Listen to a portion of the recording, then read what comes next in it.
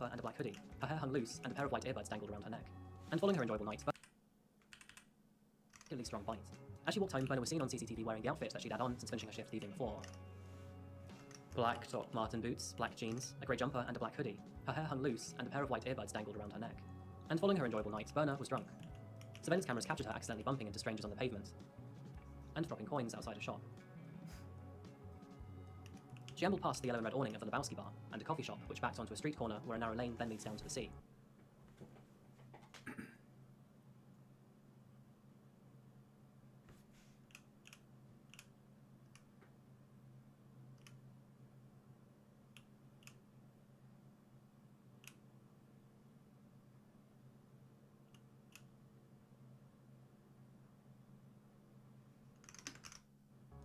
But after appearing on the footage of this camera, nestled on Laugviga Street at 5:25 AM, Berna Bradstadtir, she vanished. This would actually be the last time she was ever seen alive again. Berna never showed up for work the next morning. She was actually supposed to be working with one of her long-term best friends, Maria. The two had met in primary school and had also been working at the same shop for quite some time. It was unlike Berna to miss a day at work, or at least if she ever did, she would call in advance to let everyone know. Maria tried to call Berna's mobile phone, but it went straight through to voicemail. It was also unlike Berna to have her phone switched off. This raised Maria's suspicion, so she contacted one of Berna's friends who went out with her the night before. She too hadn't seen her since 2 AM. The two contacted Berna's mother, Silla, and Silla, she too hadn't heard from her daughter.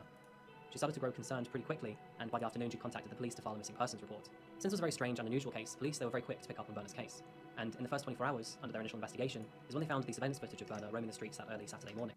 And through tracking her mobile phone,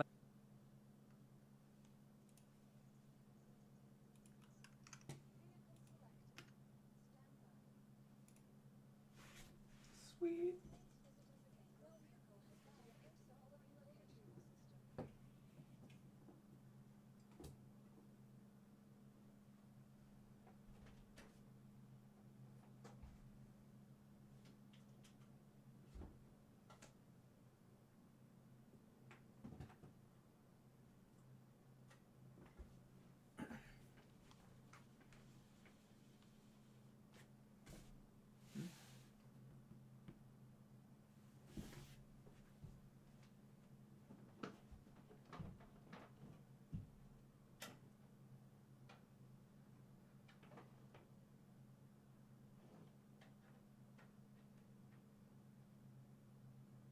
What?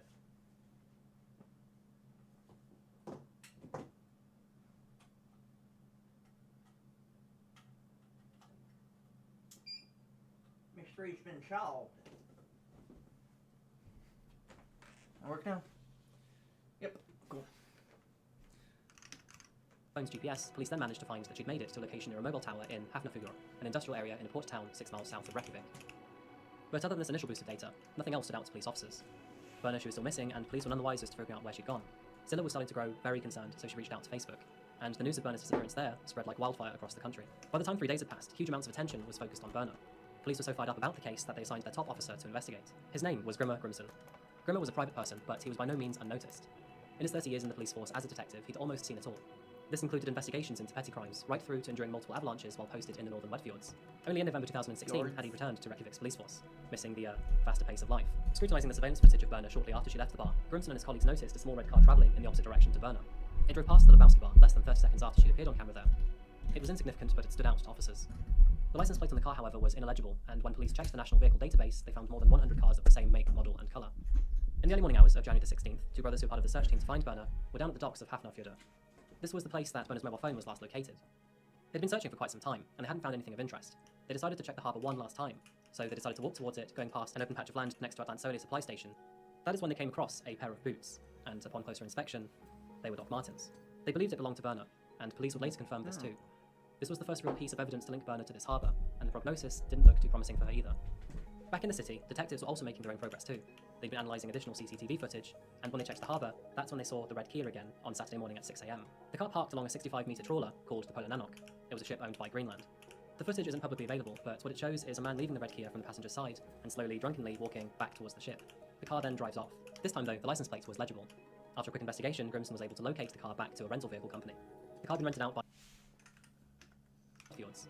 Only in November 2016 had he returned to Reykjavik's police force, missing the faster pace of life. It drove past the Lebowski bar less than 30 seconds after she'd appeared on camera there. It was insignificant, but it stood out to officers. The license plate on the car, however, was ineligible, and when police checked the National Vehicle Database, they found more than 100 cars of the same make, model, and colour. In the early morning hours of January the 16th, two brothers who were part of the search team to find Berner were down at the docks of Hafnarfjordur. This was the place that Berner's mobile phone was last located. They'd been searching for quite some time, and they hadn't found anything of interest. They decided to check the harbour one last time, so they decided to walk towards it, going past an open patch of land next to Atlansolia supply station. That is when they came across a pair of boots, and upon closer inspection, they were Doc Martens.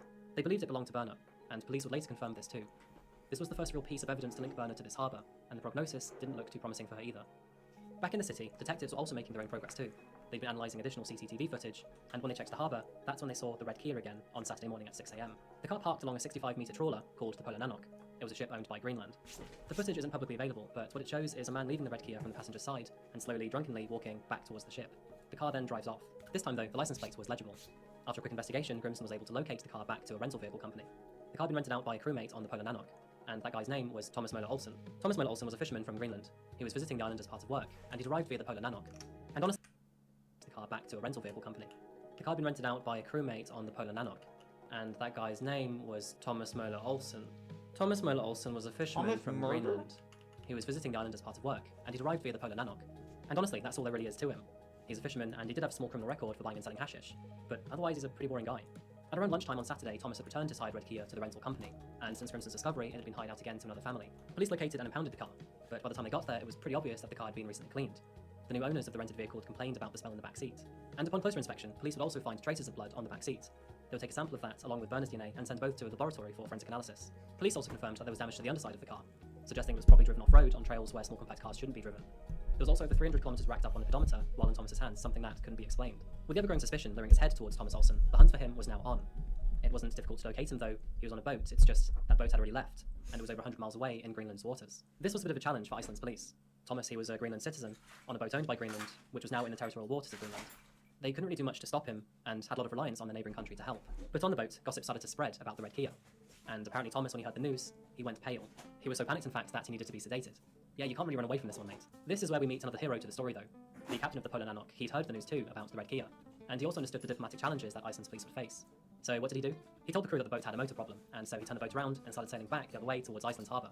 He also turned the Wi-Fi off so no one on the ship could gather news or gossip about the case. What a guy.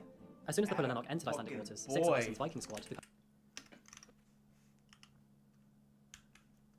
problem, and so he turned the boat around and started sailing back the other way towards Iceland's harbour. He also turned the Wi-Fi off so no one on the ship could gather news or gossip about the case. What a guy. As soon as the Polar Nanok entered Icelandic... God damn. God damn, brother. Good shit. Good shit, man. You done good, brother. waters, 6 of Iceland's Viking squad, the country's top police officers, rappelled onto the Polar Nanok via helicopter and arrested Thomas. They also arrested his drunken friend Nikolai, who accompanied him in the red Kia that Friday night. By the time the two were in custody, forensic analysis results on the blood found in the back of the car had returned. And unfortunately, to add to the ever-unfolding evidence, it was confirmed to belong to Berner. Both Thomas and Nikolai denied causing any harm to Berner. According to their statements, they'd both gone for a night out in the town on Friday. Nikolai took a taxi from the harbour to Reykjavik and went for a drink in an English pub just off Laugfjörður. He then paid 2,500 kroner for a spin of the lucky wheel and won the grand prize of 8 beers. By the time Thomas had driven the rental car to the capital and joined Nikolai, Nikolai was already very drunk. They later moved to another bar before going for a drive. And at roughly 5 AM during that time of that drive is when Berner and another woman, they both entered the car.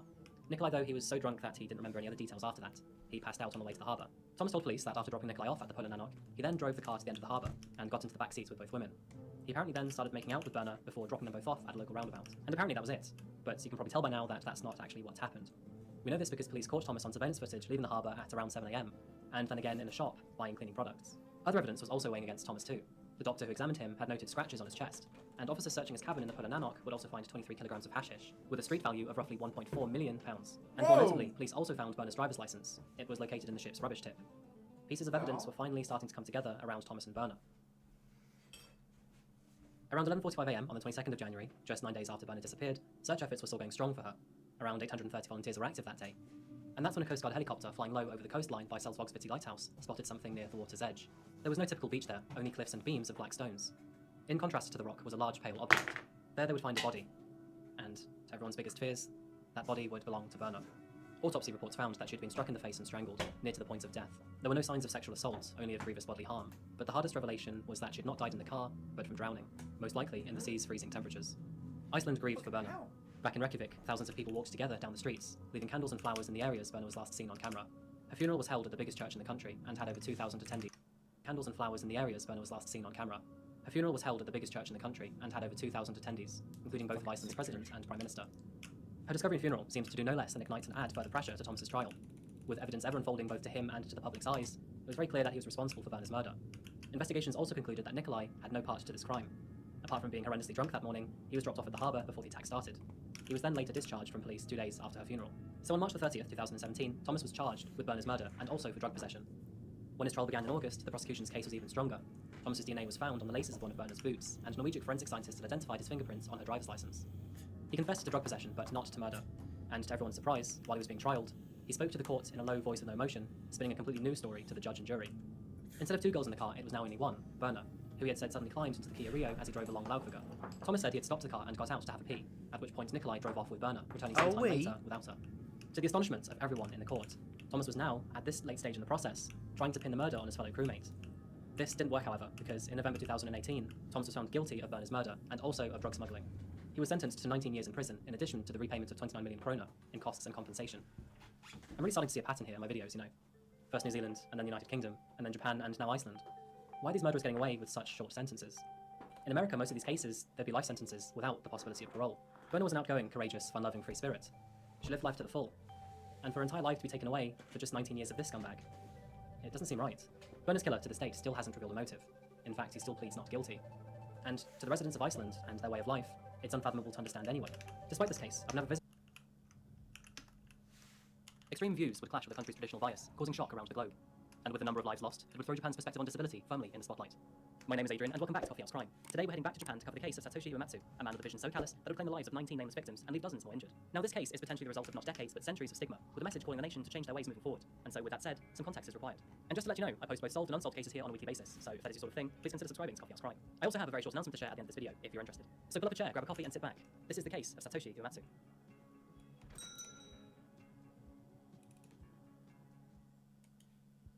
You've heard it in previous cases, and you'll hear it again. Japan is a country like no other. Despite being smaller than the state of California, Japan is the world's 10th largest country by population, with over 128 million residents. With breathtaking scenery, a fascinating economy, and a culture as rich and diverse as its food, it's easy to become lost in Japan's infinite wonders.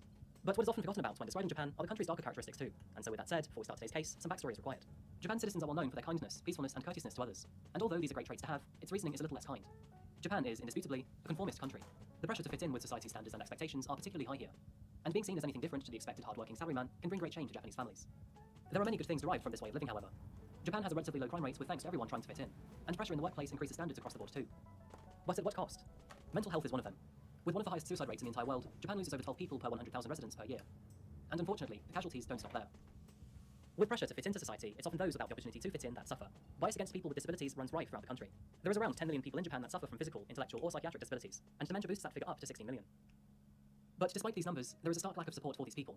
Look around the streets of Japan and you'll hardly see any facility adequately set up to help those in a wheelchair. If you're handicapped, you're 27% more likely to be refused a taxi. And if you're simply known to have a disability, the discrimination and stigma can be so strong that your family may even try to hide or disown you. This all started well before World War II, but since 1945, disabled members of society in Japan have been suffering in both silence and shame. Since 1945, over 25,000 disabled citizens from Japan have been sterilized to prevent them from having children, with over 16,000 placed entirely against their will. The government wanted to, quote, purify Japan's population, and despite this law being considered as both heartless and draconian, it only ceased to exist in 1996. In a recent incident in 2018, Japan's government was under fire when they falsely reported 37 Hold on. What am I looking at here? We got these, like, semicircle arch things. Which are probably not natural.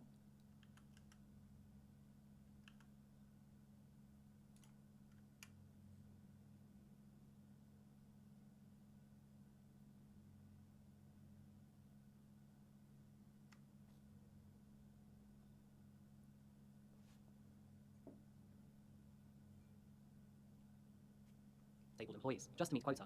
And with prejudice running from the very top down, it's no surprise to see how potent Japan's discrimination really is. Today's case is in Sagamihara, a city located about 40 kilometers away from Tokyo's central business district. Once used as an area for extensive training by the Imperial Japanese Army back in the 1930s, the city is now better known as an area for manufacturing and industrial production. With an estimated population of 721,000 people, it's now the third most populous city in the Kanagawa prefecture, placed after Yokohama and Kawasaki. And one of the city's residents went by the name of Satoshi Uematsu. Satoshi Uematsu was born on the 20th of January 1990, nearby in Tokyo. His father was an elementary school art teacher, and his mother was a cartoonist. At the age of 1, the Uematsu family moved from Tokyo to Sagamihara City, where they settled into their permanent home. Satoshi attended a public elementary school before moving on to a junior high school in the area. At school, he was known to be an entertainer, a charmer, and someone who made other people laugh. He was enthusiastic about basketball, and although his grades weren't excellent, he got by just fine. But it was around this time in high school that shadows of doubt first started to cast over Satoshi and his behaviour. On several occasions, he was caught shoplifting with friends. And and he was also found to be deliberately causing damage to property while drunk.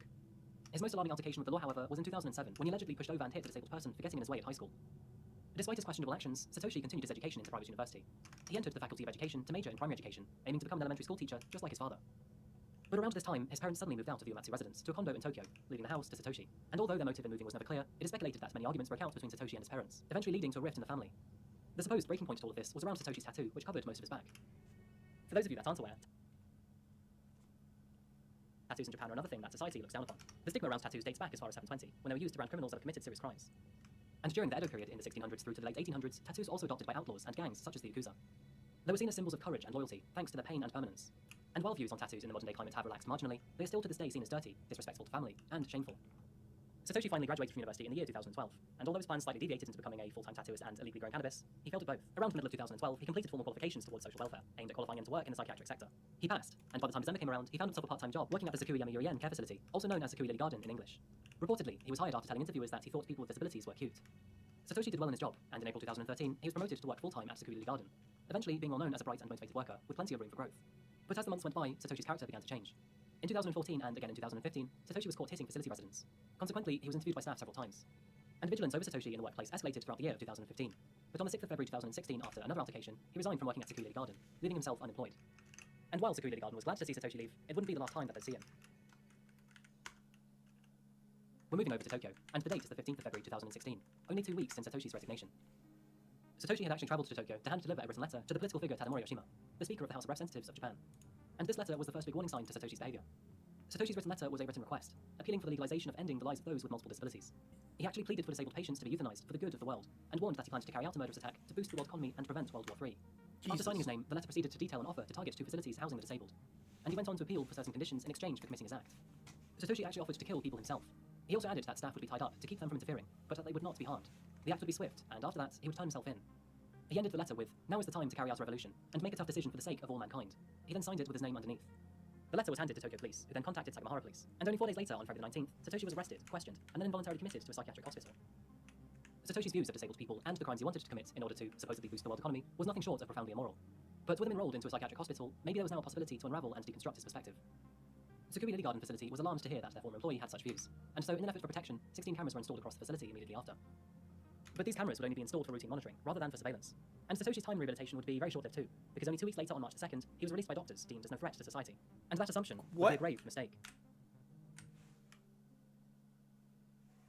On the 25th of July 2016, Satoshi travelled to Tokyo by bus to pick up his car from the family residence. He then collected various knives, and afterwards, he travelled to a home improvement store where he purchased a hammer and a binding band. Satoshi then travelled to Shinjuku, where he rented a room and dyed his hair golden, before meeting a woman at a barbecue restaurant for dinner. There he told her about his letter and his plans, but tragically, she didn't expect he was actually being real and ignored it. Fast forward 4 hours to the morning of the 26th of July 2016.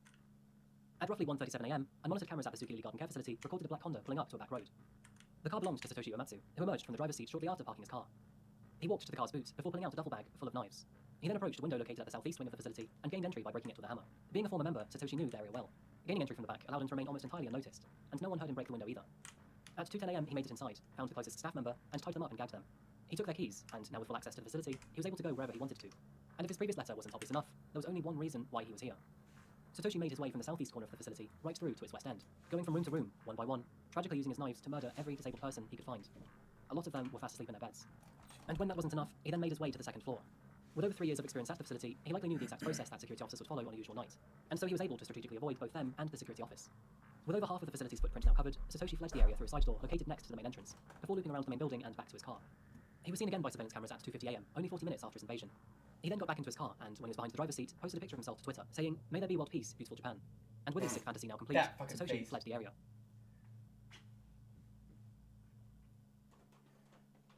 Only 10 minutes after fleeing, armed police stormed Sakura Lily Garden. A worker had actually spotted a man with blonde hair wielding a blade walking around the facility's grounds. And when they arrived there, they would discover a harrowing scene. 29 ambulances were sent to the facility, and all of them would be desperately needed. Satoshi wouldn't try to avoid being caught either. In fact, less than 2 hours after posting to Twitter, he handed himself in to his local police station, along with his bag full of knives. And in the morning, police would find his car too. Blood was found on the steering wheel, with blood-stained towels and plastic bags found on the passenger seat. A partially eaten piece of bread and 1,000 yen bills were scattered all over. When police questioned him on the letter, he said yes, that was me, before requesting a new identity and plastic surgery after only serving 2 years in prison. This didn't work, and Satoshi Uematsu was immediately arrested on the spot. Back at Sakura Lily Garden, the devastation would continue to unfold. Families of the patients rushed to find out if their relatives were dead. And even those that learned their relatives were alive would have to wait days to find out how bad their relatives' injuries were, or even if they would make it. A total of 19 patients at the facility were sadly killed, most of their bodies discovered in their beds. And a further 26 patients were found to be injured, 13 of them severely. At the time of the attack, Satoshi Uematsu was declared as the perpetrator of Japan's worst post-war mass killing, now called to be the Sagamihara massacre.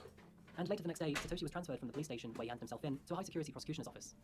Police tried to use a tinted van to conceal his identity, but as he was escorted away, he smiled at all the cameras around him. Police would also raid his family home too, located only a few minutes away from the care facility.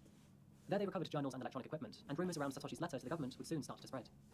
But neighbours did express surprise that apparently Satoshi had committed these murders. He was described to them as friendly, outgoing, and a good man. And although some of them did admit that he had changed over the years, no one ever expected him to cause any harm. It was in this moment that a second investigation would begin, looking into the actions and vigilance of police and psychologists who were aware of Satoshi's views.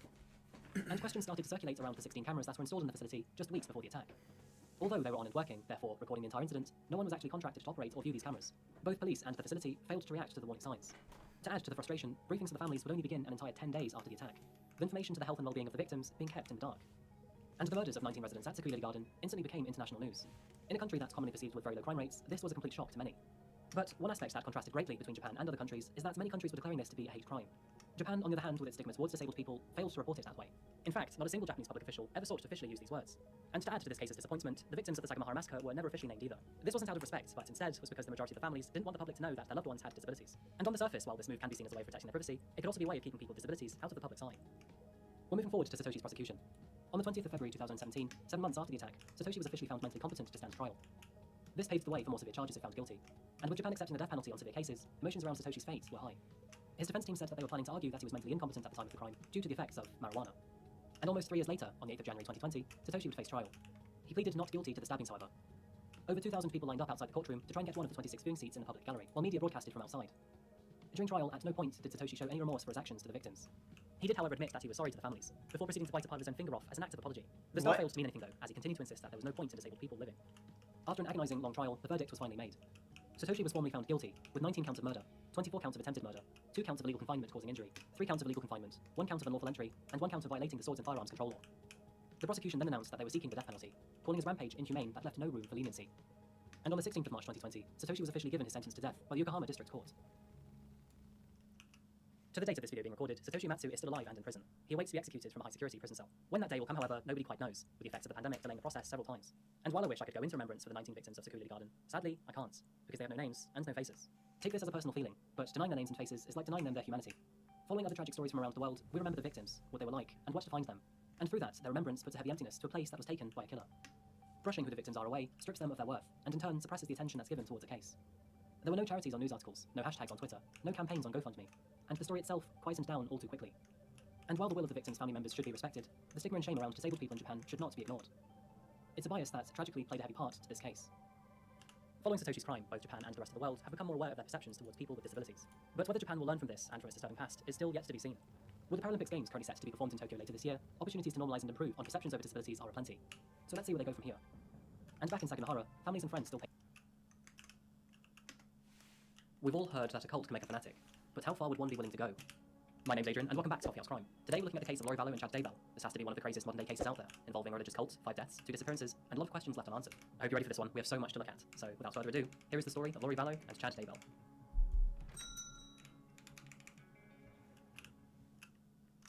Our Coffee House Crime case today begins in San Bernardino, California, to Lori Noreen Cox. Lori was born on June 26, 1973, to her parents Barry and Janice Cox. She had 2 older brothers, Alex and Adam, and 3 sisters, Stacey, Laura, and Summer. Lori's childhood was unremarkable, but considering what's in store in her adulthood, it wouldn't have to be. In 1992, at the age of 19, she married her high school boyfriend, Nelson Yanes. The honeymoon period didn't last long, though, and roughly a year later, the two would divorce. 2 years later, though, she would remarry, to a man named William Lagoya in 1995. Things were going well for them. The two had a child together, a son named Colby Ryan. The couple was... I'm on a fucking cruise ship? What's going on here? Can we stop it?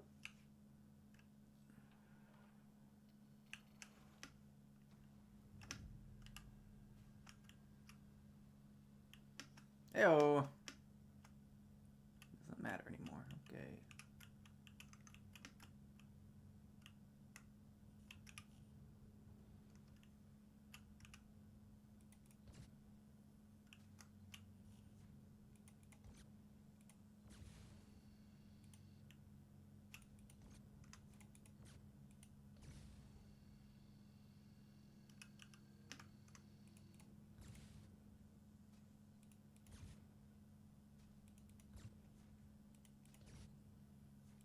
Make it work for 3 years, but in 1998, she too would divorce William. Fast forward 3 more years, and Laurie was getting married for a third time to a man named Joseph Ryan in 2001. On September 24th, 2002, they would also have a child together, and her name was Tylee Ryan. However, the honeymoon period would not last, and just like clockwork, in 2004, Laurie and Ryan would also divorce. Their friendship turned messy afterwards too, because after Laurie told her brother Alex that Ryan had been abusive, Alex would attack Joseph with a taser and threaten him with his life. Consequently, Alex would be sentenced to 90 days in prison and 5 years in probation for the crime. I wanted to start the story with Laurie's history because it paints a good picture of her personality. Laurie was a very attractive woman throughout the years, and she was charismatic too. But her thirst for adventure and excitement had no limit, and she often grew impatient and frustrated. To top that off with a selfish attitude, it was often her partner that dealt with the brunt of the problem. By the year of 2005, Laurie was single again. She had called it off with her third husband, and although she had 2 kids, she was only taking full-time care for one of them, Tylee. In 2005, she'd meet another man, and this time, more important to the story. His name was Charles Vallow. Charles was a hard-working and discernible man. He was tall, charming, and always dressed well. He came from a big family, one that he cared for a lot. Born on August 17, 1956 in Arizona, he met Laurie when he was 49, but by all means, he appeared younger and more energetic.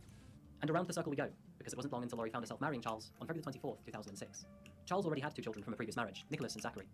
And along with Laurie's daughter Tylee and son Colby, the married couple would now have up to 4 children under their roof. This won't stop here though. The stitched-together family were by most standards happy. Charles was a relatively successful businessman, and he kept the family afloat. Laurie, though, she wasn't much of a worker. Although she had a job as a hairdresser before marrying Charles, she did not work much after that. The family's arrangements were often weird at times too. During the summer holidays, Nicholas and Zachary would spend time at Charles and Laurie's house. Charles, though, would be away on business, and Laurie should normally be with her family or friends. This meant that Nicholas and Zachary would often be left alone with Tylee and Colby. By the time 2014 had rolled around, Charles and Laurie had also decided to adopt Charles's grandnephew. His name was Joshua Jackson Vallow, or JJ. And by now, Nicholas, Zachary and Colby were all living elsewhere, meaning that the Vallow family household was now down to 4 permanent residents. It was no surprise then that in December 2014, Charles and Laurie decided to try something new. So they packed up their bags with JJ and Tylee, and they moved to Hawaii to start up their new business. They opened up a juice bar called Juice Island in Princeville, on Kauai Island. The family seemed to love their time there too. Laurie and Tylee often shared pictures appreciating the island's wildlife and beauty. Despite the lifestyle, their business was unfortunately a failure though, and much to the family's dismay, after 2 years they decided to move back to Arizona in late 2016. And this is where things in the Vallow household would slowly start to go downhill. By the year of 2015, while living on Kauai Island, Laurie had become fascinated by a series of books called Standing in Holy Places. Laurie was by most standards a Mormon, and already quite heavily religious. But these books would take her up a notch, and eventually they would become critically important to her lifestyle, almost an obsession.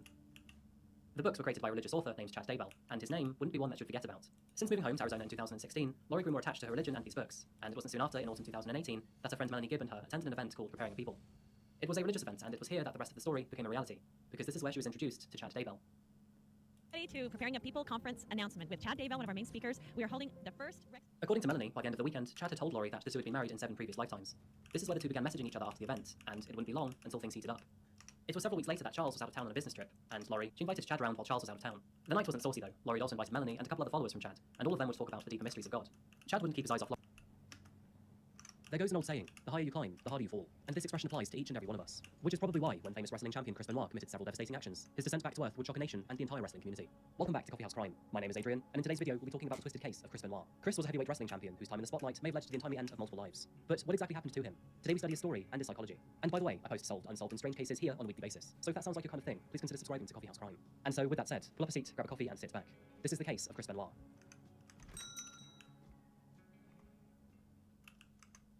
Our case today is a little different to our usual structure, as in this video we'll be looking into the life of professional wrestler Chris Benoit. Chris lived a life unlike many I cover here. He was born on the 21st of May 1967 in Montreal, Canada, to parents Michael and Margaret Benoit. But shortly after this, his family made the move to the city of Edmonton. From a very young age, Chris's passion in wrestling blossomed. He followed wrestling religiously, which led to his childhood fantasy of one day becoming a wrestler. And at the young age of 12, Chris began his training journey in order to achieve his dream. His parents supported his decision wholeheartedly. His father Mike buying him his first set of weights, so young Chris could learn discipline and begin weight training. It's around this time that Chris discovered his idols within the wrestling community, having seen Tom Bennington, also known as Dynamite Kid, and Bret Hart perform at local matches in Edmonton. Eventually, his dreams became true, and he actually ended up training with Tom, even adopting some of his fighting mannerisms and signature moves, a notable one being the diving headbutt. So Chris's teenage years were filled with hard work, discipline, and training. He began work with the Hart family in the so-called Hart family dungeon, which over the years has produced several notable wrestlers. And all of this training paid off, as in 1985, at the age of 18, Chris made his professional debut in a Stampede Wrestling promotion. His first match was a tag team match in which he won alongside Rick Patterson, finishing this game with a sunset flip, pinning his opponent. And from here, his wrestling career rocketed. He ended up splitting his time between Canada and Japan, spending months at a time competing in New Japan Pro Wrestling. And after this, he moved to Mexico and then Germany, gaining experience and notoriety to debut in a professional circuit in America. Throughout his career, Chris achieved numerous titles from the most prestigious wrestling associations, such as World Championship Wrestling, or WCW, and WWF, which is now known as WWE. Chris's performance peaked in the year 2004, where he officially won the World Heavyweight Championship. And no doubt, Chris had an astonishing career. But what about his personal life? Chris married twice within his 22-year wrestling career. First to Martina in 1988, with which he fathered 2 children, David and Megan. However, this marriage wouldn't last. Martina wanted a more simple lifestyle, something Chris couldn't give her. She didn't want to be in the spotlight for the rest of her years. Martina also claimed that Chris allegedly also had a problem with steroid use, which often made him irate and hard to deal with. Although she hated this side of him, Martina still loved Chris dearly, and when off steroids, he was described as one of the sweetest men you'd ever meet. The relationship was strung along until the year 1997, where the couple eventually divorced. However, this wasn't as clean as the media would like to make you believe, as in 1997, Chris started an affair with female wrestler Nancy Sullivan. Nancy was the wife of Kevin Sullivan, a fellow high-profile wrestler and one of Chris's peers. It's no secret that wrestling is all part of a show, with a high level of theatrics and implied drama involved.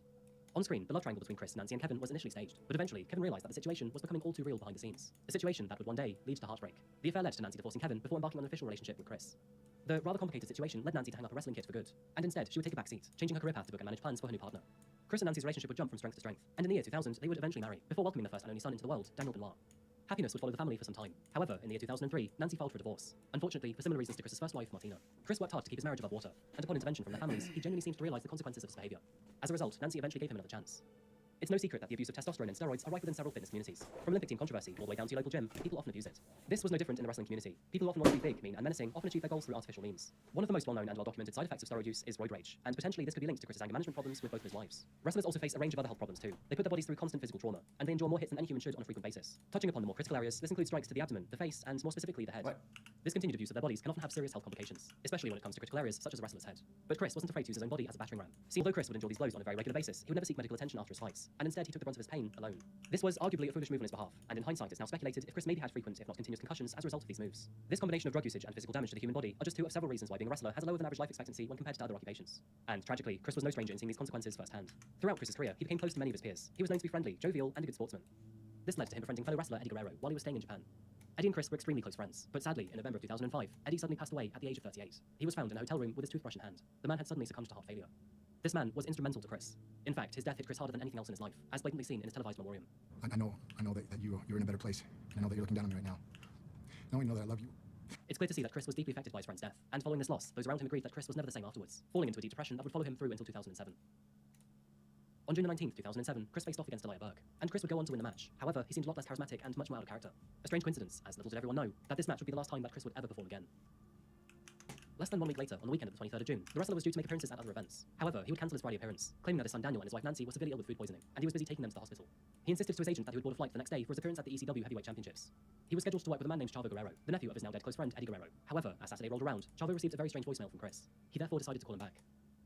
That was strange. So I called right back, and I go, "Hey man, are you all right?" I'm fine, man. It's a fucking Joe Rogan podcast. I had to go pick, Daniel. Why you sound so fucking boomy? Why?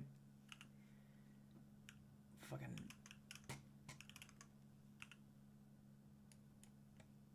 SMB fucking 7 or whatever the fuck that mic is called. I can't remember the name anymore. You sound the same as everyone else. To the hospital, and I'm like, "Oh, okay, man. Well, I'm here. Okay, man. Okay, cool. So then hung up, and that was the last I actually talked to him. The two had a rather sporadic conversation, which mostly consisted of multiple phone calls and voicemails.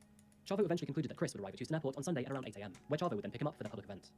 One thing Chavo did find strange was the way in which Chris ended the call. He put great emphasis in saying, "Hey Chavo, I love you." Now, Chris and his fellow wrestlers would often say this to each other, but the way in which he said it this time was different. It was nothing to his usual tone. But with their schedule now supposedly confirmed, Chavo tucked himself in for the night, ready to pick up Chris from the airport at 8 AM. However, at 3:53 AM that very same morning, Chavo was abruptly woken up to a very energetic mobile phone. The alert was a text message from Chris, which read, "The dogs are in the enclosed pool area. Garage side door is open." Just 30 seconds later, he received the very same text message, but this time from Nancy's phone. "The dogs are in the enclosed pool area. Garage side door is open." What? This was followed by a new text message from Chris saying, "My physical address is 130 Green Meadow Lane, Fayetteville, Georgia, 30215. Chavo was obviously perplexed by these messages. They were very strange, but it was 4 AM in the morning, and he was going to see Chris in a few hours anyway. And so, something he would later regret, Chavo went back to sleep, expecting to see his friend Chris in the morning. Very little did Chavo know that he wasn't the only person to receive these cryptic messages. They were also sent to 4 other colleagues and co-workers, all saying the same thing or similar. And so, as dawn slowly eroded the night's darkness away, the morning sun rose along with Chavo Guerrero, who was now waiting for Chris at Houston Airport. By 8:28 AM, Chris's flight had supposedly arrived. However, as time crept by, he was nowhere to be seen. Minutes turned into an hour, then 2 hours, then 3. Surely Chris wasn't being held up for this long. Chavo came to the conclusion that this was a no-show. Chris had already missed both his Friday and Saturday appearances, so this was just another one. As WWE was alerted to Chris's disappearance, they reached out to understand what was going on. They called his home phone and then his cell phone, but there was no answer. And after checking all local hospitals, still nothing. They therefore decided to leave a voicemail instead. Hey Chris, Dan from the office, just trying to get in touch with you. It is Sunday evening, I think about 7 o'clock, so hoping everything is okay. So if you can call me on my cell phone. By 11 PM, the team had no idea as to where Chris was, and sadly, none of them were made aware of his strange text messages until noon the next day. Those who had received Chris's text messages had been discreetly quiet, thinking that they were doing him a favor by covering for him. But unfortunately, they had no idea as to what was actually going on. Immediately after being notified of these messages, Chris's agent contacted Fayetteville Police, where a welfare check was then requested. I just spoke to one of the other officers there. My name is Dennis Fagan. I'm a retired detective in New York City. I run the security for World Wrestling, and one of our wrestlers that lives down there is missing. And he told me just to say we need a welfare check done. Yesterday he was supposed to show up at a pay-per-view and never got on the plane, never showed up. They tried to reach his wife Nancy, she doesn't answer. They tried to call his house. It's out of character for him. So at 3 o'clock this morning, there was a message left to one of the other wrestlers, and basically it says the dogs are in the backyard, the back door is open. Goodbye, and that was it. Lieutenant Larry Alden was the first officer on the scene. Larry already knew of Chris, seeing him at the gym a couple times per week, but nothing more than that. Making his way to the Benoit family property, he spoke to their neighbour Holly. She made the offer to secure the family dogs, as she would often look after them while the family were away. Larry agreed. Letting herself in with a key trusted from the family, she stepped in to secure the 2 German shepherds while Larry waited outside. However, just several minutes later, Holly sprinted out from the house, screaming frantically. While inside, she had found Chris's son Daniel, and he was dead. Police stormed the property, and upon inspection, they would also find the bodies of Nancy and Chris. Nancy was found in the upstairs bedroom, her hands and feet bound. Her body had been wrapped in a towel, with a Bible placed next to her. The cause of her death was ruled as strangulation. Daniel was found in his own bedroom, and unlike his mother, he had not been bound, nor did he have any external injuries. This suggesting that he was suffocated rather than strangled. A Bible had also been placed near his body. And downstairs, in his own home gym, was the body of Chris Benoit. He was found hanging from the top of his lateral pull-down machine. The WWE was notified of the discovery, and the house quarantined as a crime scene. However, upon further investigation, they found no external interference to the household. There was no forced entry. Upon close examination of the bodies, it became evident that all three of them had died at different times. Authorities concluded that Nancy had died first on Friday the 22nd of June. Toxicology reports found alcohol in her body, and it appeared that she had struggled against her assailant. Daniel was likely murdered the next day on Saturday. He had been sedated with Xanax, and it's likely he was unconscious at the time of his death. And finally, it appeared as if Chris had taken his own life the following day on Sunday. He had killed his wife, and then his son, before turning on himself. Friends, family, and the wrestling community as a whole were mortified and devastated by the news. And before learning of these tragic circumstances, WWE prematurely aired a 3-hour tribute to Chris Benoit, celebrating the man and his accomplishments. But the very next day, after learning of his actions, they backtracked on this decision. With despair over the loss of a wrestling champion, anger and disgust danced simultaneously over the knowledge of his actions against his own wife and son. Confusion gripped throughout the international community, and many were left unable to comprehend Chris's actions. As expected, opinions over the matter spread like wildfire, and the main question left in the middle of all of this was why? Why did Chris claim the lives of his own wife and son? The question, as a whole, is extremely difficult to answer, and putting it short, Chris is no longer around to share his thoughts or reasoning. As with any celebrity death, conspiracy theories started to crop up, one being the work of an old rival, one being a government setup, and the other being a home invasion. In short, there were many people who couldn't believe that Chris, someone they admired, was capable of doing such despicable things. And while conspiracy theories won't be entertained, there are a few key factors worth mentioning. Chris was a regular steroid user, which is a very common problem within the wrestling industry. But his actions were not consequential of steroids. His actions were methodical and committed over multiple days, not symptomatic of roid rage. Toxicology reports also concluded that the only testosterone found in his body were at therapeutic levels, not enough for adverse side effects. Which leaves us with one other theory, one which has become much more prominent since the time of Chris's death. And of course, I'm talking about his psychological condition. Chris was well known to take an absolute beating in the ring. He would often slam his head down onto people from the top rope, and was regarded as one of the only wrestlers who could take a metal chair to the back of the head. This repetitive physical trauma to Chris's head had indeed caused physical and psychological damage. Brain scans, which observed the condition of Chris's brain, showed that he had severe chronic traumatic encephalopathy, also known as CTE, which in short is a progressive and fatal brain disease associated with repeated traumatic brain injuries, including concussions and repeated blows to the head. In fact, Chris's brain was in such poor condition that the neurosurgeon who studied his brain concluded that the damage caused to his brain was reminiscent of an 85-year-old patient with Alzheimer's. It's worth mentioning that as modern science advances, more and more data suggests that traumatic brain injuries lead to a myriad of problems. This includes cognitive problems such as reasoning and judgment, executive functions such as poor decision-making, behavioral changes including difficulty with self-control and risky behavior, and emotional changes such as depression, anxiety, mood swings, anger, and even lack of empathy. Many of these changes, when enabled in the right format, could lead to atrocities such as murder. Chris's brain was compared to that of 4 retired NFL players, all of which had also suffered from repeated head trauma. And not so coincidentally, all 4 ended up sinking into depression, violence, and self-harm. Whether or not Chris's actions were a result of a medical condition, depression, rage, or otherwise, we will never fully know. However, all of the evidence available suggests that this man ultimately lost the fight with his own mind. The only thing that is certain in this story is the tragedy behind 2 innocent people who lost their lives that weekend. In a case such as this, it's easy to focus our story on the perpetrator who just so happens to also be a celebrity. But just as important, if not more important, were the lives of Nancy and Daniel Benoit.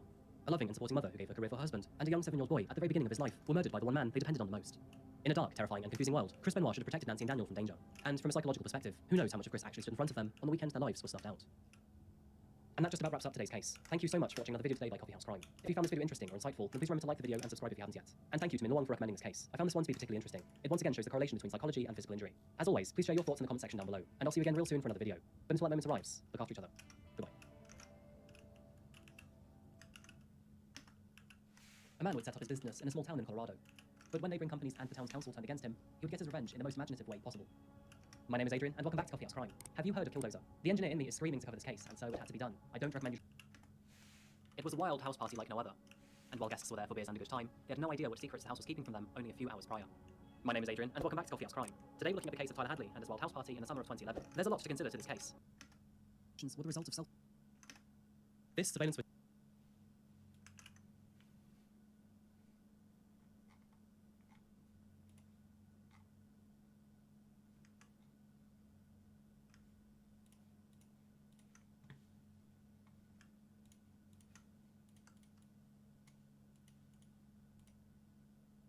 Hi there, and welcome back to Coffee House Crime. My name is Adrian, and today we're looking at the case of Libby Squire, who was tragically murdered in the early months of 2019. Now, this story is all about being in the wrong place at the wrong time. Libby, she didn't know her killer, and he didn't know her, but surveillance footage did capture them both. So should we take a look at this then, you and I? This is the case of Libby Squire.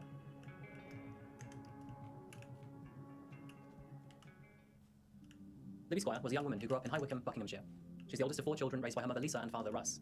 She had a long-term boyfriend called Connor Pye, and the two had often talked about marriage and children in their future. Libby was described as a loving, down-to-earth student. She was hardworking, nurturing, and caring. Lisa, who nicknamed her daughter Pye, described her as a very sociable person who loved to go out and spend time with her friends. In September 2018, Libby returned to the University of Hull to continue her undergraduate degree in philosophy. She chose university after taking a liking to the city.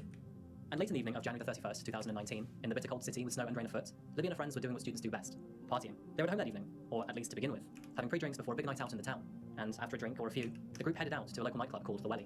The nightclub was popular among local students and adults. Club nights and gigs in a sumptuous ballroom with an alternative dance floor above. Being a nightclub, The Welly had a duty to allow only happy punters in, and to refuse entry to those that were too drunk. And unfortunately for Libby, she had a few too many drinks that evening. She was refused entry. Now, a lot of us have been in that awkward moment before. What do? All go home together, or carry on with the night and let the unlucky few head back home?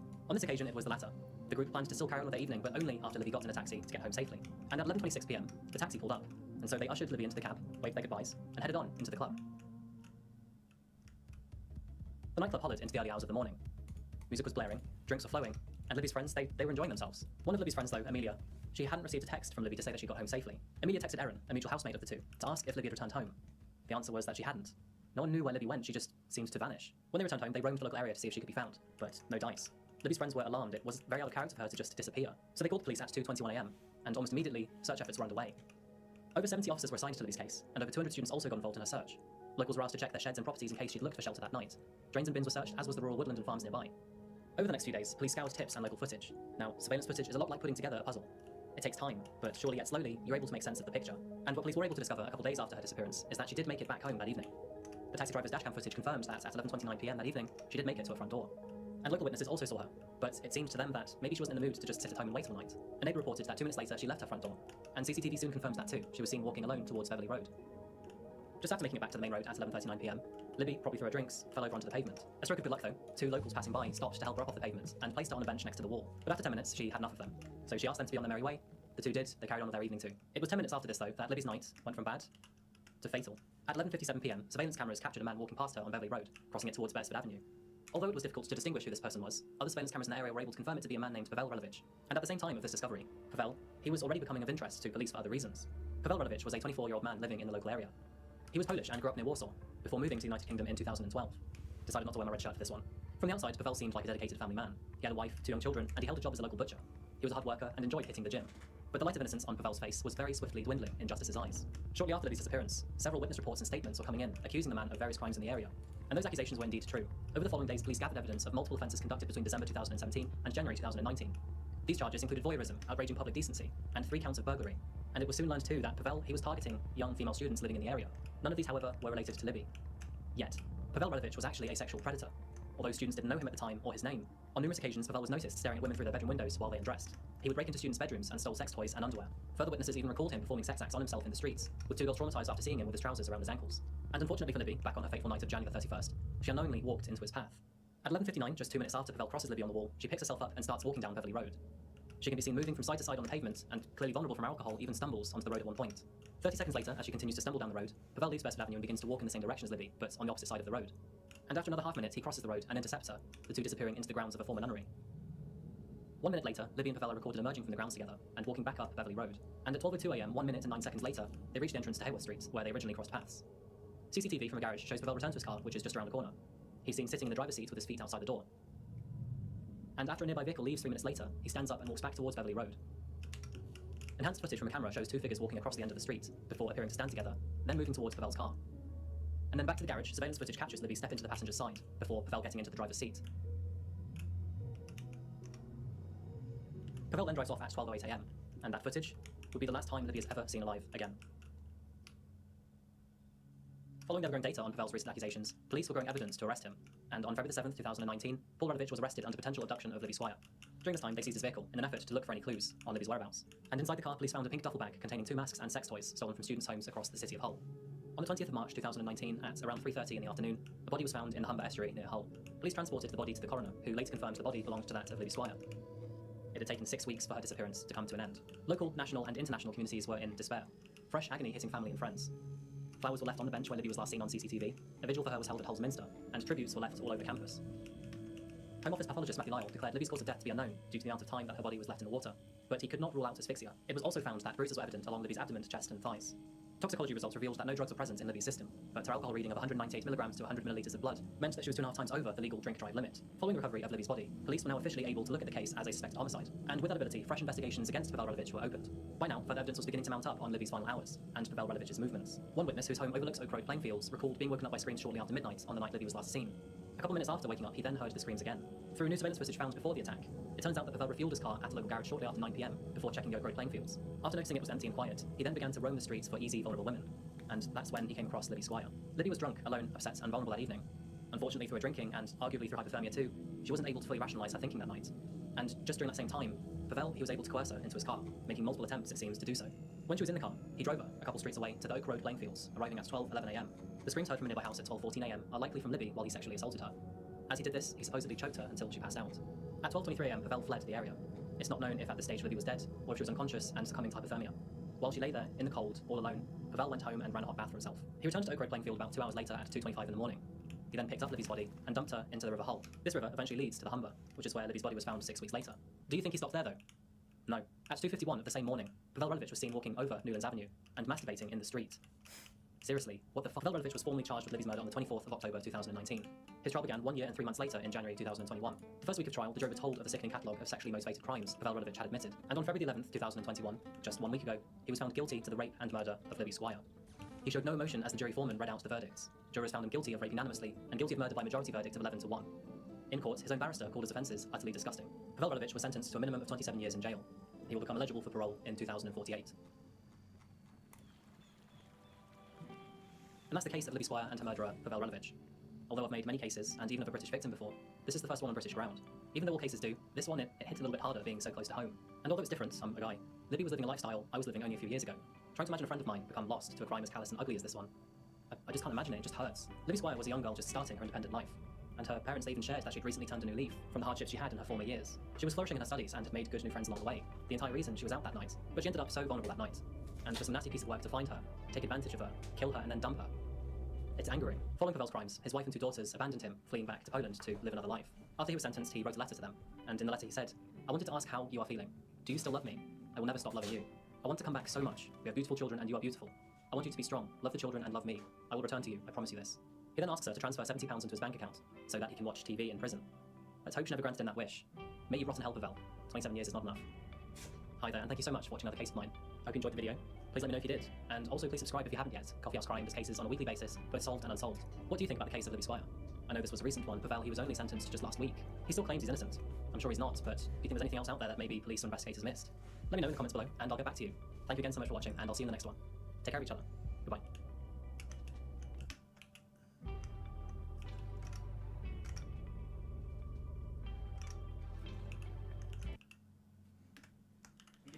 As this is all going on, I'm feeling like my mind is breaking as this is all going on, okay? Shooting Wayne and Judy? Yeah, as everybody's telling us all this is terrible, of it is occurring, my mind is breaking more and more. It takes a certain kind of evil to kill your own family. But what about 3 generations of it? This case is a messed up one, and the motive it really wasn't worth its weight in lead. Hi there, and welcome back to Coffee House Crime. We post both solved and unsolved cases weekly to this channel, so if that's your sort of thing, please consider subscribing. Today we're in a small city called Carnation, and interesting fact, it's just down the road from Seattle, Washington, where I was born before moving to England and losing my accent. So what in Tarnation happened in Carnation? Sorry, I won't say that again. But grab a coffee, or whatever drink you prefer, sit back and relax. Let's investigate.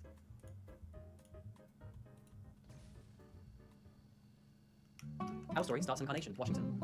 Carnation is located about 25 miles east from Seattle. And although Carnation is classed as a city, it's only 1 square mile with a population of 2,100 people. The same population you could fit in Paris. Too much. Carnation was established in the mid-1800s, and like it was then as it is now, most of its population is in the farming industry. Surrounded by the Cascade foothills and right on the Snoqualmie River, Carnation is the perfect spot to experience the unspoiled deep green of the Northwest. The area is safe and considered a good place to raise family, though I couldn't agree with that on Christmas Eve of 2007. Among the 2,100 residents were the Anderson family. Judy Anderson and her husband Wayne Anderson were a soon retiring couple, married for over 31 years. They had a son and 2 daughters, all of which were now adults. Wayne was an engineer for Boeing in Seattle. He'd worked there for 27 years. He was a family man, enjoyed fishing and rebuilding Ford cars in his spare time. And his wife Judy Anderson worked for the US Postal Service. Their son Scott, 32, was married to Erica, and together they had 2 kids. Olivia was 5, Nathan was 3. And although Scott and his sister Mary had both moved out long ago, the remaining sister Michelle still lived with the Andersons on their property. She had a boyfriend called Joseph McEnroe, and the 2 lived on a trailer outside of the house still on the same plot of land. There were small feuds in the family, a few murmurings about who owes what money, and Michelle's parents were also pressuring her to start paying rent for the trailer that she and her boyfriend lived in. But nothing significant or uncommon. The family was otherwise happy. The day is Christmas Eve, 2007. The Andersons family had a gathering planned at Wayne's and Judy's house. The home was warm and cozy that afternoon. The Christmas tree stood tall, a few presents tucked neatly underneath, the smell of roast dinner in the air. Judy was wrapping up presents in the kitchen, and Wayne was relaxing merrily on the sofa. But then everything changed. The time was 4 p.m, and as Wayne and Judy enjoyed the comfort of their own home, their front door swung open. And in walked 2 assailants, one with a hidden .357 revolver, the other with a 9mm pistol. This is the first of many surprises to the story, though. The 2 people that walked in were, in fact, well, they were Michelle and Joseph. Wayne and Judy were unaware what the 2 were really there for until it was too late. Joseph and Michelle reacted like nothing was amiss. Joseph went to meet Judy in the kitchen and distract her, while Michelle shot her own father. This was, however, messy. As Michelle tried to shoot Wayne, she missed, and when she tried to fire again, the gun jammed. Joseph then stormed into the living room to take lead. He shot Wayne, and then he turned around and he shot Judy. It was only the start to their devastation. Once the 2 had killed Michelle's parents, they dragged their bodies and put them into the shed outside. They then went back into the property and cleaned up the crime scene, so anyone visiting later that day wouldn't know what happened. And those visitors, arriving just 1 hour later, would be Scott and his family. Wayne and Judy hid, waiting for Scott, Erica, and their 2 kids to arrive. They waited about an hour when they finally showed up at around 4 p.m. Nothing seemed amiss, so the family got comfortable by the tree, probably wondering where the rest of the family were. And that's when Joe and Michelle appeared. Michelle confronted Scott about the money he owed her. This broke out into an argument, and as she pulled out the gun, he charged at her. He was incapable of doing anything though. By the time he reached her, she'd shot him twice. While this was happening, Erica, she jumped over the sofa and dialed 911, and by the time the deadly pair had managed to reach her, she'd connected to an operator.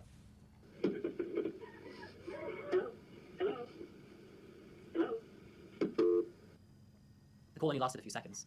Erica managed to scream, not the kids, but by then Joe had pulled the phone out of her hand, taken the batteries out, and thrown it against the wall, destroying it. He then shot Erica twice, and with only 14 bullets, Michelle Anderson and Joseph McEnroe had wiped out 3 generations of the Anderson family. In response to Erica's 911. Alright, bye. Jesus fucking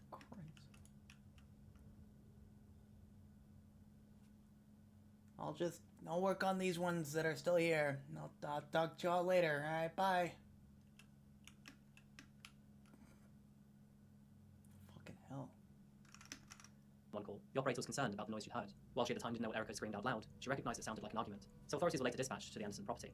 However, Michelle, knowing that the police were likely to come, had already locked.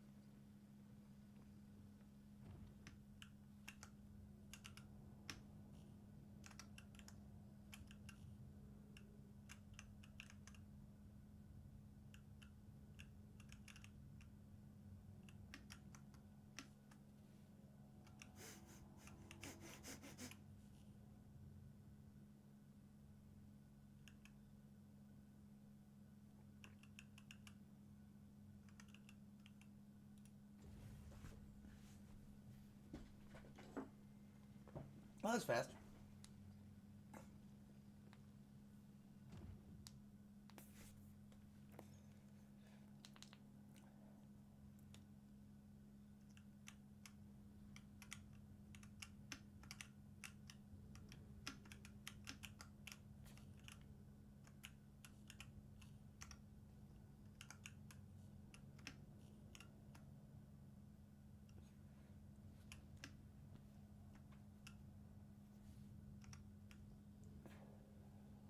No, wrong one.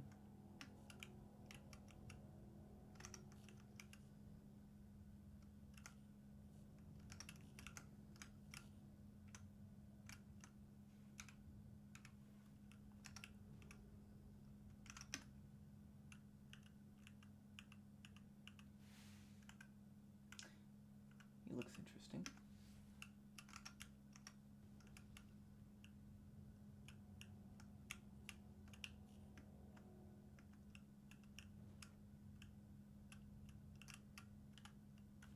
Seems like a good guy.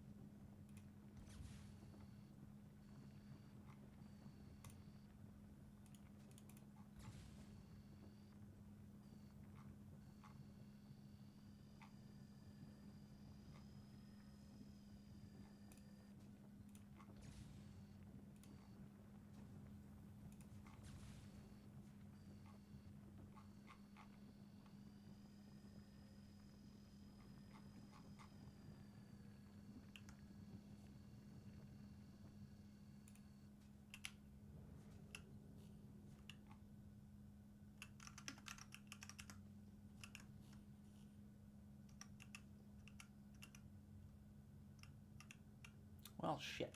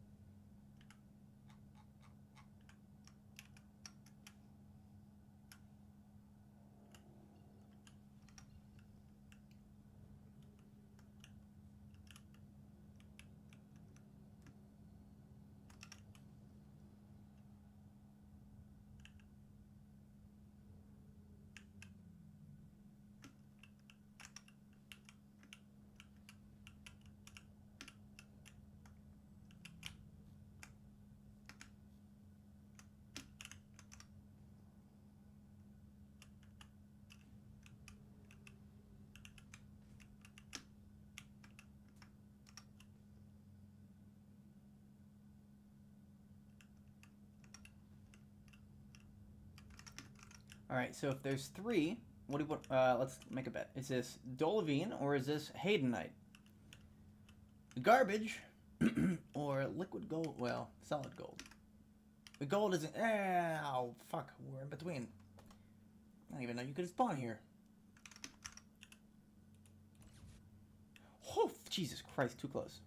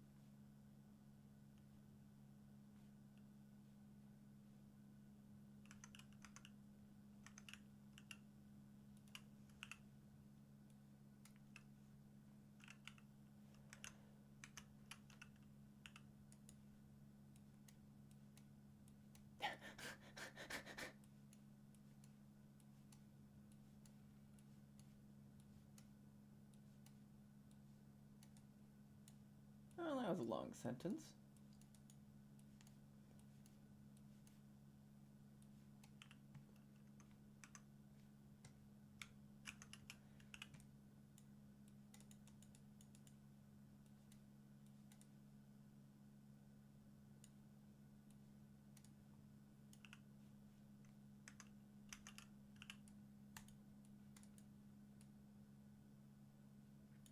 I do not want to be described as docile. Also, I always thought it was pronounced docile.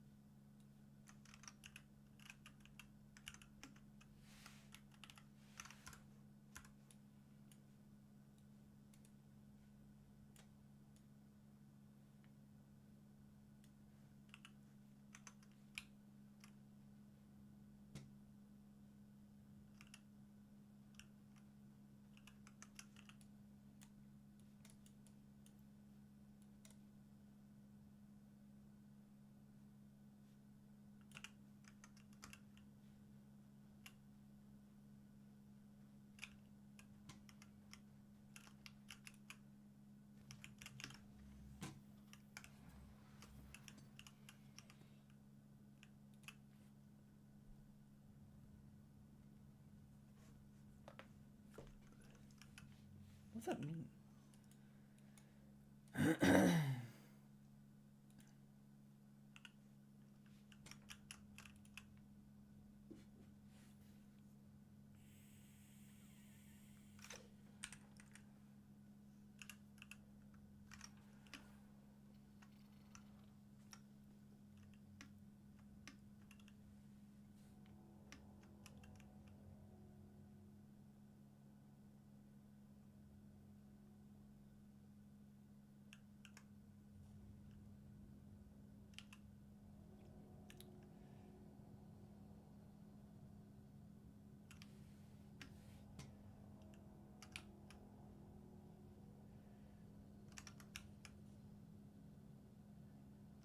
Oh!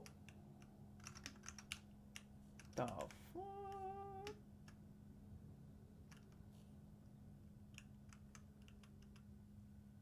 Alright, what you got?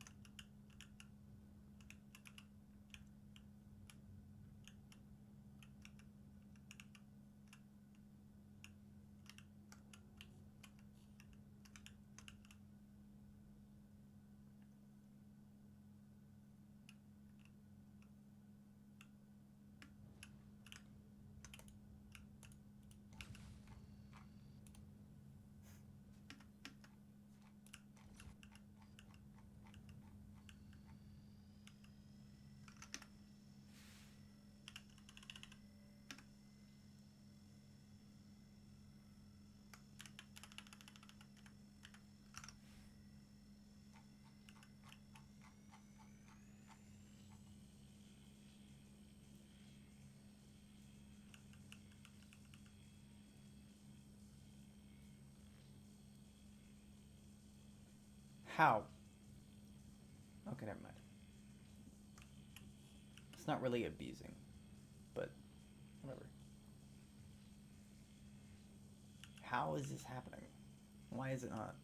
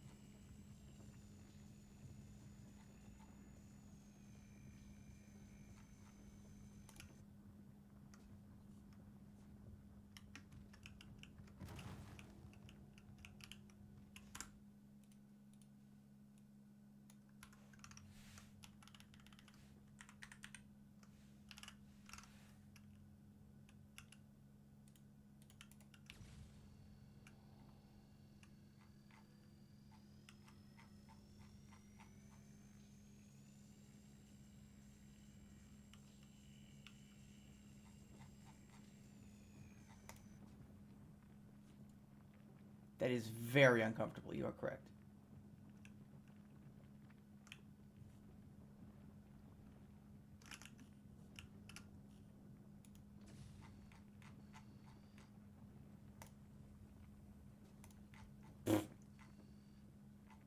Nailed it.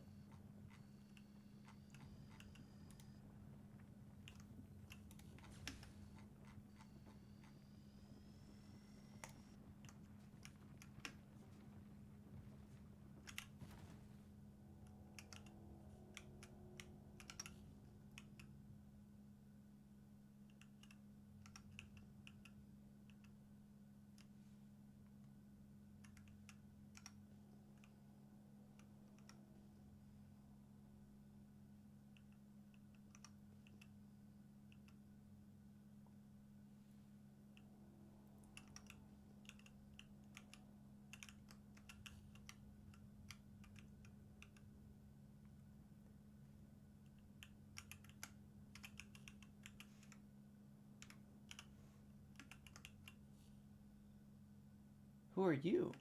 Wow, that's a shit rock right there.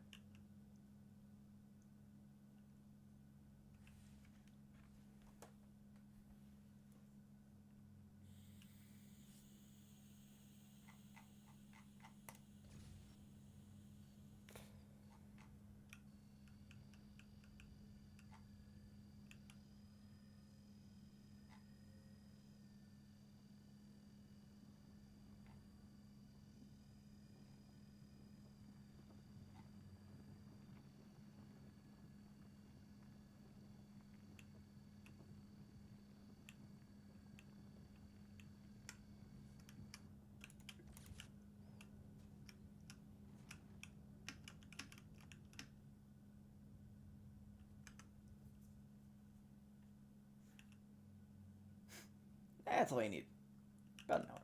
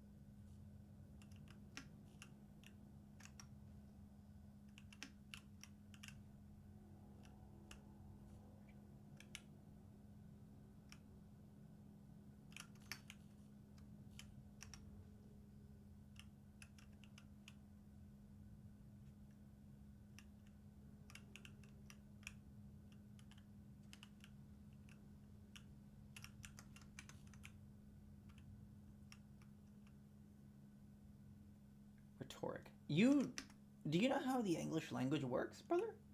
Rhetoric. That's like the third one.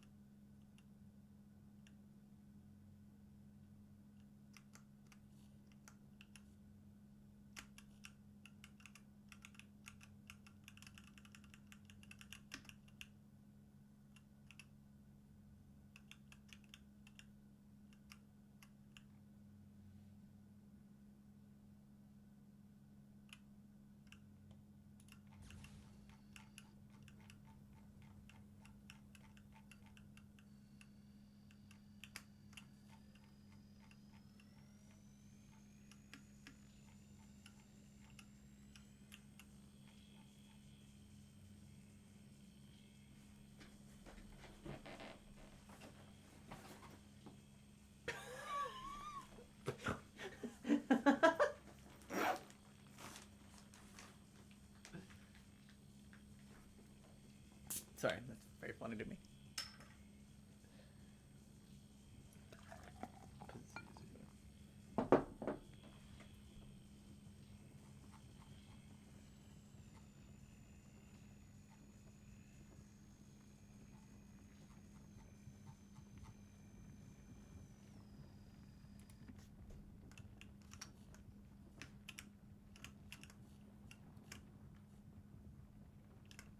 What? What?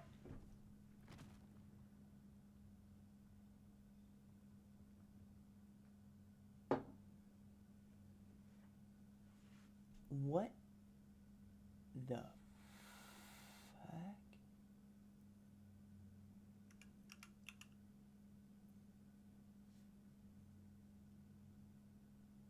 This is a very laggy planet we've got here.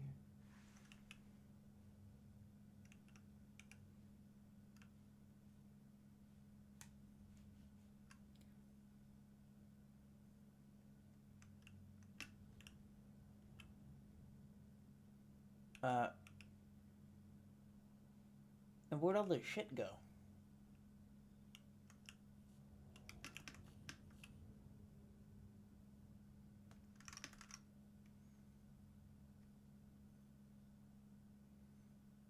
Shit, fucking hell, guys.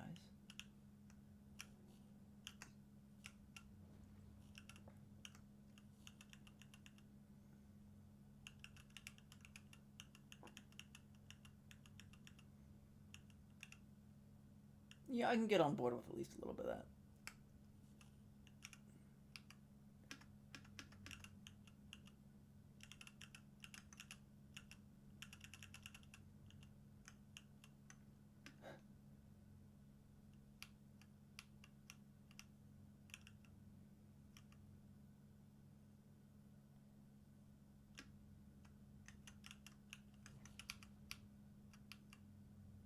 Nom nom.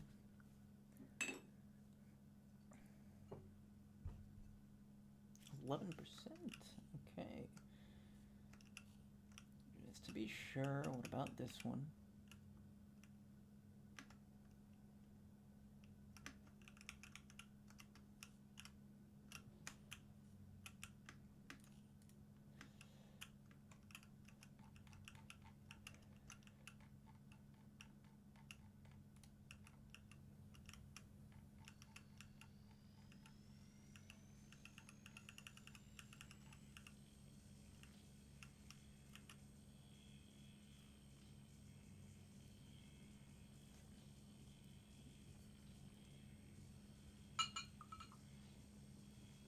This was a bad move. Most people largely regarded this as a bad idea.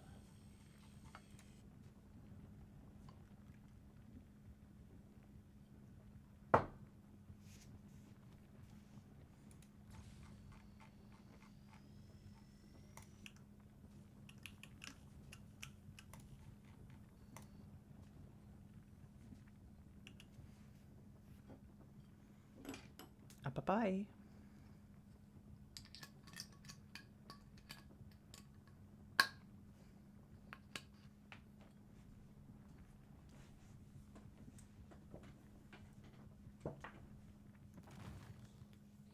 Jesus Christ.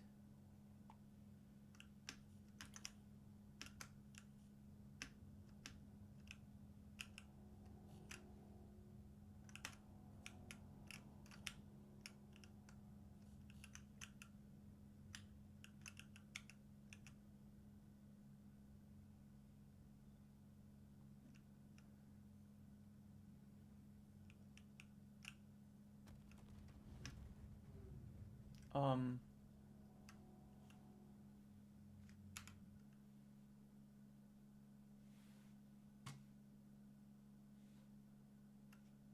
the fuck happened there?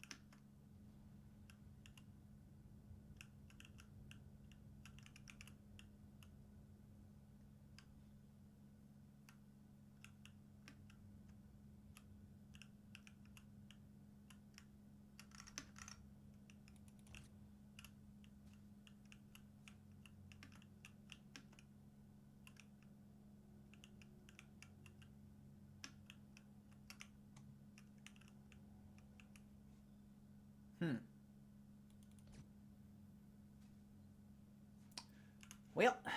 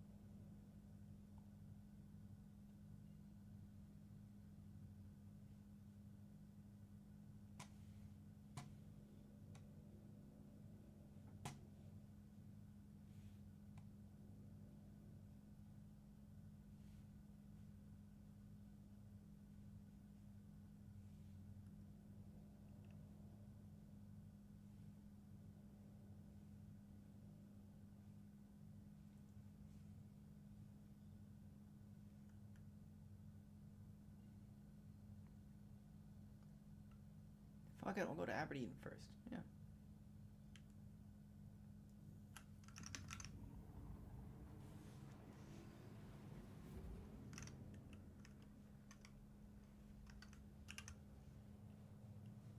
Alright, 5A.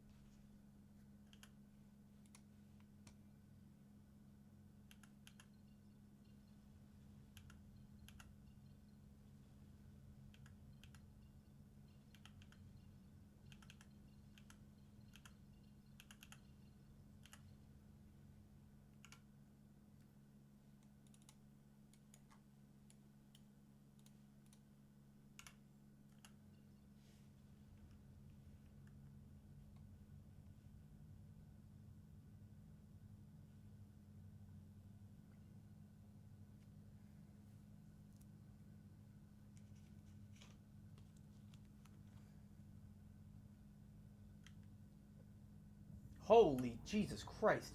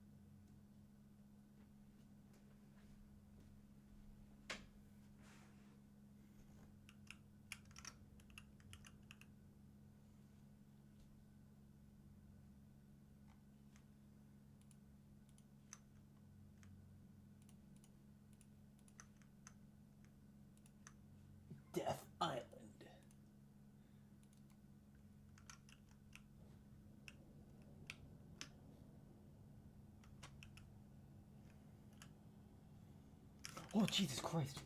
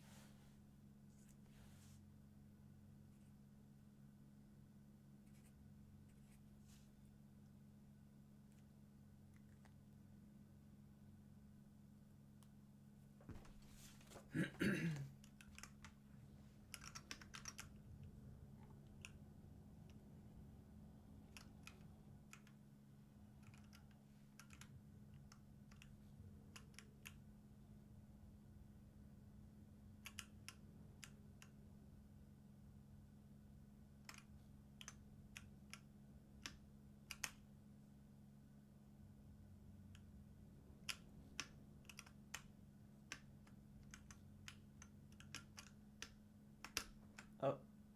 Oh, okay. We're okay? We're fine?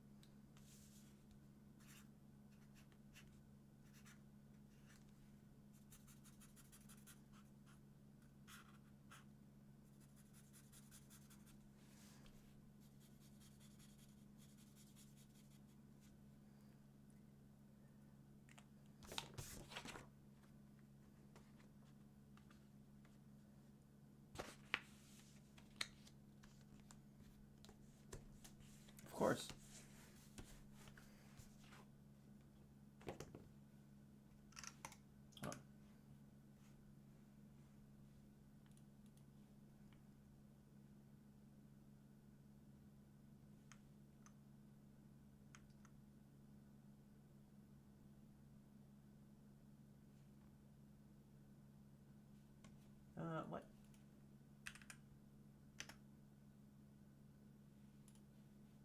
Title.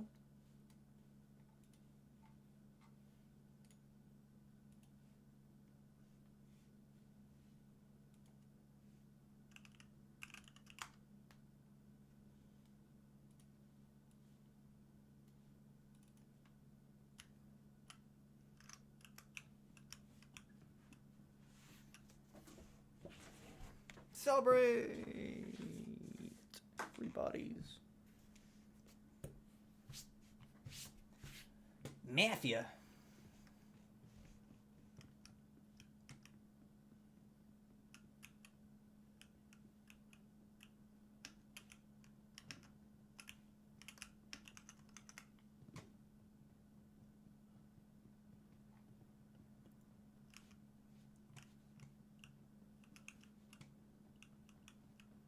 The fuck am I?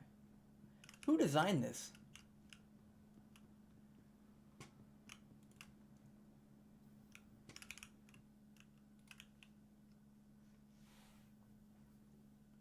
Twiddle.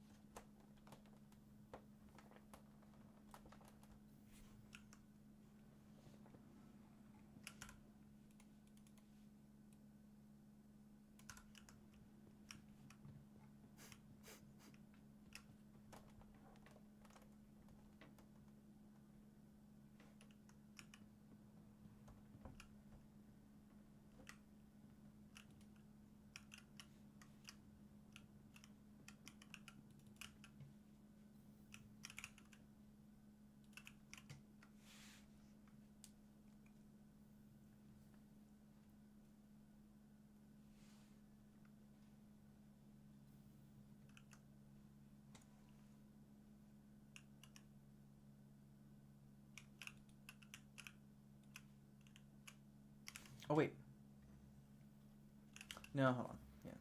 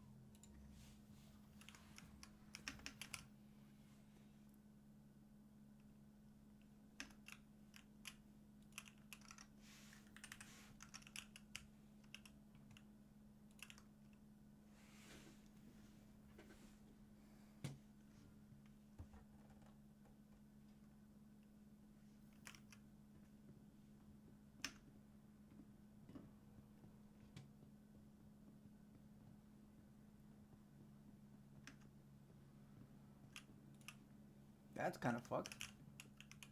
What? Hmm?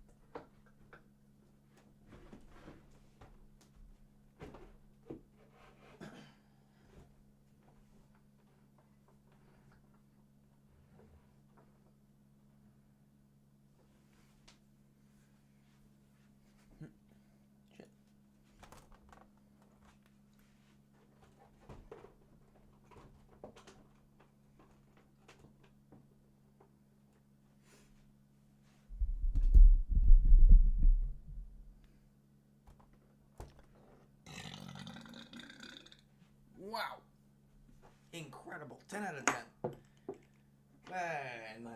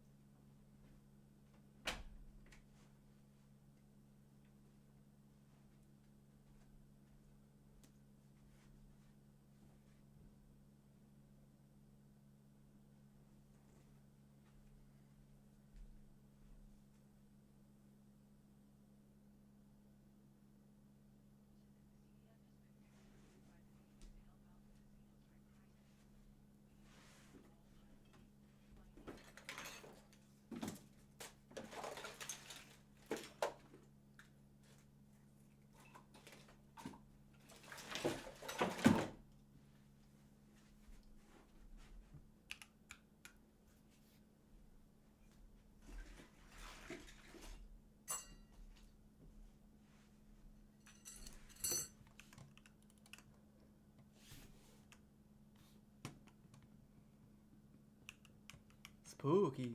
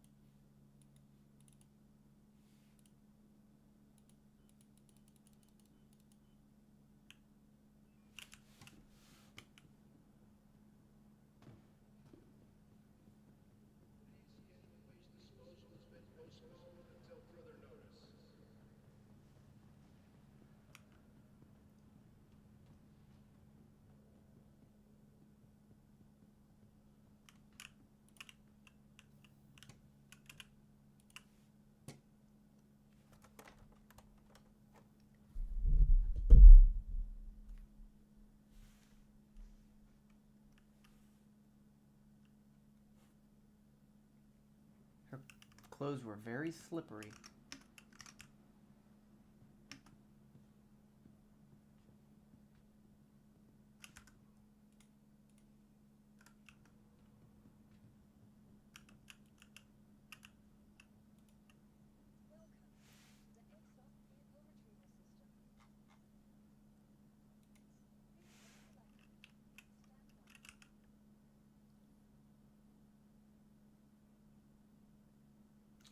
Oh, what am I fucking doing? Yeah, no, there's nowhere to get. Ah, God damn it, the fucking tank's.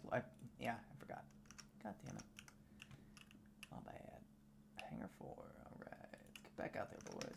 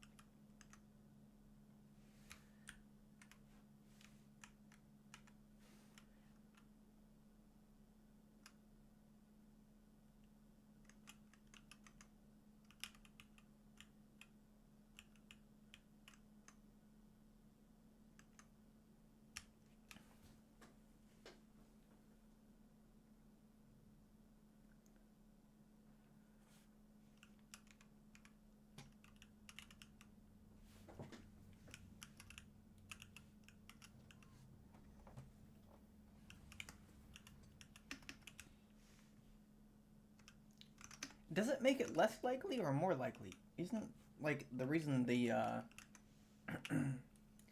most, lifeguards die is because they get pulled under by people freaking the fuck out while they try to save them. So, I mean, like, he jumps in to save his wife, or vice versa. Doesn't seem all that insane.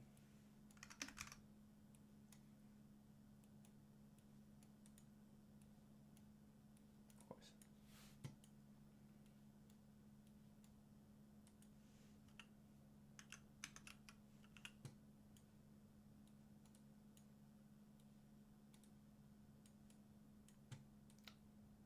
The second.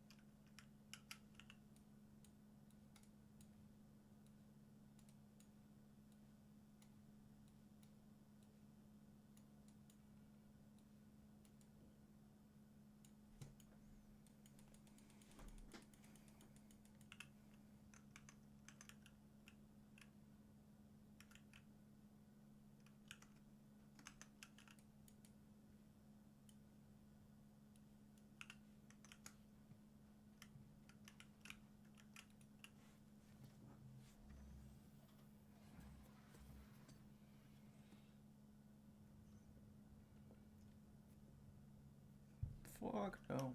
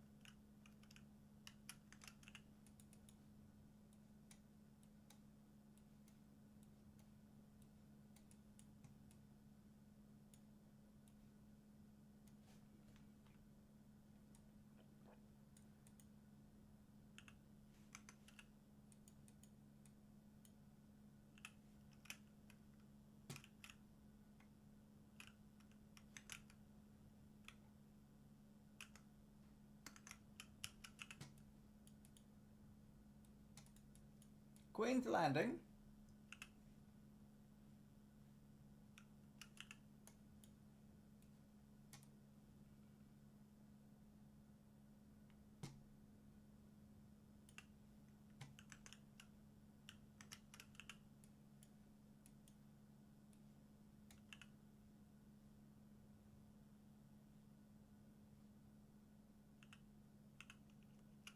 Cheers.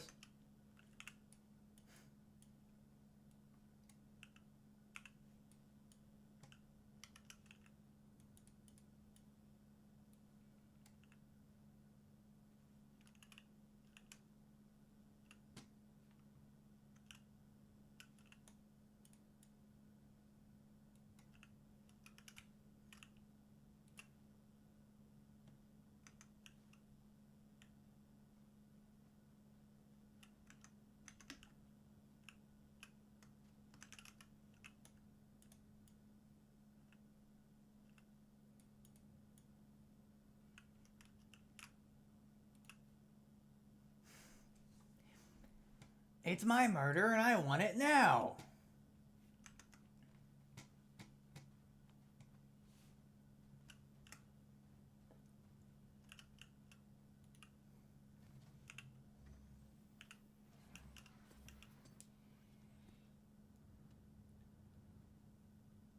Zip, zip, zoop.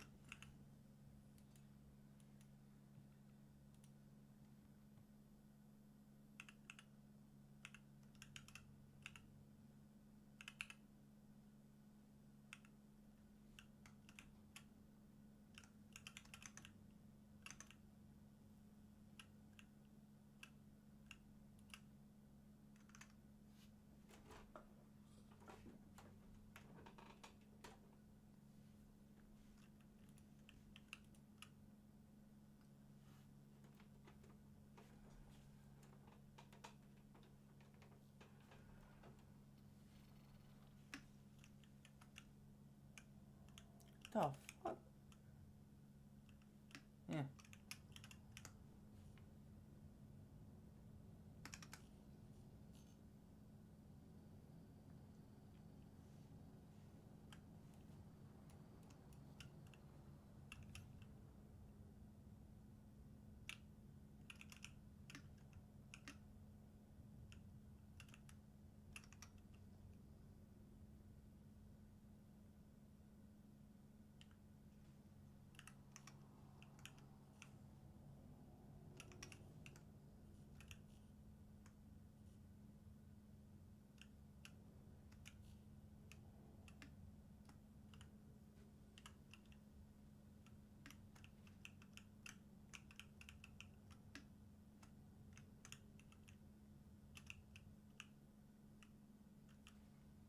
Ooh, that's pretty.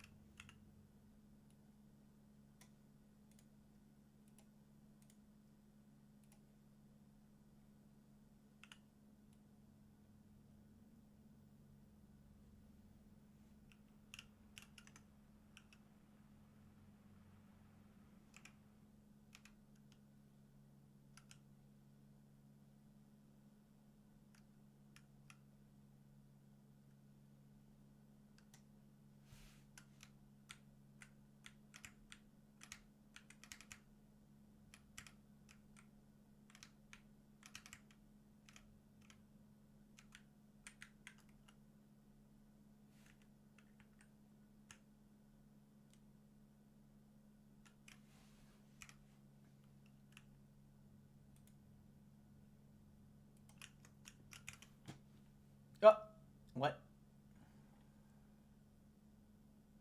Okay.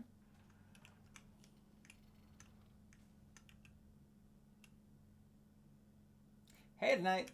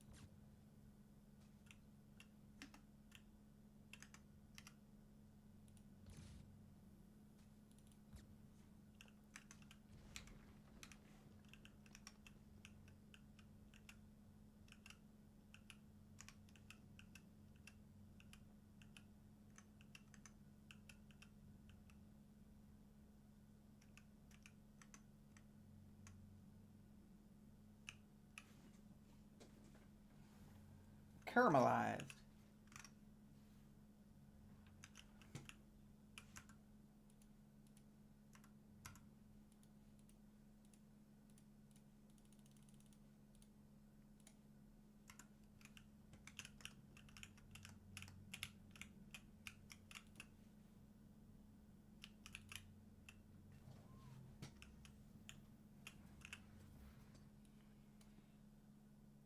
Uh-oh.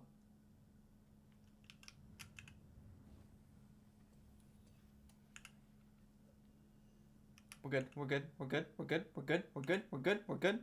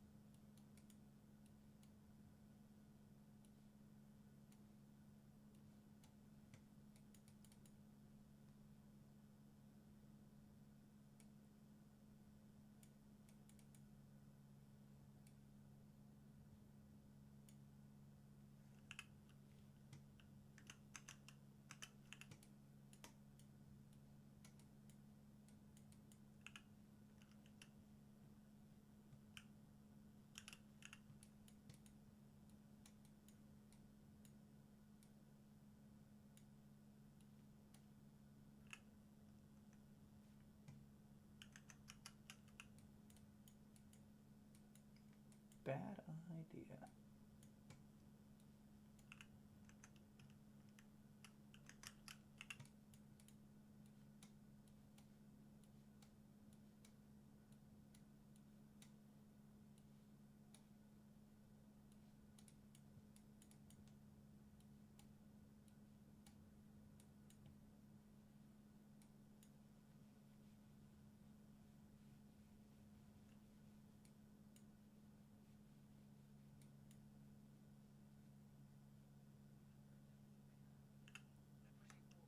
These like nuts.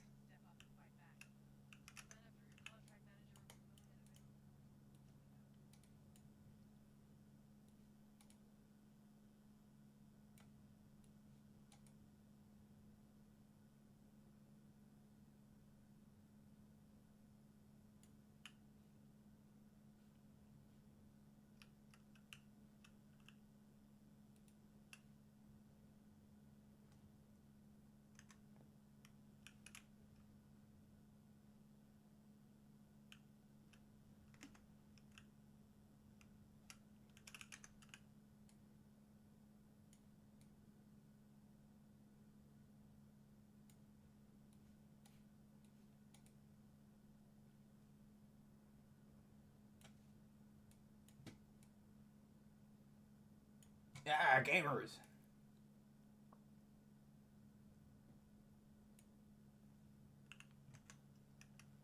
What?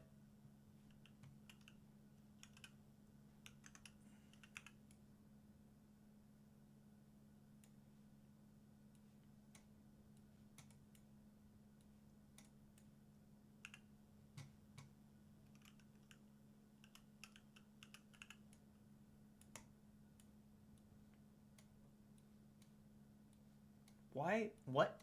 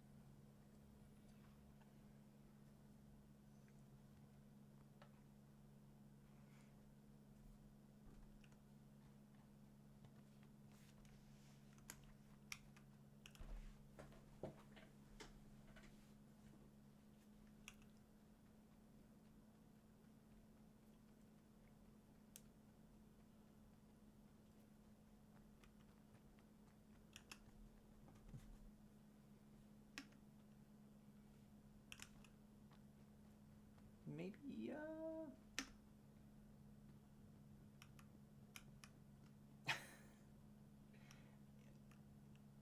you gotta remember your whole suit there, buddy.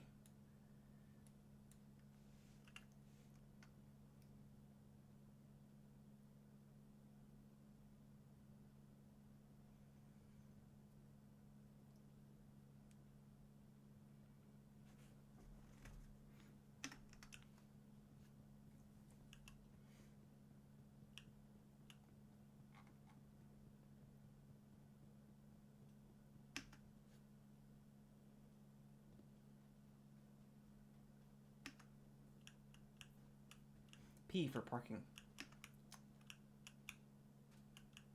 Sorry, Platinum Bay. That was close. It's one of the old door. Oh, never mind that doors. It is the old door. Never mind. Let's see, fucking Olisar style.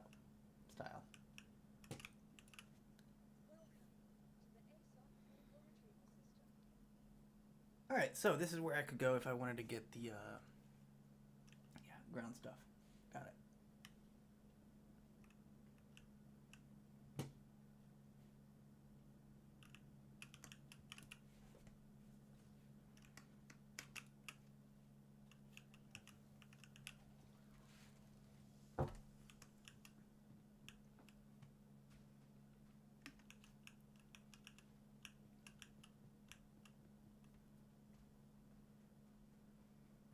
Well,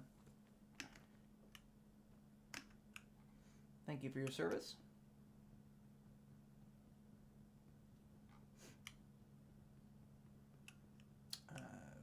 Rib and pepperoni.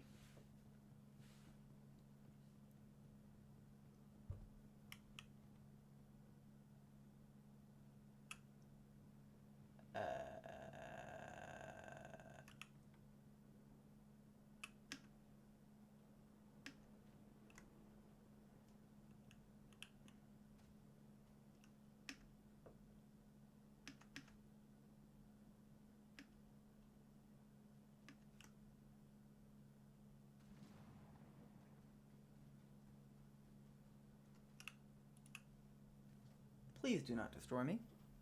I would like to live.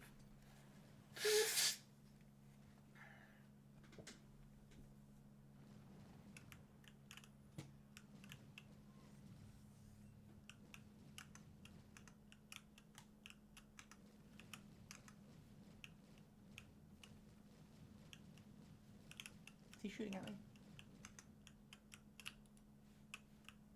No? Close.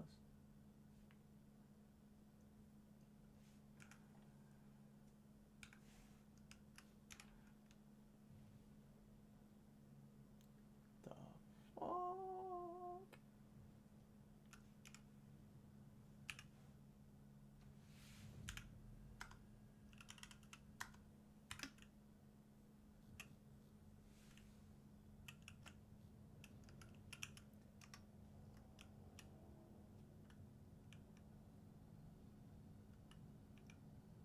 I'm gonna go that way.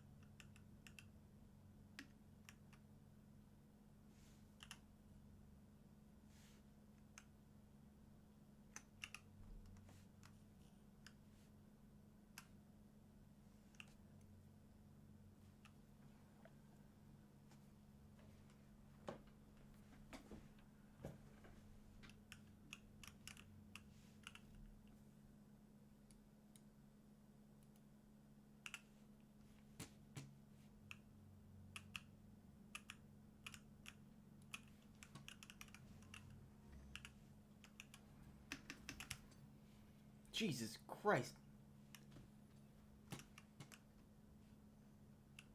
Alright, it's toasty out here.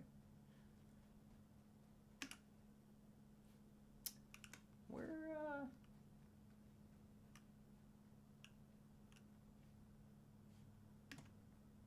what's this precisely?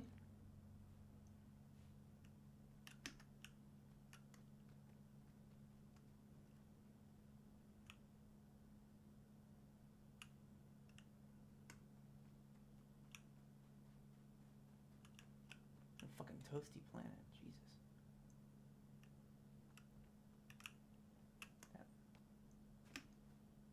Maybe.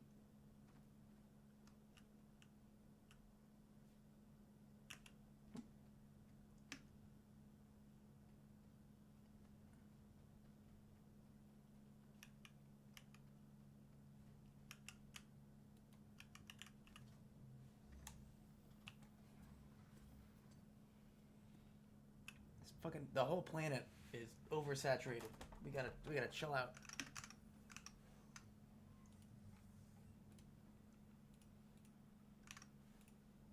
Smigelski. We were able to confirm new information and issue a new plea. For the past few days, investigators have been focusing their efforts on locating Cam and Breyer, given that their vehicle and camper had been located on fire and the two were considered missing. We have also been working to identify a man whose body was discovered deceased 2 kilometers south of the vehicle fire at a highway pullout. Investigators have also been able to confirm that Cam McLeod and Breyer Smigelski have left British Columbia. We believe that they're likely continuing to travel. Though we don't have a possible destination, we can now confirm that they were last seen driving a gray 2011 Toyota RAV4. Given these latest developments, Cam and Breyer are no longer considered missing. The RCMP are now considering Cam McLeod and Breyer Smigelski as suspects in the Dease Lake suspicious death and the double homicide of Lucas Fowler and China Dease. We're asking for the public, if you spot Breyer or Cam, consider them dangerous. Do not approach, take no action, and call immediately 911. It was during the very same day as the RCMP's announcement that a report of a vehicle on fire in a remote area of northern Manitoba was received. 2 members of the Fox Lake Cree Nation, an indigenous community found in northern Manitoba, went by the names of Billy Beardy and his wife Tamara Beardy. They were out berry picking when that afternoon they could see smoke rising above the trees. The car immediately fit the description of Leonard's RAV4. And although they didn't know of the fugitives at the time, Billy and Tamara reported the burning car to the police. No sighting of Cam or Breyer was made though, but it would eventually be learned 2 days later that it was indeed the same vehicle that the two had been driving. Cam and Breyer were on the run. They'd driven over 2,000 miles from Dease Lake to Sundance, as far east as possible by car actually, all the way to the end of Rural Road 290. And when they couldn't go any further, they abandoned their vehicle, pulling it off-road before setting it alight with matchsticks. Although the RCMP and the Canadian Army knew that the two were in the area, they had no idea where exactly. And even worse, didn't know if they were among the community, even possibly picking off new victims. Over the space of the next few days, police and military presence would surge across the area of Gillam, a town located southwest of Fox Lake. The land was scoured via infrared by helicopter, military flight paths were scheduled across the Nelson River, and local railway lines were put into lockdown. Police dogs were deployed, boots were on the ground, drones added to the air, military Boots on the vehicles patrolled ground. roads. But despite all this military presence, Cam and Breyer were still nowhere to be found. What was also frustrating was the lack of military presence found in Fox Lake. I mean, sure, there was an apparent sighting of Cam and Breyer back in Gillam, but it was nowhere near the burned-out vehicle, which was located to the east of Fox Lake and Sundance. Fear was felt through Fox Lake's residents. Why had the RCMP left them without protection? For many, this was the first time that they slept with their house doors locked at night. Searches around the burned-out vehicle carried on throughout the days and nights following this, and the search area widened over time too. But despite the persistent focus and efforts to find the men, nothing. That would be until August the 1st. It had been 11 days after Cam and Breyer had ditched the RAV4, and at long last, searchers found the next clue. With the forest being so dense, it's easy to often miss objects in the bush. But upon another look, Brian's backpack was located in the woodlands only a short distance away from the car. Hundreds of unspent bullets were also found nearby. This suggested a good potential direction that Cam and Breyer may have taken, and the RCMP were on the right path. Even more items were found the next day, 10 kilometers away from the vehicle along the Nelson River. And soon after, a boat was found too, in the river's swell. Search efforts were now laser-focused along the Nelson River, but, just like before, the trail of clues would lead to a dead end yet again. Patience was starting to wear thin. The Canadian Armed Forces and the RCMP were running out of ideas, and nerves were starting to fray in the communities near and far. Where are Cam McLeod and Breyer Smigelski? Are they still alive? And what are they planning to do? And this is where our hero of the story comes through. Billy Beardy.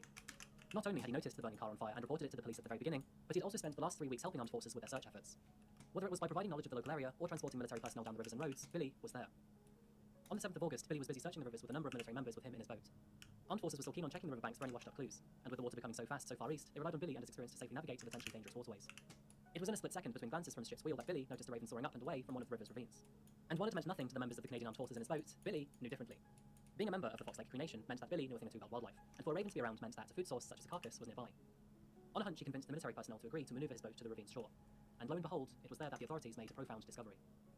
They'd finally found Cam McLeod and Breyer Smigelski. Fucking good. The two were both fucking dead. spot. Jesus, dude. Cam had shot Breyer in the head before turning the gun on himself.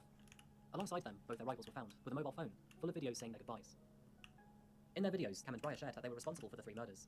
The two also said they planned to march to the Hudson Bay, where they would then attempt to hijack a boat and flee to Europe or Africa. But once they reached the river, they realized it was too big and fast-moving, and so they altered their plans. Breyer shared in his video that they had shaved in preparation for their deaths, but planned to go out and kill more people first. In the last video, Cam and Breyer left their last will and testament and expressed a desire to be cremated. And with all said and done, the chase for Cam and Breyer had finally come to an end. Investigations later concluded that Cam and Breyer had left their hometown to find work, but when nothing was available, the two had a change of heart. It is still unknown why Cam and Breyer decided to initiate a killing spree. In their final videos, they revealed no motive, and neither did they show any remorse for their three victims: Lucas Fowler, China Deese, and event. So when do you remember YouTube first becoming a thing? For me, I was in secondary school when the likes of Fred Smosh and even PewDiePie were creating comedy skits. A lot has changed since then, both on the platform and in real life.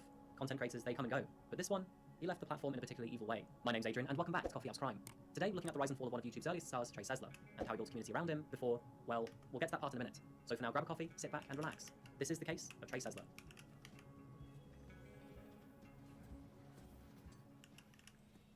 The story today takes us to Weller County in Texas. It was the early morning hours of August 3rd, 1989, and the young Trey Eric Sesler was born.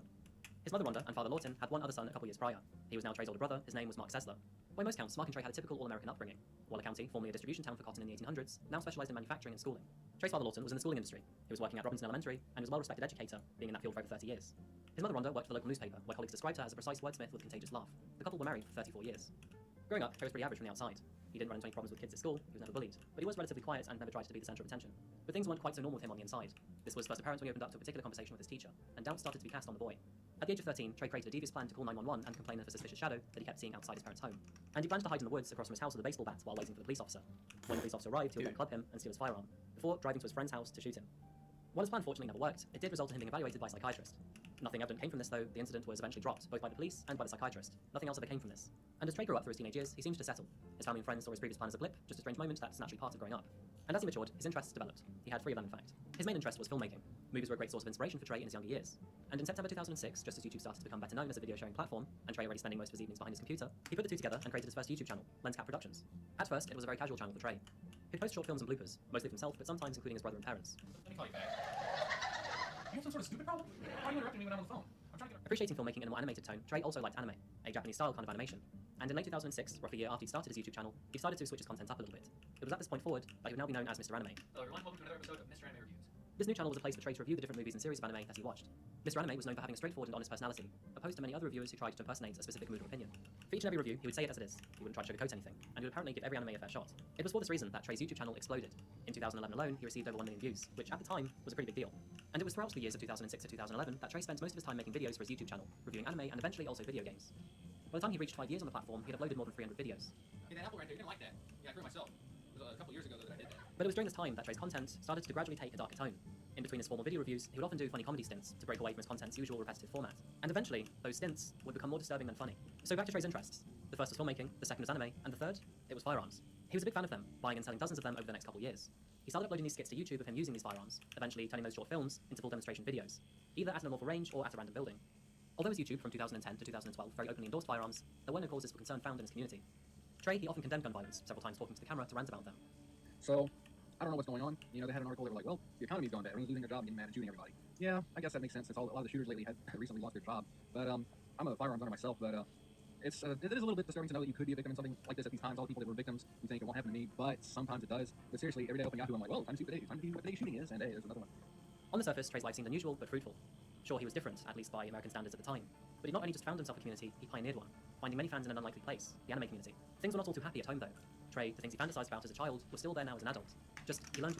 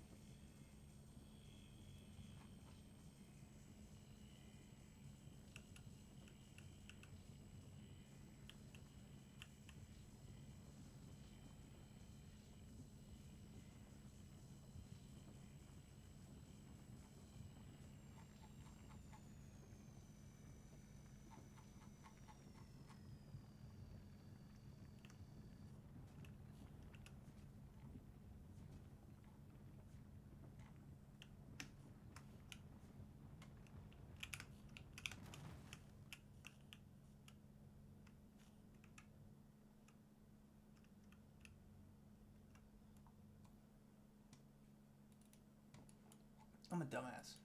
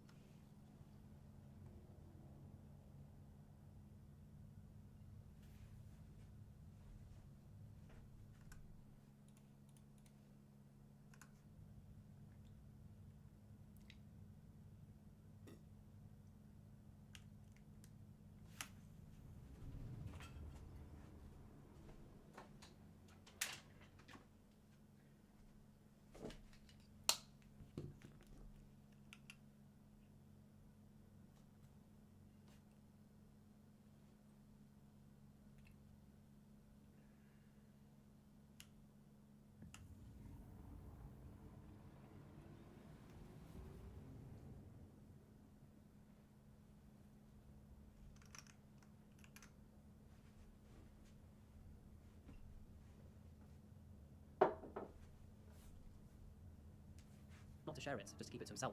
For the most of 2011, Trey was living alone in his grandmother's home in Hempstead. She had recently passed away, and he was safeguarding the house for the foreseeable future.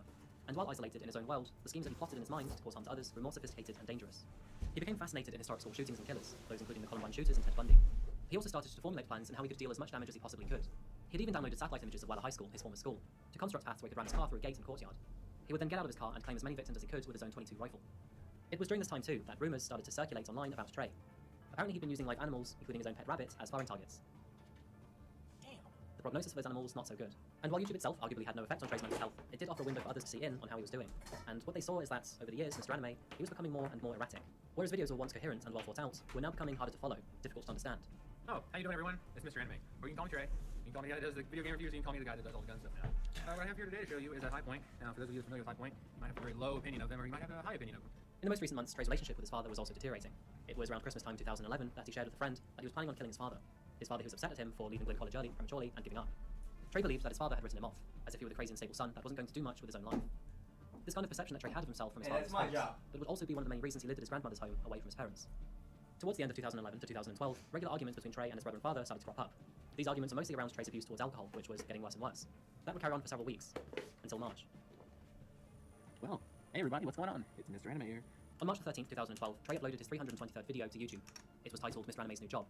In this video, he shared with his fans that he'd been headhunted by a filmmaking company who'd offered him a job, of which he accepted. He also shared that although his uploading schedule would be reduced, he would still produce content, just at a slower rate. All of this, though, was false. Unknown to Trey's viewers, he hadn't been offered a job, and even unknown to Trey, that would be the last video he uploaded to YouTube, ever. On March 19th, 2012, and through to the early morning hours of March 20th, Trey stayed up all night. He was binge drinking. Those drinks would push Mr. Anime's restful thoughts into reality. In the early morning hours of March 20th, Trey returned to his family's suburban house, fully armed, and his mother, brother, and father, they were not expecting his company. Later that day, police were called to the Tesla home address. A call to the station citing unexpected noise coming from the property came in. It wasn't until the afternoon, though, that they arrived, after an external family member called the police asking if they could check in on them. They hadn't been returning their calls all day. They began searching the perimeter of the building before looking in through the windows. And that's when the horror movie started. Inside the house, Rhonda Lawton and Mark would all be found deceased with gunshot wounds. The home had been wrecked from top to bottom, with rifle casings scattering the floor, broken glass in almost every room. Carvings were found on the walls and doors with confessions, such as, "Why did I do this? I love my mum, dad, and brother. God forgive me, because I cannot forgive myself." Unknown to police, Trey, who, if it wasn't obvious, was responsible for the deaths of his family, then packed his car with over 100 ammunition rounds and his rifle. He then drove to Weller High School, which is where he graduated, and sat in the car park for quite some time. But he didn't do it. Later that evening, police were looking for Trey, and they would find him at a local friend's house in Magnolia. Following the discovery of his confessions all over the doors of his deceased family's home, Trey was arrested by police. Good evening, friends. I'm Dave Ward. I'm Adelia Cheat and Virginia Gaston. Investigators say under questioning, Sessler admitted to committing several crimes. Eyewitness News reporter Jessica Willie is live with the newest. Several. Jessica? And while held in jail, he later told law enforcement that he was ready to carry out his plans to take fire on the school, with a target of hitting at least 70 people.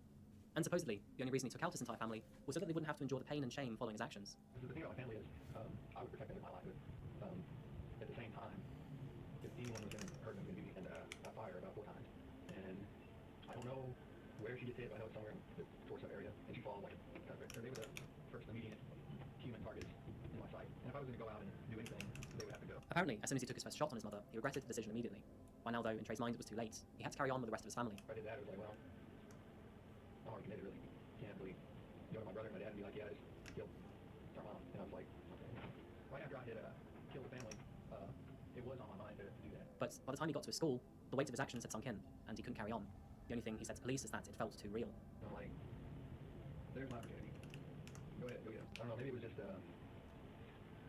what happened was too real. Trey Sessler was sentenced to life in prison without the opportunity of parole at a later date. There was speculation that Trey died in prison, but that recently has been discredited, which means Trey still remains behind bars, and that's forever. Many of Trey's friends, both online and in real life, acknowledged that he had a fascination with violence. However, this was only in video games and movies, not outward in real life. They described him as a highly intelligent, slightly eccentric, and generally kind-hearted guy who seemed to at times live in his movies. They said there were no real warning signs, nothing to forebode the devastation he eventually did to his own family. The plans he had were terrible. It's actually quite easy to forget how much worse this could have been. And Trey's family, well, they died. For nothing. If he just ended it as, well, they died. Bam, end of story. And publish. So, you found yourself in a relationship, and you don't feel like you're getting the attention that you deserve. What do you do about it? Do you communicate? Sign up to counselling? Do you call it a night and split up? Whatever the answer is, I'd hope it wouldn't be murder. My name is Adrian, and welcome back to another video today by Coffee House Crime. Our case today looks at the self-absorbed life of Samantha Woolford, and how her thoughtless tendencies resulted in the death of her own husband. If you're new to the channel, I post both solved and unsolved cases here on a weekly basis, so if true crime's your kind of thing, then please consider subscribing to Coffee House Crime. Samantha Woolford is Samantha Woolford. She's an interesting case, alright? But what's made her the way that she is? Was her crime a product of selfish intent? And did you know that she has a Jailblaze account? Let's take a look. Pull up a seat, grab a coffee, and sit back. This is the case of Samantha Woolford. Did you say jailbait account? Before jumping What does into it today's even case, fucking mean? but don't be fooled. Both of those things couldn't be any more different to one another. Today we're taking a trip to Mount Pleasant, the largest city in Titus County, Texas. Considering itself to be the gem of northeastern Texas, the city is famous for, well, actually it's not famous for anything. And with a population of around 16,000 residents, the city wouldn't even fill a fifth of Wembley Stadium. But maybe size does not necessarily matter. The city may be small, but it makes up for it in outdoor activity and diverse culture. And here we also find the home of Samantha and Ernie. Samantha Woolford was born on the 28th of August 1989. She was the oldest of 3 children. And throughout the 90s and into the new millennia, she had a relatively pleasant upbringing in a loving family of 5. Moving into her teens, she was an alternative-styled young woman, and as she grew up, she was heavily involved in the internet age, frequenting social media throughout her life and rarely seen without an internet connection.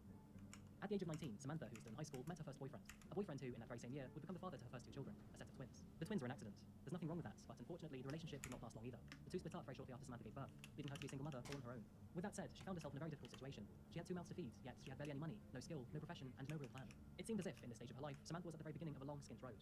And that would be the case, until she found herself walking into a tattoo shop a few months later in the year 2008. Although the money was tight, Samantha felt that she deserved to treat herself every now and then, and so under that philosophy, she made her way down to the local tattoo shop. She had plenty of them already, and one more wouldn't hurt. But while there, she bumped into another customer, someone who she had never met before. His name was Ernie, and following the abrupt encounter, the two would carry on talking before eventually hitting it off. Not long after that, they found themselves in a relationship, the true beginning to our story today. Ernie, whose full name is Ernest Liavara, was born on Christmas Day of 1995. He too grew up with a loving family, and although his parents had split up, he maintained regular contact with them both. Ernie was described by his family as a well-natured and caring young man, who was willing to give the shirt off his back to help anyone in their time of need. He was a bookworm in his younger years, though as he aged, he found his true calling in gaming, avidly spending many hours on Halo, Call of Duty, and World of Warcraft. After high school, he enrolled into computer classes and took on work as a woodworker at Talco Woodcrafters, until eventually and finally, Samantha would walk into his life. In the very beginning, things were going good for the two. Although Samantha didn't work, Ernie brought in enough money to keep the 4 of them financially afloat. However, just 3 years later, in the year 2011, Samantha would fall pregnant again. This time, Ernie was the father, and between the 2 of them, they would bring in another set of twins to the world.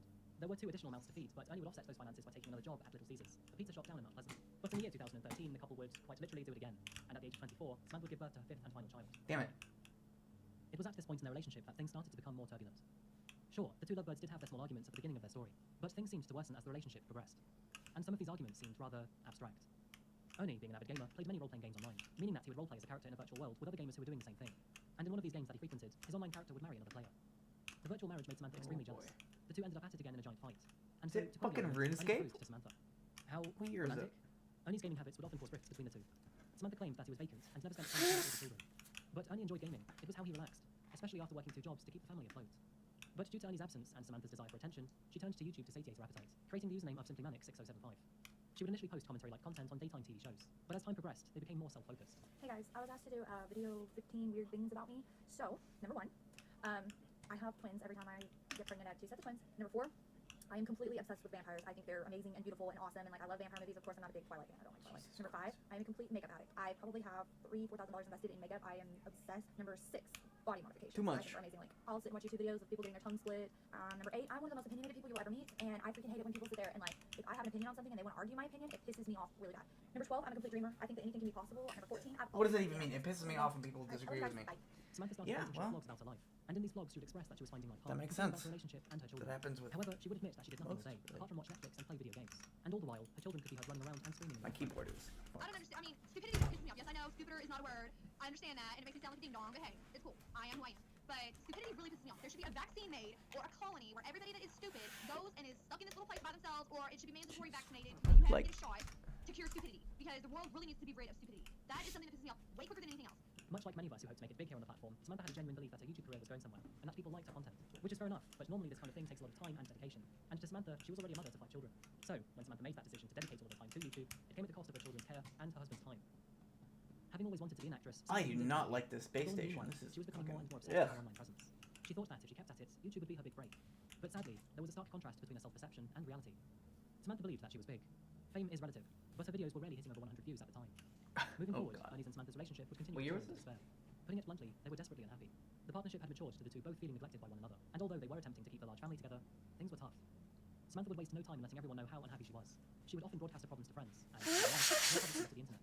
She described how awful Ernie was as a father, and told people that he was abusive to her and the children, even reporting this to police on more than one occasion. But despite the accusations, there never was any evidence to back this up, and Ernie's family insisted that Samantha was making it up for attention. Nevertheless, in this particular case, it can't be confirmed or denied. As time went on, Samantha's toxic behaviour escalated, and by the end of 2014, her complaining had well and truly built an artificial wall between her and Ernie, and with that division brought more arguments. Arguments that would further drive the two apart, causing further stress, more negativity, and more complaining. And eventually, this vicious cycle would be the catalyst to a tragic end.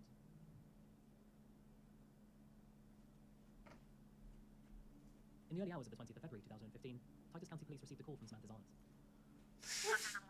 I have a homicide in my niece is tied up. She's tied up. She is tied up and dead. I am untying her. What is the victim's name? Samantha Woodford. Just saying that they did her. Received a call from Samantha's aunt. I have a homicide in my niece is tied up. County Police received a call from Samantha's aunt. What's your emergency? I have a homicide in my niece is tied up. She's tied up. She is tied up and dead. I am untying her. What is the victim's name? Samantha Woodford. Just saying that they hit her husband in the face about 5 times, drove him out. It seemed that something terrible had happened to the young family. At 2:19 a.m., when police arrived on site, there they found Samantha distraught and in panic. It seemed like in the dead of night, 3 men who were all dressed in black broke into Ernie's and Samantha's home with a mission to abduct Ernie. Samantha was removed from the bed and pinned to the ground, while Ernie was dragged downstairs and beaten with a pistol. And upon being dragged downstairs with him, the masked intruders made sure that Ernie was looking at Samantha while he was being hit. Samantha was then taken upstairs, bound and gagged, and after a short period of silence, she managed to make her way to the phone and call for help. And while she was okay, Ernie was nowhere to be found. Samantha's aunt, who was called by Samantha, would arrive to find the front door in pieces, and would find Samantha partially tied up and gagged. Samantha would claim that she had no idea who the masked men were, primarily because the men were dressed from head to toe in black, but she did have a theory as to why Ernie could have potentially been targeted. The house was thoroughly inspected by police, and yet, Samantha's story just didn't seem to add up. For example, how did Samantha untie herself? And why did she call her aunt instead of police? The crime scene itself seemed to be rife with inconsistencies to Samantha's actual story. For example, there was a general lack of blood at the crime scene, and no one heard the aggressive entry. And how did the assailants know which room to target in the first place? Not to mention that at the time, all 5 children were sleeping in the same room, which seemed convenient because normally they would sleep scattered around the house. It wouldn't take police long to start doubting Samantha's story. In fact, they would take her down to the local police station pretty much straight away to begin questioning. And as they dug deeper and deeper into the mindset of Samantha Woodford, her story would change by the minute. Okay, see, I know. Sam, you know I'm not here lying to you. You know I know. The only other thing I know, I don't even know, I know, Okay. but it's suspicious. Okay. This is new. Can I buy something?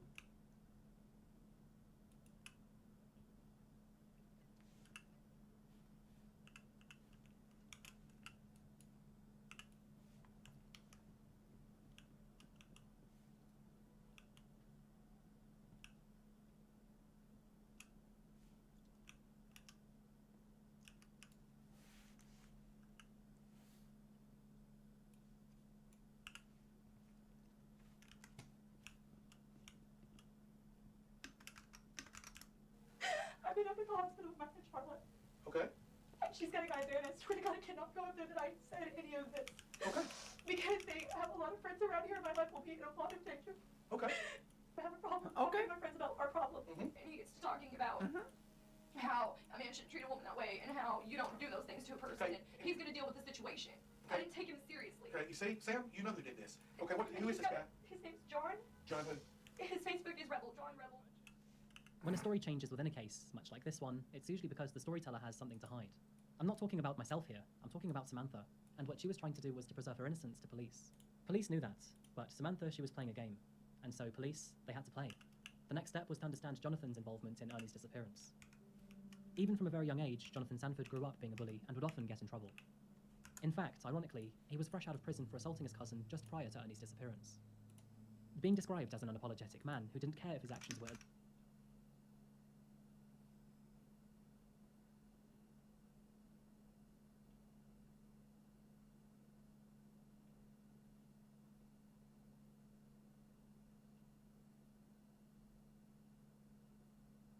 Does anybody see heel?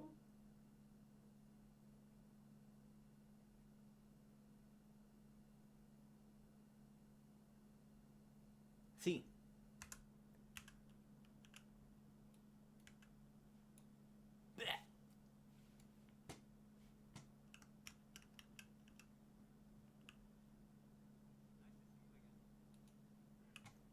Thank you. I don't understand the whatever's going on down there.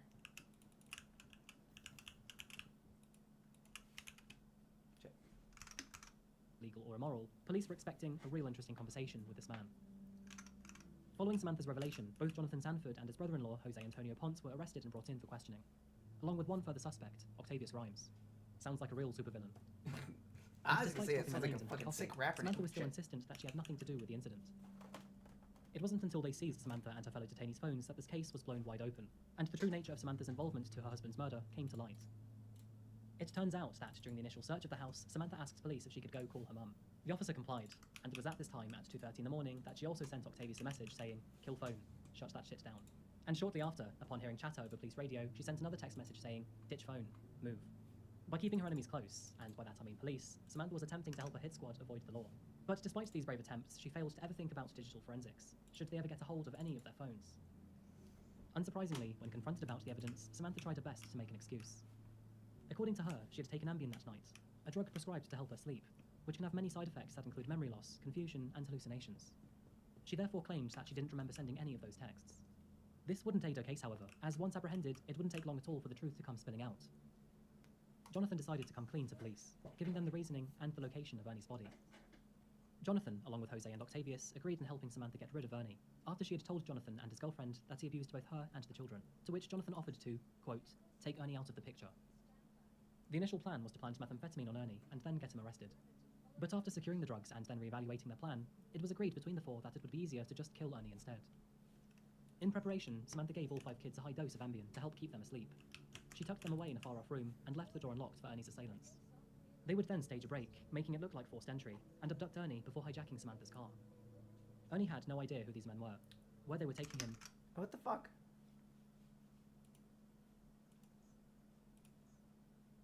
Wait, hold on. Jesus Christ.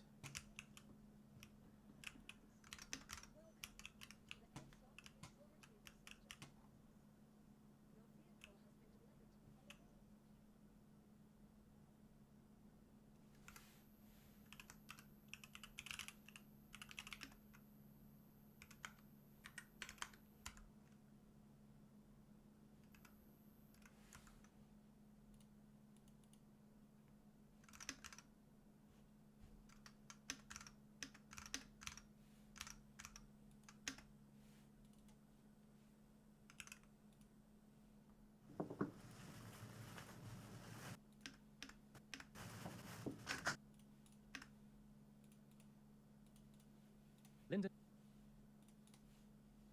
Hey, that's the last question. Why did I arrested for something I didn't do? You made me smile. Oh, oh, I'm sorry. Holy shit. Hey, that's the last question. Why did I arrested for something I didn't do? You made me smile. Oh. Hey, that's the last question. Why did I arrested for something I didn't do? You made me smile. Oh.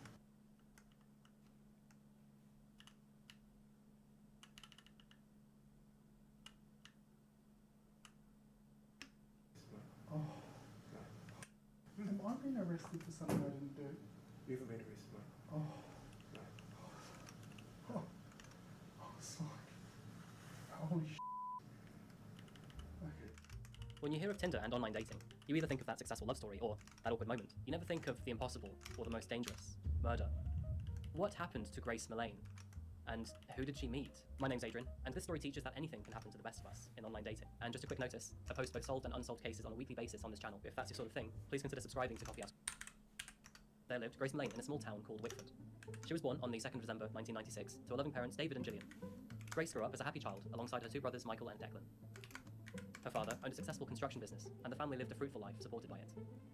Grace attended St. Thomas More High School before enrolling into university, and in September 2018, she successfully graduated from the University of Lincoln, successfully completing a bachelor's degree in marketing and advertising. While at university, Grace worked a part-time job to save up so she could travel for a year after her graduation. And she would do just that. She was described by her family as a fun-loving free spirit. She was academic and creative, painting in her spare time, as seen here in her home. With a caring family, a strong degree, and a year of travelling planned ahead, Grace really did have the world at her feet. She had ambitions to create lifelong memories, and then afterwards take on her marketing career. Before that, though, as a token of the kind of person that she really was, she cut off her long hair and donated it to a local charity that specialised in creating wigs for children undergoing cancer treatment. And after that, she packed her bags, waved her goodbyes, and boarded a flight to Peru.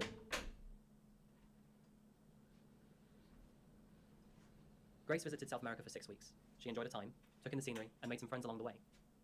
But an around-the-world trip is only around the world if you keep on going. So on November the 20th, she flew to New Zealand.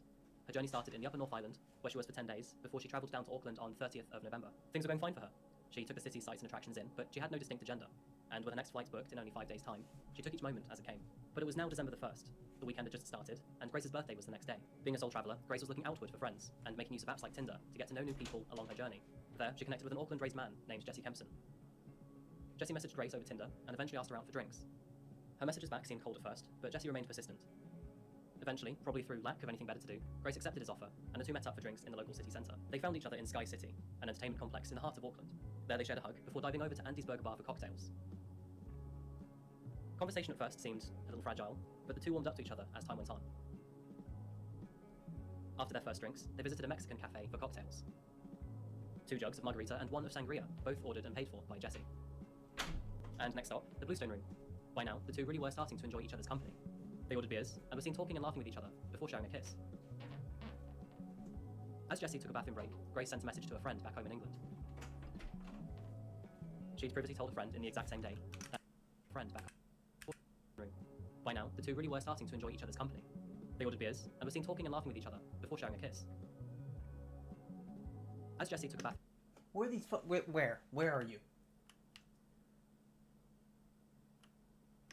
As Jessie took a bathroom break, Grace sent a message to a friend before sharing a kiss. Each other's company. They ordered beers, and were seen talking and laughing with each other, before sharing a kiss. Christ, As okay. Jessie took a bathroom break... Fucking hell, it took me like 4 minutes to spot him. Jesus.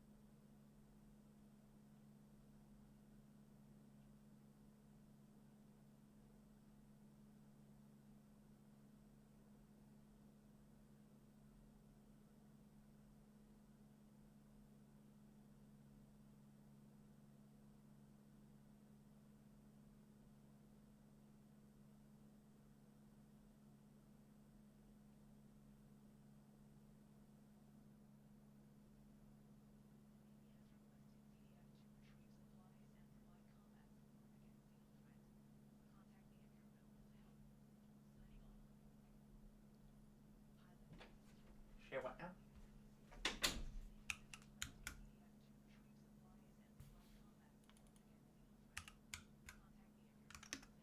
Grace sent a message to a friend back home in England. She'd previously told a friend in the exact same day that Jessie was an oil company executive looking to move to London in the next few months. This brought Grace hope for building a long-term friendship. So by now, the evening was going very well. A few drinks in, new friendship made, birthday tomorrow. Would you like to take this somewhere more private? The answer was yes. So they headed back to Jessie's apartment. CCTV captures the two making their way to Jessie's motel room. He lived just around the corner, having an apartment in City Life. Jessie's arm around Grace as they walked into the foyer, and then into the elevator. He lived just around the corner, having an apartment in City Life. Jessie's arm. CCTV captures the two making their way to Jessie's motel room. He lived just around the corner, having an apartment in City Life. Jessie's arm around Grace as they walked into the foyer, and then into the elevator, up to his floor. That would be the last time CCTV saw Grace, and the text message that Grace had sent to a friend earlier, that was the last time we would ever hear from Grace. The next day was Grace's birthday, and as it dawned in England, text messages and tweets flurried Grace's phone, but no notifications were delivered. Her phone was switched off. Her family and friends started to worry, and then media did too. The world had no idea where Grace went, but those close to her knew something must have gone wrong for her to remain silent on her birthday. She was always in constant contact with her family and friends, but at this stage, still undiscovered. The final clue to her disappearance would be that CCTV camera, and that elevator, and Jesse Kempson. Jesse was born in 1992, and grew up in Wellington on New Zealand's North Island. His childhood was fragile. When he was 9 years old, his parents divorced, and his mother moved abroad shortly afterwards. The rest of his childhood wasn't special, but in 2013, he moved out of his family home after prolonged arguments, them accusing him of stealing and consistently lying. For the next few years, he moved to Australia and became a labourer, but that didn't work out for him either, and so in 2018, he moved back to Auckland. At this stage, Jesse was on the brink. He moved into a small motel studio apartment in the centre of the city, moving there after a fallout with his ex-housemates, who were increasingly concerned about his mood swings, womanizing, and threatening behaviour. Because Jesse was indeed, in fact, a pathological liar and a serial fantasist. He would ritualistically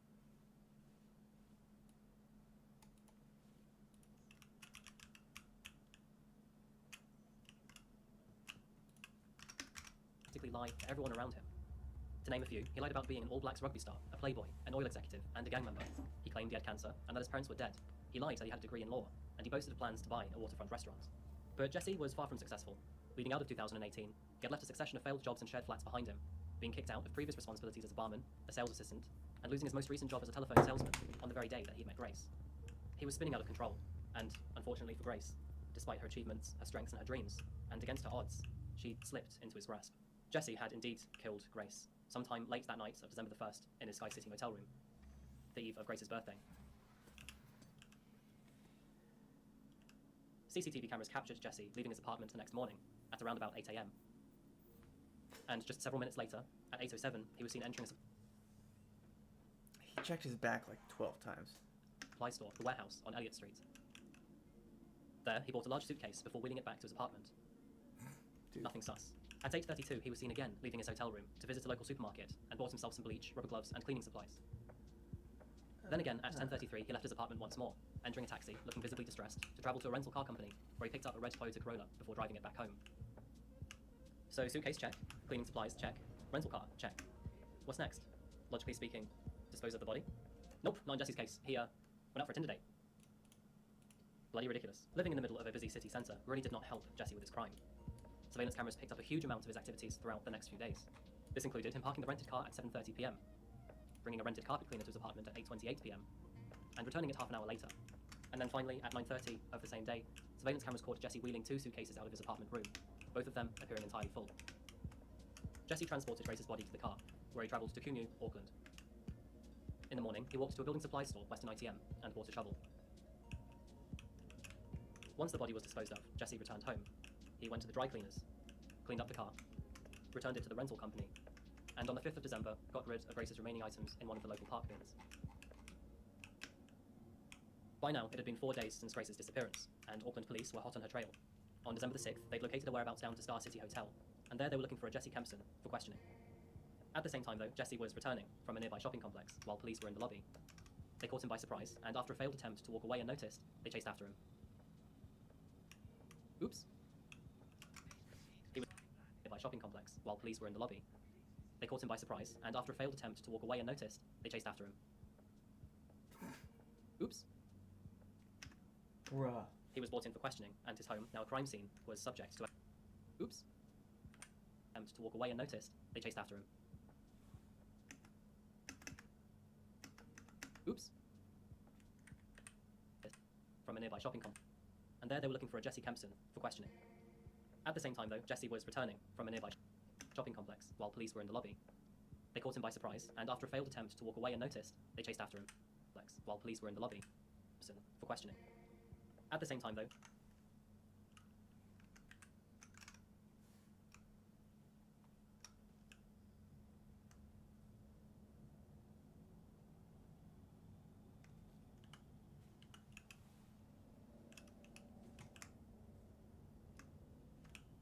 I am a moron. Jesse was returning from a nearby shopping complex while police were in the lobby. They caught him by surprise, and after a failed attempt to walk away unnoticed, they chased after him. Oops. He was brought in for questioning, and his home, now a crime scene, was subject to evidence. Using a chemical compound called luminol, they found Grace's blood stained into the carpet. Back in the interrogation room, Jesse wasn't doing too well either. In his first interview with police, he lied when questioned on his whereabouts on the evening that Grace had disappeared. How did the evening pan out? Yeah, pretty good. But when brought in 2 days later for further questioning, he changed his story to one that did not align to what detectives were constructing. You've indicated that you're willing to speak to us about the events last Saturday. Is that correct? Yes. Tell me what happened last Saturday. From the beginning? Did you kill Grace Millane? Okay. Jesse Kempson, you're under arrest for the murder of Grace Millane. There, Jesse Kempson was detained and arrested. Following surveillance footage, tips from locals, and Jesse's mobile data, investigators eventually found Grace's body in a shallow grave 50 metres away from a country road in the Waitakere Ranges Regional Park, about 21 miles from Auckland. New Zealand as a nation was in shock. Thousands attended vigils for Grace. Law enforcement clearly distressed by the news, and even their Prime Minister paying tribute. Your daughter should have been safe here, and she wasn't, and I'm sorry for that. While in custody, it was learned that Jesse already had previous convictions of sexually assaulting another British tourist just 8 months before murdering Grace. Just as he would later do with Grace, Jesse took his victim on a Tinder date before he would take her back to his motel room apartment. She recalled her experience to the jury, lying frozen and crying in fear on the bed as she was assaulted by Jesse. She had kept the attack secret until recognizing Jesse's face on the news following Grace's death. He had also been previously convicted for a series of other offences against his former partner. At the stand, Jesse claimed that Grace had died accidentally following their encounter, and that it was simply rough sex that went too far. Yeah, sure. Grace's father, who had flown from England to be present at court, looked directly at Jesse as the detective read out that Jesse had taken pictures of Grace's body and looked at pornography on his phone shortly after killing Grace. Phone data had also showed that Jesse made multiple searches that night following Grace's death. Those searches included rigor mortis, Waitakere Ranges, the hottest fire, large bags near me, and flesh-eating birds. On the 22nd of November 2019, Jesse Kempson was found guilty of murdering Grace Millane. Grace's parents wept as they heard the verdict. Jesse Kempson showed no emotion. He was further convicted for 9 total charges of rape, sexual violation, threatening to kill, and assault. And he didn't take too kindly to that. You're so full of You have no reason to convict me. You're full of Jesse now faces imprisonment for life, with a minimum term of 17 years before parole.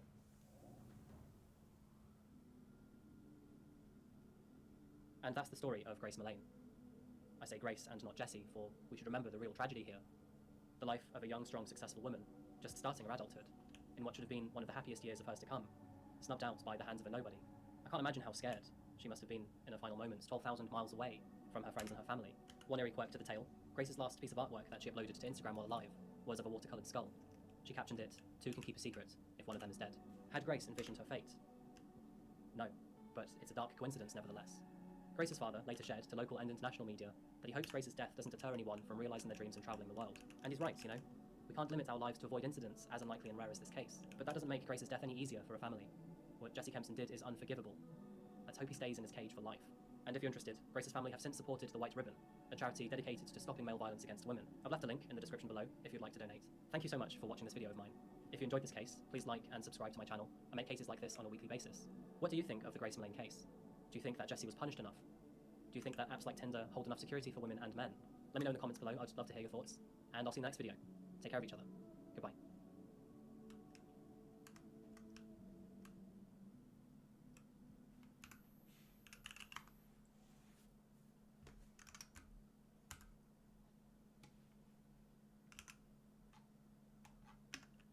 In the cloud.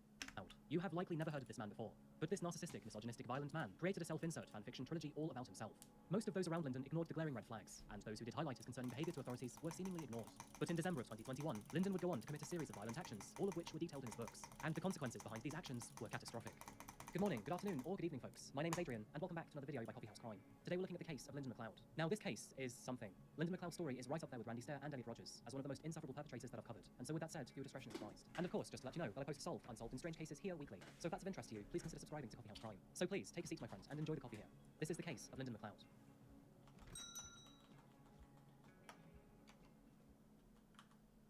Incredible landscapes, the Rocky Mountains, and endless days of sunshine. Of course, I'm talking about Colorado. Welcome to Denver, folks. Found near the center of Colorado, the Mile High City boasts more than 300 days of sunshine per year. There are many appealing aspects about Denver, which is probably why, in the most recent decade, its economy has grown by a staggering 19%. But let's not tire ourselves with the boring facts this time, especially when there's so much natural beauty to look at. Hiking is at the top of the list when it comes to Colorado's outdoor activities. Hundreds of trails sprawl across its mountains and forests, where other activities such as kayaking and mountain climbing await. And after a long day outside, Denver's incredible food scene will recharge you for the next one. It is also a city with world-famous breweries, a thriving sports culture, and more than 200 local parks. If you can manage Denver's rocketing prices, then you are more than sure to have fun here. And found within the city of Denver lived a man named Lyndon McLeod. Lyndon was not your everyday man, and as much as he'd like you to believe that he was a superhero, his unique differences tended to push him in the opposite direction. Born in the year 1974, Lyndon McLeod was born into a military family. He spent his younger years overseas before living across multiple states in the US, and after attending high school in Ohio, he made the move down south to Texas. A rather sharp turn to our story, but by the time Lyndon was in his mid-20s, he found himself in a cult. This was due to his obsession with his girlfriend at the time, who eventually left him for another man. Rather appropriate for the direction this story will take, but the cult slogan was, "Quit bitching, start a revolution." By the late 90s, Lyndon had established himself as a man who loved rock music, the great outdoors, and motorcycles, and that final hobby would come at a cost. That cost came in the form of a neck injury, as one day while on his bike, he was involved in a road collision. This collision left him in hospital for several weeks, which also led to an addiction with opioids during his recovery and afterwards too. But by the year 2004, Lyndon had moved to Denver, Colorado, where he then took up work in the medicinal cannabis industry on North Holly Street, a move that actually would earn him a lot of money. He stayed in this venture for several years, but getting straight into it, in the year 2013, he ended up losing his managerial position after he threatened his employees with a gun. It was around this time that he met a very special character, a man named Jeremy Costello. Jeremy was a tattoo artist, and while adding another one to Lyndon's skin, the two began to talk. Now, Lyndon loved tattoos, and had many of them all over his body, but he was not an artist himself, and had no idea how to successfully run a tattoo shop. Despite this, he impulsively decided to invest all of his money into the new tattoo business with Jeremy, and needless to say, this eventually ended up bad for the both of them. Lyndon had a terrible relationship with his employees. He was aggressive, uncompassionate, and dreadfully sexist towards all of his female colleagues. No surprise, but eventually everyone hated him. This is something that will come up time and time again in this video, but he was actually an extremely misogynistic man. He believed women were useless and should have no say in important decisions. Most of his relationships would crumble within months, and despite his own brash personality, Lyndon was also extremely sensitive and held grudges much longer than most. And to add to this, he seemingly had no idea how to manage finances. By the year 2015, he was forced to close his shop, which destroyed his relationship with Jeremy. So I had a very successful business. I was an entrepreneur from about the age of 33. I was ruined financially. I went from making maybe 25, 30 grand a month in cash to zero, all in an instant. And so I had to sell all my assets, including my home. I mean, I was really in a bad spot. My friends just burned me. My girls just burned me. Like, my own family burned me. I mean, the details are Byzantine. They're really, really shocking, and it shocked me. So I went to a very dark place, and I had all kinds of ideas of what I was going to do in order to make this right. With the unfortunate change in his financial situation, Lyndon retreated from the city and moved to a tiny home up in the mountains of Weston, outside of Denver. Being a fan of the tiny house movement and not having much money to spare, he made his own tiny house out of shipping containers, where he obnoxiously posted about it online. In one post, he said, "Most people try to make everything small in a tiny home, but I went the opposite route. I have less things, but each thing is larger. This was made possible because I didn't want a ton of goddamn storage. Storage is code for a woman lives here and needs a place to put all the modern bullshit that nobody needs. My home has books, guns, and meat. I don't need storage for anything else." Lyndon was already on a selfish and self-righteous path. He had already burned many bridges with former friends and colleagues. But after losing all of his money and becoming isolated in the mountains, his behavior, thoughts, and opinions would all sink to a whole new level. He had also become more open about his views on women. He outwardly hated them and showed no respect towards female well-being. It was around this time that Lyndon decided to become an author. He adopted the name Roman McClay as an online alias and began to write his own novels. And in particular was a 3-part series called Sanction. Now, I've briefly skimmed over the books, and quite honestly, they are absolutely terrible. His opinions are as tragic as his grammar, and the make-believe world he created does nothing but stroke his own ego. The main character is of himself, who is, quote, "an extraordinarily gifted boy born into an average family." He describes himself as a supreme sigma, with high morality and culture. Advanced AI selects him as the perfect being, and duplicates his DNA into 1.6 million other... Are we... We're being serious? And to accelerate mankind's development. He also rambles on about alpha males versus beta males, and also describes women as promiscuous people who only think with their heads in the clouds. Lyndon's character also has the same history as Lyndon himself, from birth to the cannabis farm to being screwed over by Jeremy. But the disturbing details do not stop there. His character then goes on a 6-month murder spree, killing 46 people, and all of those 46 had wronged him in the past. His books further talk about taking action to start a war on American soil, and meanwhile, in the real world, Lyndon referred to himself as an outlaw and vouched for the book to one day become reality. So maybe all of this was just some sort of sick fantasy, a way for him to vent out all of the negative emotions that had built up in his past. But to many others, it was a glaring red flag. With thanks to these books, Lyndon grew small fame in the manosphere, a collection of websites and forums that promote masculinity, misogyny, and oppose feminism. These are typically populated by self-help hucksters, men's rights activists, incels, and the like. Lyndon would go on to meet many people through this pipeline, where he also expressed his frustrations at those who have, quote, betrayed him in the past. That's how I live now. I live on validation. Validation. Yes, because I was alone in the wilderness for years, abandoned by my tribe, usurped, betrayed, overthrown. No, you living abandoned them. Like no joke. Like and really fucked over by my tribe. And now I have a new tribe. And they're loyal to me. You know, and I haven't tested the limits of that loyalty. But for where we're at now, they've shown supreme loyalty to me. And through podcasts, interviews, and hanging out, he would allude to and even recognize his own problematic behavior. I live in a weird space. I'm proud of who I am, but I'm not proud of everything I'm about. I have thoughts, I have opinions, I have ideas, I have instincts that I think are wrong. But I have them. They're mine. They're real. And I won't pretend I don't have them. But that doesn't mean I'm proud of them. I don't know if a person has to deny what they are or embrace it fully. I had to admit, this is who I am, and it's ugly. Although these books were a red flag in their own right, there were many more opportunities for those around Lyndon to notice a deeply troubled and disturbed man. Both local and federal police knew of Lyndon, and authorities had even been called to his home over allegations of domestic violence on more than just a few occasions. 11 times, to be exact, from 2012 through to 2016. Lyndon had also made a series of death threats, which were so violent that the FBI paid a visit to his property, and former friends still following Lyndon online noticed him slowly yet surely slipping into more and more extreme behavior. Appearing on a podcast in 2020, Lyndon described himself as, "My personality is so extreme that I'm like the oily rags in the garage next to a flame source. I'm just asking for it, you know? I'm either a beast or a philosopher. I don't live alike in this normal human world." He would also continue with his aggression online, spreading his belief that law enforcement and social norms protect the weak from the strong, and that the weak better buckle up, because, quote, "shit is about to get real." By the year 2021, nothing had changed. And in fact, Lyndon was becoming more demanding, more agitated, and more reckless. And although he had moved in to live with 2 fans, he was subsequently kicked out for becoming, quote, "unhinged." Alongside his new partner, Anne, the two of them began to film clips for his next new project, which was a self-protagonist film called Warhorse. But as the two grew accustomed to one another, Lyndon's ugly side shone through. After striking her across the face, the two decided to take a temporary break from one another. So while Anne headed back home to Salt Lake City, Lyndon was given $20,000 pocket money, along with her van and motorcycle to continue recording. But after parting ways, Lyndon suddenly fell silent. Anne tried to contact her boyfriend over and over again, but he never replied. Her suspicion grew, and just days later, she realized that Lyndon had stolen a further $37,000 through crypto payments. Lyndon had rinsed her for her money. Almost simultaneously with this discovery, a few of those close to Lyndon had also learned that he'd been grooming underage girls online, and that he'd been stealing money from other ex-friends too. Lyndon's addiction to opioids was never fully overcome, but this addiction would peak and trough throughout the years. And by winter of 2021, he was once again heavily abusing the drugs. And by December of 2021, all of Lyndon's problems would collapse in the worst imaginative kind of way. On Monday the 27th of December, only 2 days after Christmas, the peaceful atmosphere found in downtown Denver was met with Lyndon's wrath. Shortly before 5:25 p.m., a black Ford Econoline pulled up next to the Soul Tribe, a tattoo shop located on Broadway. Just seconds later, the armed man left his vehicle and entered the store. Lyndon opened fire on all that were inside. Alicia Cardenas, Alyssa Maldonado, and Jimmy Maldonado were all shot in the process. And tragically, both Alicia and Alyssa were killed almost instantly. Lyndon stormed out of the tattoo shop, where he then made his way to his next so-called enemy. And just 6 minutes after leaving Soul Tribe, he arrived at West 6th Avenue, near Bannock Street. This was the location of Jeremy's apartment, and dressed as a delivery driver, he knocked on the family's front door, only to be greeted by Jeremy's wife. Lyndon asked for Jeremy, but she found it strange that the driver had turned up at this time of day, and to a door rarely used by public personnel. Using her wits, she told Lyndon that he wasn't home, when in reality, Jeremy was eating dinner in the next room. Lyndon walked away, but just 10 minutes later, he returned with a sledgehammer. As the family fled, Lyndon fired through several doors of the house, several bullets flying past the baby's crib in the process. Just moments later, the family's truck was also set ablaze. By 5:45 p.m., Lyndon had arrived at a condo next to Cheeseman Park, near East 12th Avenue. This was the home of Michael Swinyard, another man to die in his books.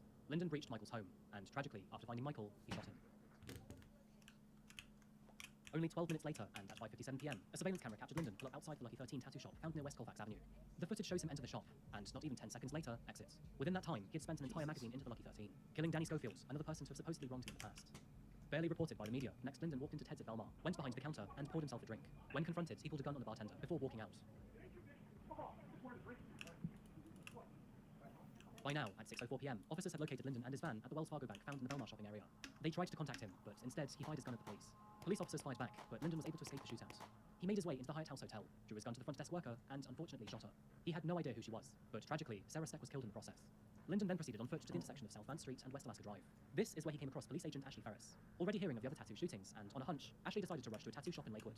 She ordered Lyndon to drop his weapon, but instead, he shot the woman in the abdomen. Despite being shot, Ashley returned fire, killing Lyndon McLeod almost immediately. And at long last, his reign of terror was over. Good shit. What authorities were faced with next was the path of destruction left behind.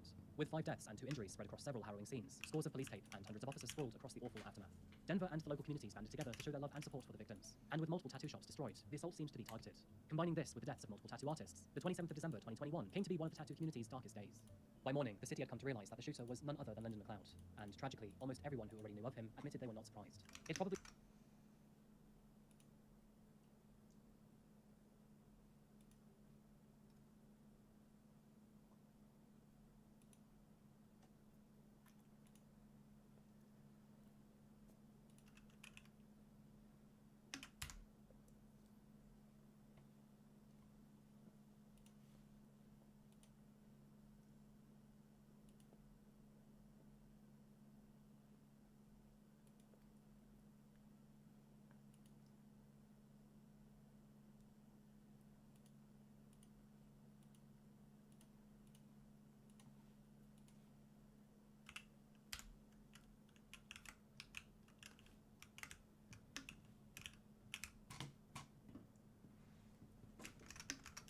comes as no surprise to you either, but authorities had countless opportunities to intervene and stop Lyndon from his final actions. His former roommates, who had already kicked him out of the property, had warned authorities already of his growing violent behavior.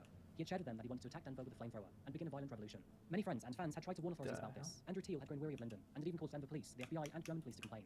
This man did his very best to address the authorities. Andrew literally created a 9-page document addressing all of his threats with sources, and all of this was an entire year before the attack. It's a terrible shame that no one listened to him. Now, of course, the public would soon learn of his books, and everything seems so obvious in hindsight, but these books would describe the very same actions Lyndon took on his final night. You know, it's strange to think about, but he essentially portrayed his main character as an idealized copy of himself, and then viewed himself as his character. His character followed his history up to the point in time where he'd written his books, but then, flipping the scenario, he would then follow his character's actions in the years to come, all the way through to his death. There was one crucial difference between him and his book, however, as he and his misogynistic life were killed by the hands of a female police officer, who, by the way, he had shot first. Although she was temporarily paralyzed in her right leg after the shooting, Ashley Ferris is now able to walk again, and will hopefully go on to make a full recovery. Jimmy would go on to make a full physical recovery, but he has a new burden instead, as tragically, his wife Alice was killed in the process. Although Jeremy Costello and his partner were killed by Lyndon in his fictional book, the two luckily escaped with their baby in reality. As Lyndon broke his way into their home with a sledgehammer, Jeremy and his family fled through a side door before taking refuge in a nearby shop. This, of course, left them with a tremendous amount of psychological stress after the incident. But nevertheless, the family are glad and feel so fortunate to make it away with their lives. I looked at the people and I saw it was like a delivery or a mail carrier. He said, I have a package for Jeremy Castillo. And he kept asking, are you sure? Are you sure? She said, yeah. So we moved into this other room in between the two rooms of my shop, and he fired 6 shots through the door at us. That was pretty much his number one target. I guess he wanted me to read it to see that in the book, a character was going to, that was his own name, Lyndon McLeod, was going to kill me and then...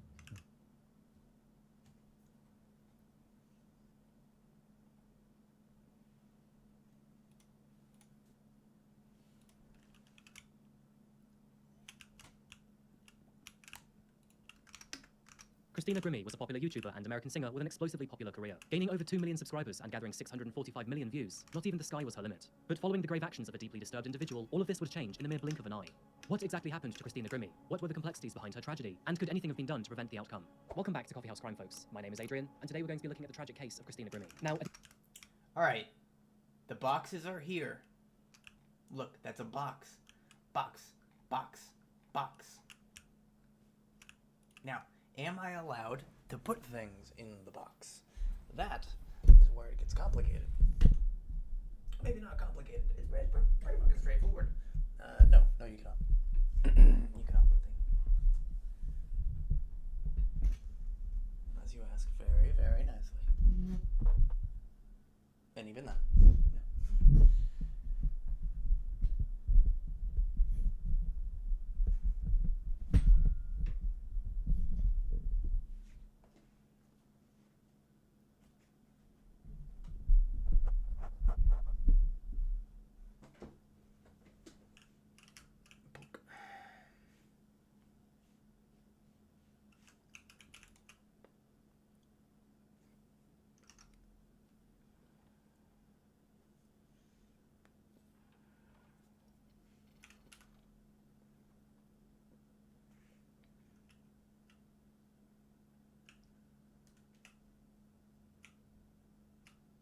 Hello?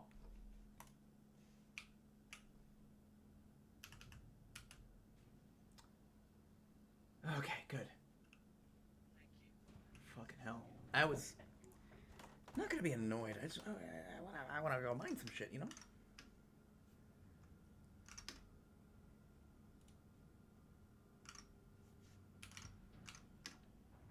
I won't be diving too much into her history and fame, as a lot of us know her already. But today we also explore this tragedy's aggravating factors, the parameters which allowed it to happen, and what could have been done to prevent such a thing. And of course, just to let you know, I post solved, unsolved, and strange cases here weekly. So if that's of interest to you, please consider subscribing to Coffee House Crime. So please, grab yourself a coffee. This is the case of Christina Grimmie.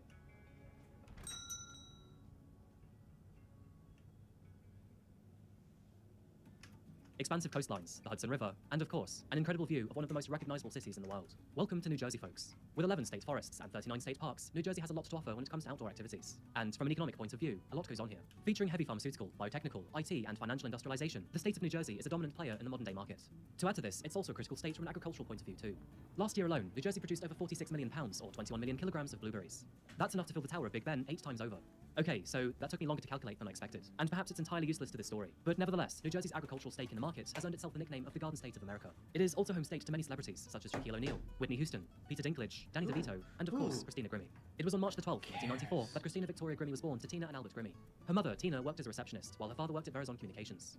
Christina was of Italian and Romanian descent. She grew up in Malton, New Jersey, alongside her older brother Marcus, and the two held a very powerful brother-sister bond. Now, there are several reasons behind this, but the main one was...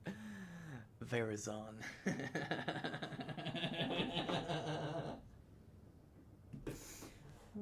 Fucking Verizon.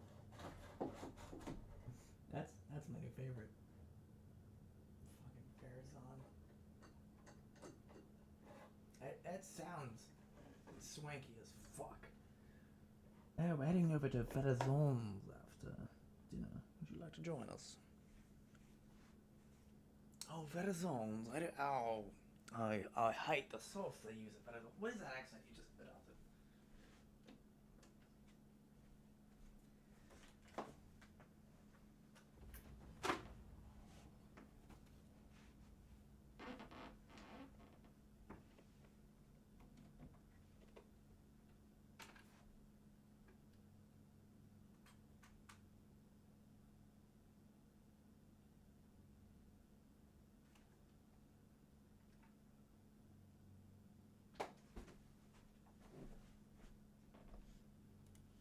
You're not paying attention. stem from the family struggles which began when Christina was just 1 year old. Unfortunately, her mother, Tina, would be diagnosed with breast cancer. She would, however, overcome it twice, as her cancer would go into remission in 1995 and again in 1998. But being faced with such a dreadful disease would bring the fragility of life and the beauty of time to the forefront of the Grimmy family. They lived every day with thankfulness and loved each other endlessly. And as a result, Marcus and Christina were best friends. Even from a very young age, Christina held a very recognizable talent in music, and in fact, at just 6 years old, her father could recognize this. By the age of 10, she was actively playing the piano. Christina attended Bethel Baptist Christian School, and while here, her passion for music and singing continued to flourish. To add to this, her parents were very supportive of her aspirations, and they claimed that, deep down, they knew she would go on to become an internationally recognized singer. Now, it was in the year 2009, and at the age of 15, that Christina uploaded her first video to YouTube. She had already been creating videos for a short while, sharing them with family and friends. But several of her friends had suggested that she should start uploading her videos to YouTube, as it was an excellent way to become known outside her immediate sphere of influence. So on July the 17th, 2009, she uploaded her first video titled Me Singing Don't Wanna Be Torn by Hannah Montana. And I'm gonna play on piano, and if some of the notes are wrong, you know, whatever. I'm playing it for like, I guess a week now. Okay. Maybe it's the things I say, maybe I should think that I speak. Christina had no idea what to expect from publishing her first video. She didn't think it would gain many views, nor would it lead to anything outside her own self-practice. But very little did she know that this small step of uploading an amateur video from her bedroom would lead to a sequence of events that would thrust her deep into the spotlight. Within hours, her first video had garnered tens of thousands of views. She received several new comments every hour, and her positive impact on those watching was significant. This kind of positive reinforcement encouraged Christina to continue with her videos. And in fact, on her third video, titled Me Singing Party in the USA by Miley Cyrus, she would go viral. Hi, I'm gonna sing Party in the USA by Miley Cyrus. When it gets to the high notes, I don't really, it's kind of difficult for me to sing. My voice has been going through a lot of crappy problems. I hope you like it though, so. Okay. I hopped off the plane at LAX with my dream in my cardigan. Welcome to the land of fairy access. Am I gonna fit in? Within hours of uploading, she gained millions of views and thousands of subscribers. Now, Christina was already well-liked amongst her peers at school, but the overnight explosion in views would forever change this dynamic. She became extremely popular in a very short amount of time. This would sadly come with a few negative caveats too. As we all know, any sort of prominence online will come with both compliments and insults, and for Christina, this was no different. Christina was adored by many of her new followers, but she also had haters too. Ones made fun of her voice, personality, nose, or just her recent streak of luck. In other words, jealousy. So Christina left her school around this time and switched over to homeschooling. This would help her focus on her budding music career while also avoiding the abnormal fame in high school. Her views and subscribers would dramatically climb with thanks to Christina's passion and success. And as this happened, other creatives began to take notice. This included the attention of other YouTubers such as Kurt Hugo Schneider and Sam Tsui. Kurt was a much larger player working in the same field as Christina. He often featured other creatives on his channel, and after noticing Christina, he thought she was a perfect fit for the project he'd been working on, a medley of songs by Miley Cyrus. The two would eventually agree to collaborate, and after a successful performance, Christina would agree to collaborate again later in the same year. In November of 2010, Kurt, Christina and Sam covered Just a Dream by Nelly. Not only would these videos expose Christina to a brand new audience, but this song in particular would explode in popularity, drawing more eyes, fame and attention to the ever-growing Christina. And fast forward to the year 2011, Christina's budding music career had quite visibly gained momentum.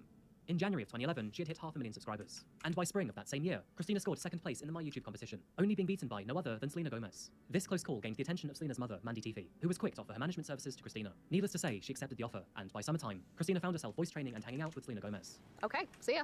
And there's Selena Gomez right there. Yeah, yeah. No, no. Hi. There's Selena. Looking all fabulous for my meeting. Oh, you're always fabulous, dear. Okay, I will come watch a movie with you. Now, this is irrelevant to the main story, but I wanted to highlight a bloopers video that Christina made. By all means, she was very talented, but we are all human and we all make mistakes. Allowing yourself to open up and expose your weaknesses to people around you can provide a great sense of connection. And through these video clips, her real authentic self really shines through. That was terrible. I got started now. What the heck was that? I don't even know. You have to show on the oh god, wrong part. Also, there's a I don't even know what I want to say right now. Thanks for watching, and I just said that. Oh my god, I just said that. Thanks for watching, and do it again. That was really short. To an end. Are you serious? Are you serious? More! Matt? Okay. Don't put a hole in the wall. What? So, In the industry. The next couple of years were wild for Christina. She became the presenter of Disney's new web show, Power Up, released her first full-length album, With Love, and performed for several tours. She would go on to perform on The Voice, reach 2 million subscribers on YouTube, sign up with record label Island Records, produce several EPs, and create her first sophomore album. Honestly, the list, it just goes on and on. Christina's career was rocketing. On June the 10th, 2016, Christina had agreed to perform with American pop rock band Before You Exit at the Plaza Live, an old theatre found in the heart of Orlando, Florida. At 2:50 p.m., she posted a video on Facebook to ask local fans to attend the event and support her. Hey guys, what's up? We're in Orlando today. Please come to the show if you live near Orlando, Florida. We are at the Plaza Live. Please come out. She had already performed with Before You Exit over the recent fortnight, including Toronto a few days prior and New York a few days before that. This was a well-rehearsed gig and didn't stand out any different from the rest of her concerts. The tickets were cheap to purchase, only costing $15 to attend the event, which was perfect for fans, as a lot of her audience were on the younger side of life. Opening time was as usual. The doors opened at 6 p.m, with Christina booked to perform at 7 p.m. And as 7 o'clock rolled around, Christina's introduction ignited the crowd into an eruption of excitement. Alongside her brother, who was playing as the lead guitarist behind her, Christina's performance went by without a hitch. The crowd was quite visibly moved by her singing. That is, almost all but one of them. Found towards the back of the main concert hall was this unmoved figure. This man, dressed in a plaid shirt, trousers, and black cap, went by the name of Kevin Loibl. Kevin was strange to say the least. Born on March 10th, 1989, his mother Nora and father Paul raised him in St. Petersburg, Florida. There isn't a great amount of information about his childhood, but Kevin was not a popular kid. Most of his classmates found him to be strange and quiet. He barely had any friends while growing up, and instead, he spent most of his days online. There were problems within the family too. Dysfunctional and at times abusive. His mother would beat him with a frying pan, throw dishes at him, and apparently, she even broke his brother's arm. In 2010, his mother unfortunately died from an aspirin overdose, which was ruled accidental, but Kevin would blame himself for her death, as he often encouraged her to end her own life. Nora's death brought further pain to Kevin's life, and as she faded out of the family's existence, Paul began to date another woman, someone who Kevin despised of. Over the next 2.5 years, law enforcement were called to the property several times. Most of these were against Kevin's violence, and one time, he had even slammed a door against her wrists. Approaching adulthood, Kevin withdrew from himself and the rest of society even further. He dropped out of college, covered his bedroom windows with aluminium foil, barricaded his door, and spent all of his time on the PC game World of Warcraft. And although he found himself a part-time job at Best Buy, managers were not impressed with his performance. They eventually moved him to the Geek Squad team, so he wouldn't have to interact with as many customers. Kevin was lost to the unhealthy lifestyle in which he'd placed himself in, and at the age of 25, he had no direction, made no efforts to nurture relationships, and had no aspirations in life. That was until the year 2015, when suddenly, Christina randomly appeared in his YouTube recommendations. Kevin became infatuated with Christina, and this may very well have been the first time that he ever felt love. But of course, this admiration was one way, and in reality, Christina didn't even know he existed. It was likely her interest in gaming that caused the sudden fascination, but soon enough, Kevin loved everything about her. In fact, over the next year, Kevin would embark on a huge change in his lifestyle in order to impress Christina. He lost 50 pounds of weight, undertook eye surgery, had his teeth whitened, and got hair implants to hide his receding hairline. He even became a devout Christian, claiming that she showed him the way. When colleagues heard of Kevin's delusions and highlighted the slim chance of him ever being with Christina, he immediately became defensive and even threatened to end their friendships. And in April of 2016, one of Kevin's only friends noticed the spiraling obsession. But after asking his manager if there was anything he could do to intervene, the answer was no. Since Kevin hadn't caused any violence, there were no grounds to act upon. But the very next month, in May of 2016, things would suddenly take a turn for the worse. Kevin purchased 2 firearms along with dozens of rounds of ammunition, and 2 days later, he purchased a ticket to see Christina at the Plaza Live. 2 days before this concert, he returned a bunch of science magazines to his colleague and friend Corey. He told him that he loved him, that he was tired, and that he was ready to ascend. The next day, he packed a bag full of toiletries, his 2 new pistols, a hunting knife, and 3 boxes of bullets. And after hiding his computer hard drive, he ordered a taxi and made his way to the Marriott Hotel found near the venue.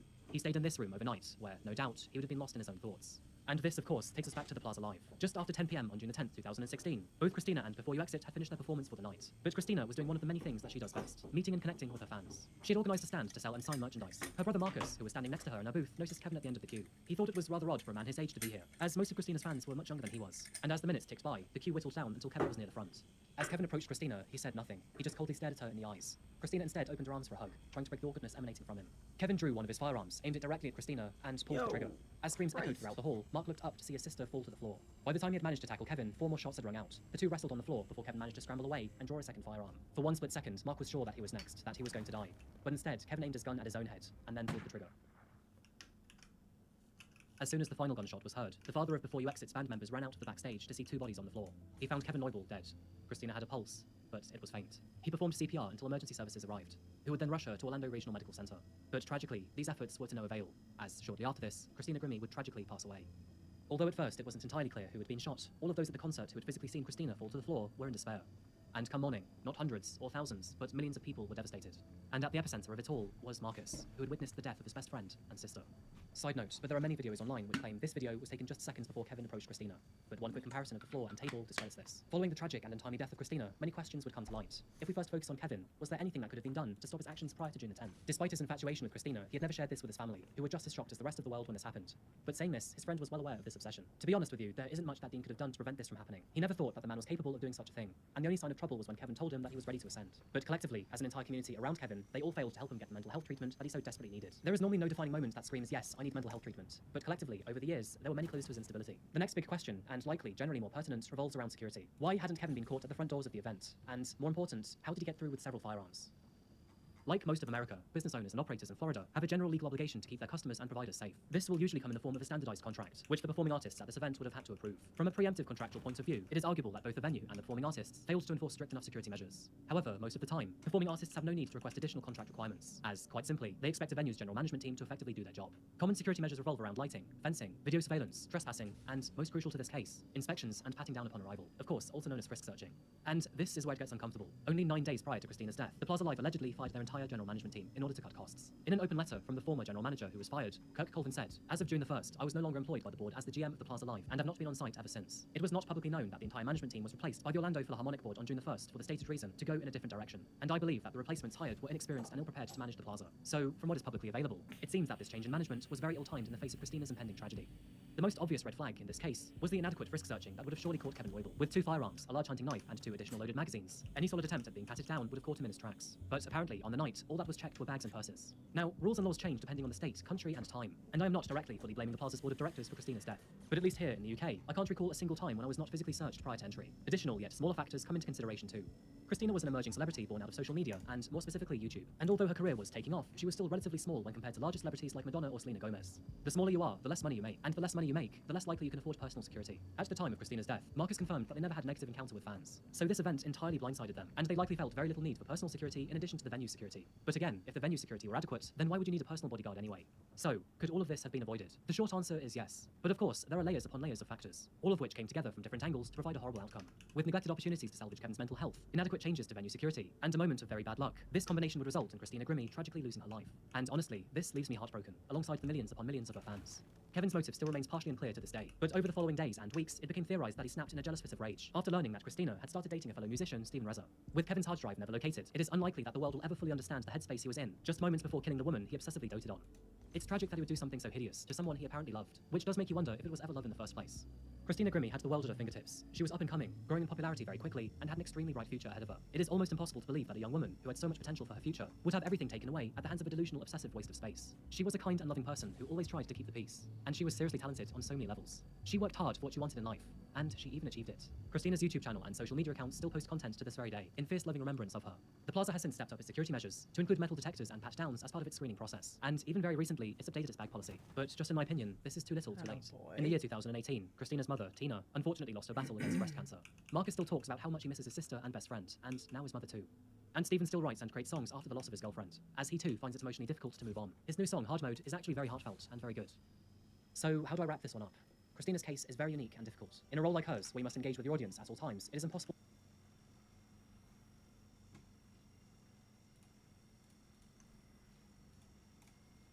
Imagine committing a crime so heinous that it makes you the only woman in 70 years to be executed in America.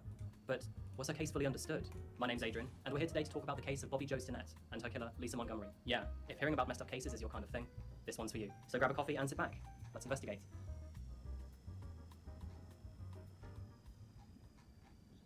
The story begins in Skidmore, Missouri. Now, Skidmore is a very interesting place. It doesn't have the population of a small town, more like the population of an aeroplane, 250 inhabitants. And that's mostly because it's a farming community nestled deep in the prairies of Missouri. But what's more interesting is the history that it holds. In just 3 decades, Skidmore had a local dictator, a murder, a second murder, and then a disappearance. And remember, this is all with only a population of 250. And today we're looking at the town's second murder, Bobby Jo Stinnett. And for Bobby Jo, her story begins where it ends. She was born on December the 4th, 1981 in Skidmore. Not a lot is known about Bobby's past, but elders in the town described her as a quiet yet happy girl as a child. While growing up, Bobby met Seb at school, and the two became childhood sweethearts. And in 2003, they both married in a local church to the town. They had great hope for the future. They dreamed about selling their small rental cottage and building themselves a larger home, one that would house both them and their children in the future. And a few months later, part of that dream would come true. In April 2004, Bobby Jo fell pregnant. They were both ecstatic and expecting the baby sometime January the following year. Seb worked for a local manufacturing plant for Kawasaki in Maryville, and Bobby Jo had a few home-time hustles, one of them including breeding and selling rat terrier dogs. So by December 2004, the baby was well on its way. Bobby Jo was 8 months pregnant, and she was still breeding and selling her rat terrier dogs. She would advertise them online, and part of her business would be to keep a rapport through an online chat room dedicated to rat terrier dogs called Rattachatter. Sounds catchy. Other members of the Rattachatter group knew Bobby Jo for her sweet and caring nature. They would talk about their passion for rat terriers, but also shared interest in each other's lives outside of dog breeding. It was a small online community, and in those forums, sometime back in mid-2004, she announced to everyone in the forum that she was pregnant and expecting a baby the following January. And around the same time, another member of the forum celebrated that she too was pregnant and expecting. Her name was Lisa Montgomery, and she was from Melvin, Kansas, expecting the baby sometime in December 2004. Other members of the group, though, they were suspicious of Lisa's claims. Lisa was still participating in dog shows, and others noticed that she didn't seem to be gaining a baby bump, especially as the pregnancy drew closer. Bobby Jo, however, had no reason to be distrusting of Lisa Montgomery. She had met Lisa, after all, at dog shows previously that year. The two often would talk about the highs and lows of pregnancy, babies' names, and things they'd buy for the babies after they gave birth. In November 2004, Jason Dawson received an email from a woman called Darlene Fisher. Jason was a breeder of rat terriers, and also through his job was a friend of Bobby's, meeting her at dog shows and also through the online forum. Jason had never met Darlene before, but it was normal for him to receive emails from strangers, usually inquiring about adopting puppies. Darlene asked Jason if he knew of anyone in northern Missouri who had puppies up for adoption, as she wanted to give her kids one for Christmas. Not cool, by the way. A dog's for life, not just for Christmas. Jason knew Bobby had a dog who just had puppies, and they'd be ready to go to new homes for mid-December, so he recommended Bobby to Darlene. He gave Bobby's details to her that afternoon. So Darlene eventually got in touch with Bobby through the Rattachatter forum, and she sent an email to her which read, "I was recommended to you by Jason Dawson, and have been unable to reach you either by phone or email. Please get in touch with me soon, as we're considering the purchase of one of your puppies, and would like to ask you a few questions." Bobby Jo later replied to Fisher that evening, writing, "Hi Darlene, I've emailed you with the directions so we can meet. I do hope that this email reaches you. Great chatting with you on Messenger, and do look forward to chatting with you tomorrow AM. Thanks. Talk to you soon. Have a great evening, Bobby. The next day was December the 16th, and it was warm for a winter's morning, sun often breaking through the clouds. It was a Thursday, so Zeb went to his usual workplace. Jesus Christ.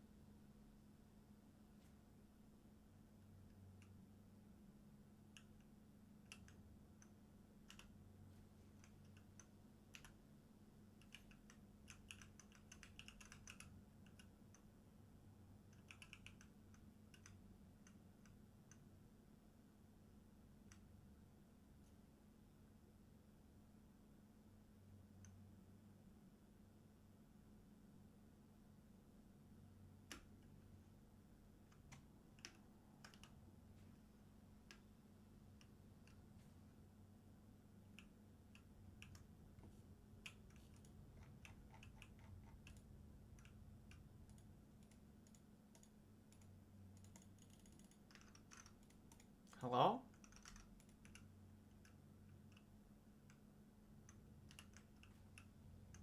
Alright, this server is not gonna last long.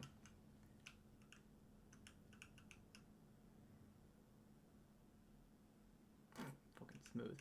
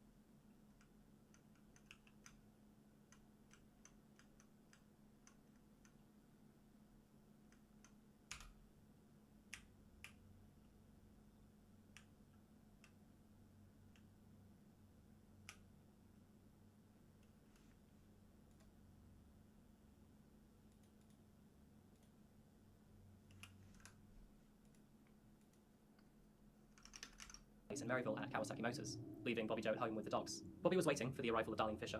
Nothing felt out of the ordinary for her. It was the usual day after all. And then at around 2:30 p.m., Bobby heard a knock at the door. Bobby Joe answered the door, opening it not to Darlene Fisher but to Lisa Montgomery. She was startled, but before she could even react, Lisa barged her way in. Because you see, Lisa was actually Darlene. She used a fake name to find out where Bobby lived. She overpowered the heavily pregnant woman as she forced her way inside the house. Things escalate very fast here. She pulled out some cord from the back of her pocket and started to strangle Bobby Joe, tightening it harder and harder the more that Bobby struggled. Seconds turned into minutes as Bobby's efforts turned limp. Lisa held her choke until there was movement no more. But Lisa wasn't necessarily here for Bobby's life. No, she was here for her baby. Lisa pushed Bobby onto her back and, with a kitchen knife, cut into a wound by slicing through her abdomen. But halfway through slicing her stomach open, Bobby regained consciousness. Think about this for a second. She regained consciousness to see another human being slicing her baby out of her with a knife. She was too weak to fight back, and once the cut was large enough, Lisa pulled the baby out of her womb, wrapped her in a blanket, turned around, and walked off, leaving Bobby Joe to die. An hour had passed, and Bobby's mum, Becky Harper, was in town at the local garage waiting for Bobby. Her truck needed to be repaired, so it was scheduled to be in at 3 p.m. for service on that day. But she hadn't heard from Bobby since the phone call earlier on. That's a little odd, she thought, so she walked to Bobby's house. And when she got there,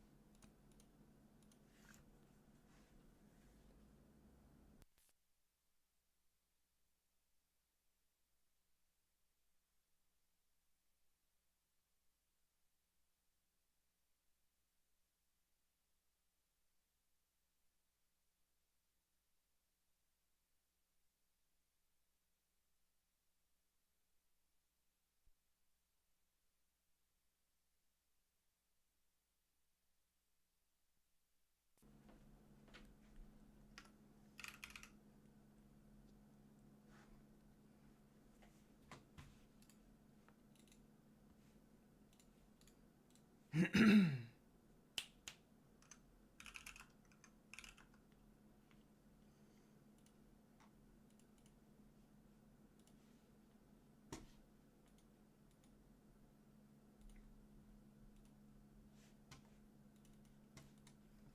committing a crime so heinous that it makes you the only woman in 70 years to be executed in America.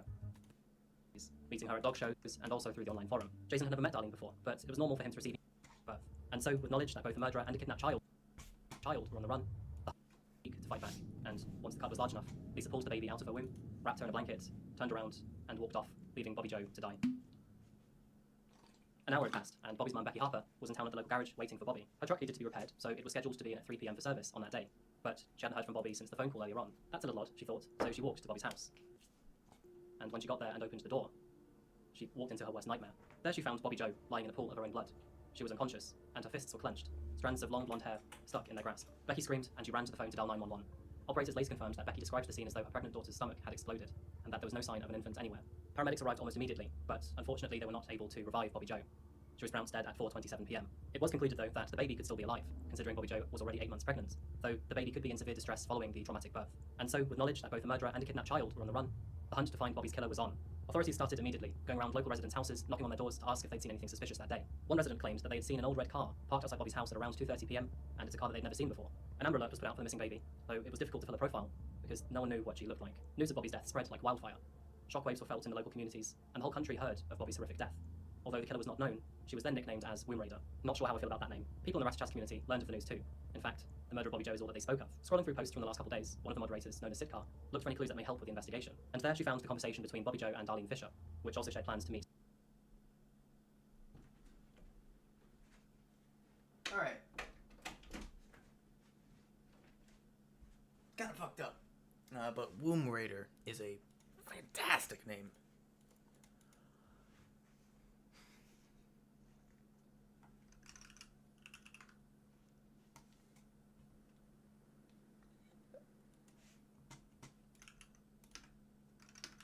The following day.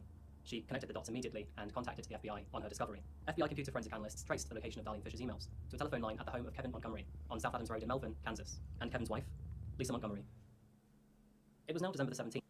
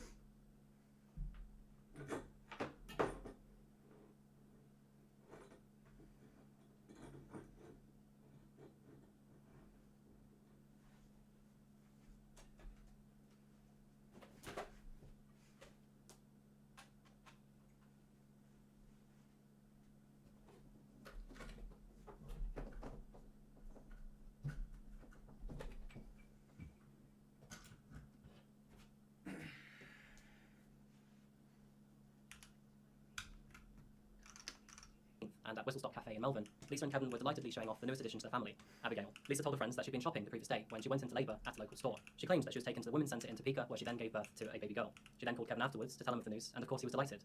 He ran into the truck and picked her up as soon as he could. But that, of course, was bullshit. While the Montgomerys were enjoying their coffee at the Whistle Stop Cafe, FBI agents were waiting for them, sat outside their farmhouse in Melbourne, waiting for their return.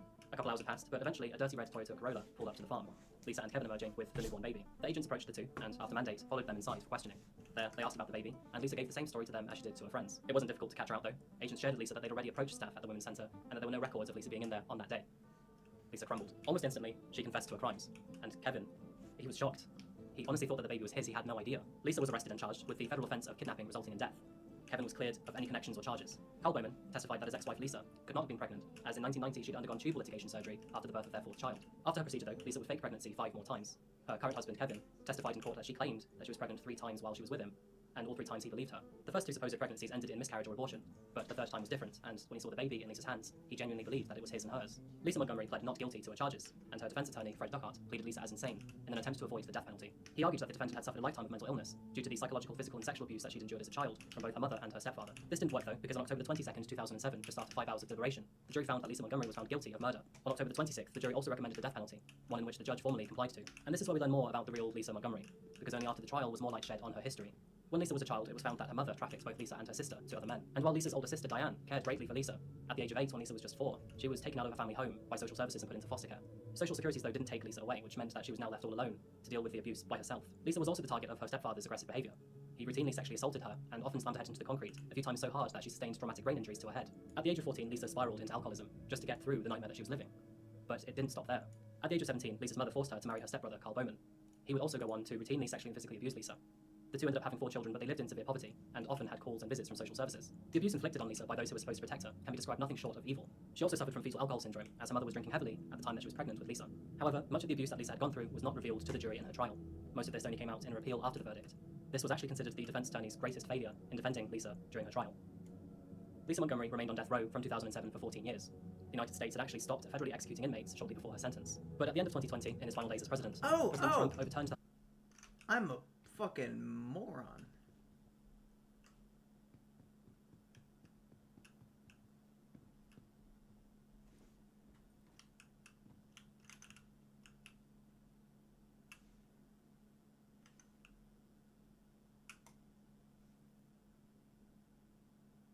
The fucking other one go?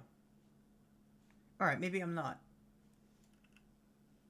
I'm not. This game makes no goddamn sense. Carrie. I just goes away for a while.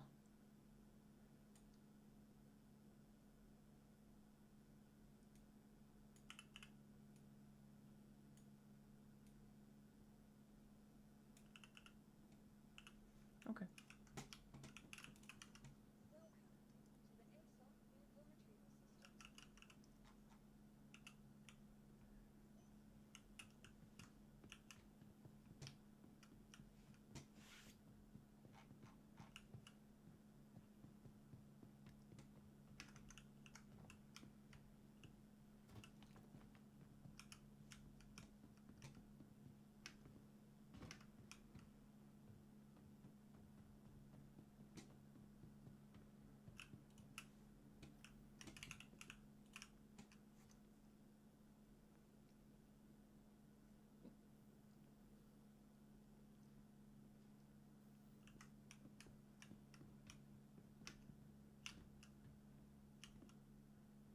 Pizza. Jesus Christ. 6-bin. There's shit in here still? I got you. Reduce, reuse, recycle.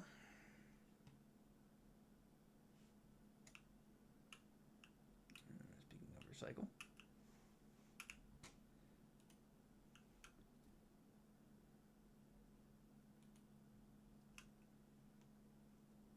Thank you.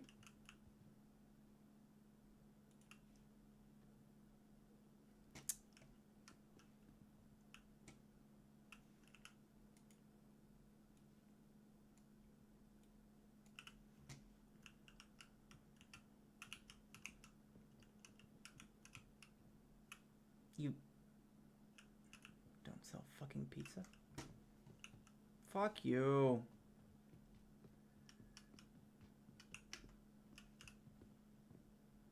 Looks pretty sick. Oh yeah, I can't get food here either, can I? I can get a drink. Calories. I would like calories. Possibly vitamins. Torpito Burrito. Oh yeah, there's 2 stories. Place makes no sense. Never mind, I thought I understood, and then very suddenly I didn't. Hiatus of federal executions, and issued a special warrant for the executions of several inmates.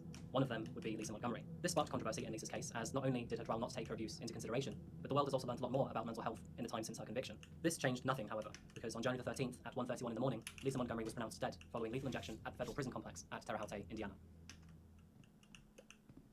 And that's the case of Bobby Jo Sinnett and Lisa Montgomery. A truly awful murder.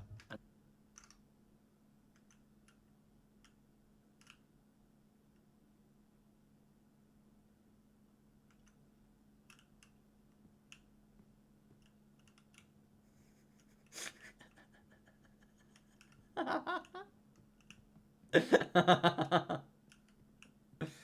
is stupid. How do I get over there?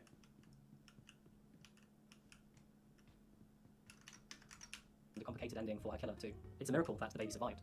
Victoria Stinnett is now 16 years old and still lives with her father Zeb. Not in Skidmore, though, but their old house there is still up to date, empty since Bobby's murder. What Lisa did to Bobby is incomprehensible. In fact, it's one of the most vicious murders I've heard to date. Someone who is able to kill in such a way as that should never be allowed back into society, no doubt. But was it worth the death penalty? Remembering her abuse and subsequent mental condition, did she deserve the death penalty above serial killers and other fully cognitive murderers? I'm not here to judge. But what do you think? Do you think she deserved the death penalty? Do you think that she deserved to die for what she did? Please let me know your thoughts in the comments below, because I honestly would love to hear what people think. I honestly would like the algorithm to favor my video ever so slightly more. He prowled the streets of South Korea in pursuit of his own selfish deeds. But what lengths would one be willing to go in order to achieve their desires? There's the stairs. No. No. How long can these acts go undetected? My name is Adrian, and welcome back to another video by Coffeehouse Crime. Today we're looking at a case that's barely known in the Western world, but is notorious in its home country. Kang Ho-sun had always treated women like dirt, but in the year 2015, he would embark on an unthinkable journey that would end the lives of 10 innocent women. And many locals in the area now refer to him as the Ted Bundy of South Korea. So who is this evil man? How did he get away with murder 10 times? And who are his undeserving victims? Pull up a seat, grab a coffee, and sit back. This is the case of Kang Ho-sun.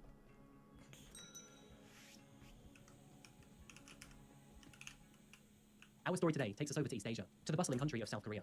When you think of South Korea, the vibrant city of Seoul often springs to mind. Seoul is South Korea's capital city, and over half of the country's population live here within its national capital area, also known as the Gyeonggi region, a densely crowded metropolis which is rich in culture and business. Very reminiscent of a kaleidoscope, Seoul features futuristic skyscrapers, which rise like monoliths above luscious parks and clean streets. And found on the outskirts of Seoul, we encounter Kang Ho-sun. Ho-sun lived in the southern area of Gyeonggi region, and although living here as an adult, Ho-sun was actually born 100 miles southwest in the rural town of Sikomyeon, a tiny town basically out in the middle of nowhere. Born on the 1st of March 1970, Ho-sun had a relatively normal upbringing. There was nothing extraordinary about him. He was the third of 5 siblings, and living in rural Korea, Ho-sun attended an agricultural high school, where his family had hoped that he would stay in the area after he graduated. Before graduating in 1989, Ho-sun was described by teachers as having a neat appearance and any passion in local work around his home. Although his education went relatively well, he couldn't find any passion in local work around his hometown, and so, much to his parents, a neat appearance with a sincere disposition. And although his education went school, where his family had hoped that he would stay in the area after he graduated. Before graduating in 1989, Ho-sun was described by teachers as having a neat appearance with a sincere disposition. And although his education went relatively well, he couldn't find any passion in local work around his hometown. And so, much to his parents' dismay, he seemed to stagnate after graduating, instead taking the easy path and working for his family. This lack of ambition was in fact so apparent that instead he enlisted into the South Korean military, taking the role of a non-commissioned officer, a position that involves working within the military. However, this role would be brief. As in true country boy fashion, Ho-sun was dishonorably discharged after he was caught stealing cattle while on vacation, thus ending his military career less than 2 years after joining. In the years following 1991, Ho-sun would pass from job to job, mostly earning his living as a truck driver. And not long after, he would eventually meet his first wife. They married a year later at the young age of 22, their relationship flourishing enough to welcome 2 baby boys into the world. But throughout the years, the young family had its fair share of problems. Local neighbours often overheard the young couple arguing, mainly over their exhaustion of raising 2 sons. And unfortunately, this situation would end in their divorce shortly after the birth of their second son. After divorcing his wife in 1998, Ho-sun took the opportunity to move up north, to a small town named Bibongmyeon, found in the Gyeonggi region. The decision was made that he would take both of his sons with him, and with his wife out of the picture, Ho-sun wanted to fully leave his previous life behind. He hated living in the countryside, and he wanted to give his sons a different, more modern upbringing. It was during these first couple of years up north that Ho-sun eventually met and fell in love with another woman, and once again, he was very quick to marry the new love of his life. And just like Paul, Ho-sun's second wife fell pregnant, resulting in many arguments between the two. However, unlike last time, Ho-sun would now have to work overtime to financially support his family, and this frustrated him greatly. I'm sure you can already guess where this is going. Ho-sun didn't stick around. He asked for a divorce, left his pregnant wife, and took his 2 sons with him. He also took this second failed marriage as a sign to improve himself, but first, he needed more sustainable work. And so, moving 10 miles north, he purchased a small area of land near the Banwell Reservoir, which is our setting for today's case. Raising a small number of livestock on his land, Ho-sun became somewhat of a farmer, looking after pigs and cattle, along with a few chickens and bees. And to add to this, he also made it a habit of his to pick up stray dogs whenever he came across one. However, this act is not as innocent or kind as it seems. Let me elaborate. This is one of Ho-sun's most famous pictures. It's one of him with a Siberian husky, and his actions following this image are much darker than one would imagine. Being a farmer, Ho-sun would have no issue in killing livestock, but very disturbingly, he eventually found new and very dark ways of doing it. And tragically, even these stray dogs would meet their end in his hands. In another picture with this dog, Ho-sun is seen wearing blue rubber gloves, and his reasoning is malicious, as soon after, this husky dog found itself on his dinner table. It is well documented that many serial killers begin their morbid curiosities with animals, and Ho-sun was no exception, as a lot of the animals in his care eventually became his victims. Owning a small farm financially supported Ho-sun for several years, and in the early 2000s, he would somehow meet another woman, who he once again hastily married. And luckily, this one didn't result in any children. But arguments would once again become a staple in the household, and the new Mrs. Kang found Ho-sun unbearable to live with, which resulted in divorce number 3. Although very likely his fault, all of these divorces had given Ho-sun a very negative view on women. He was miserable with his love life, resented women for rejecting him, and hated his former wives for leaving him to raise their children all alone. It was during this time of despair that Ho-sun met his fourth wife, Hye-jin. And although Ho-sun held a distorted view on women, he somehow managed to convince this one to marry him. That's not to say that Ho-sun was socially reclusive, as he was often described as both friendly and very charming, being able to smooth talk his way in or out of any situation. And of course, this gave him an advantage with women.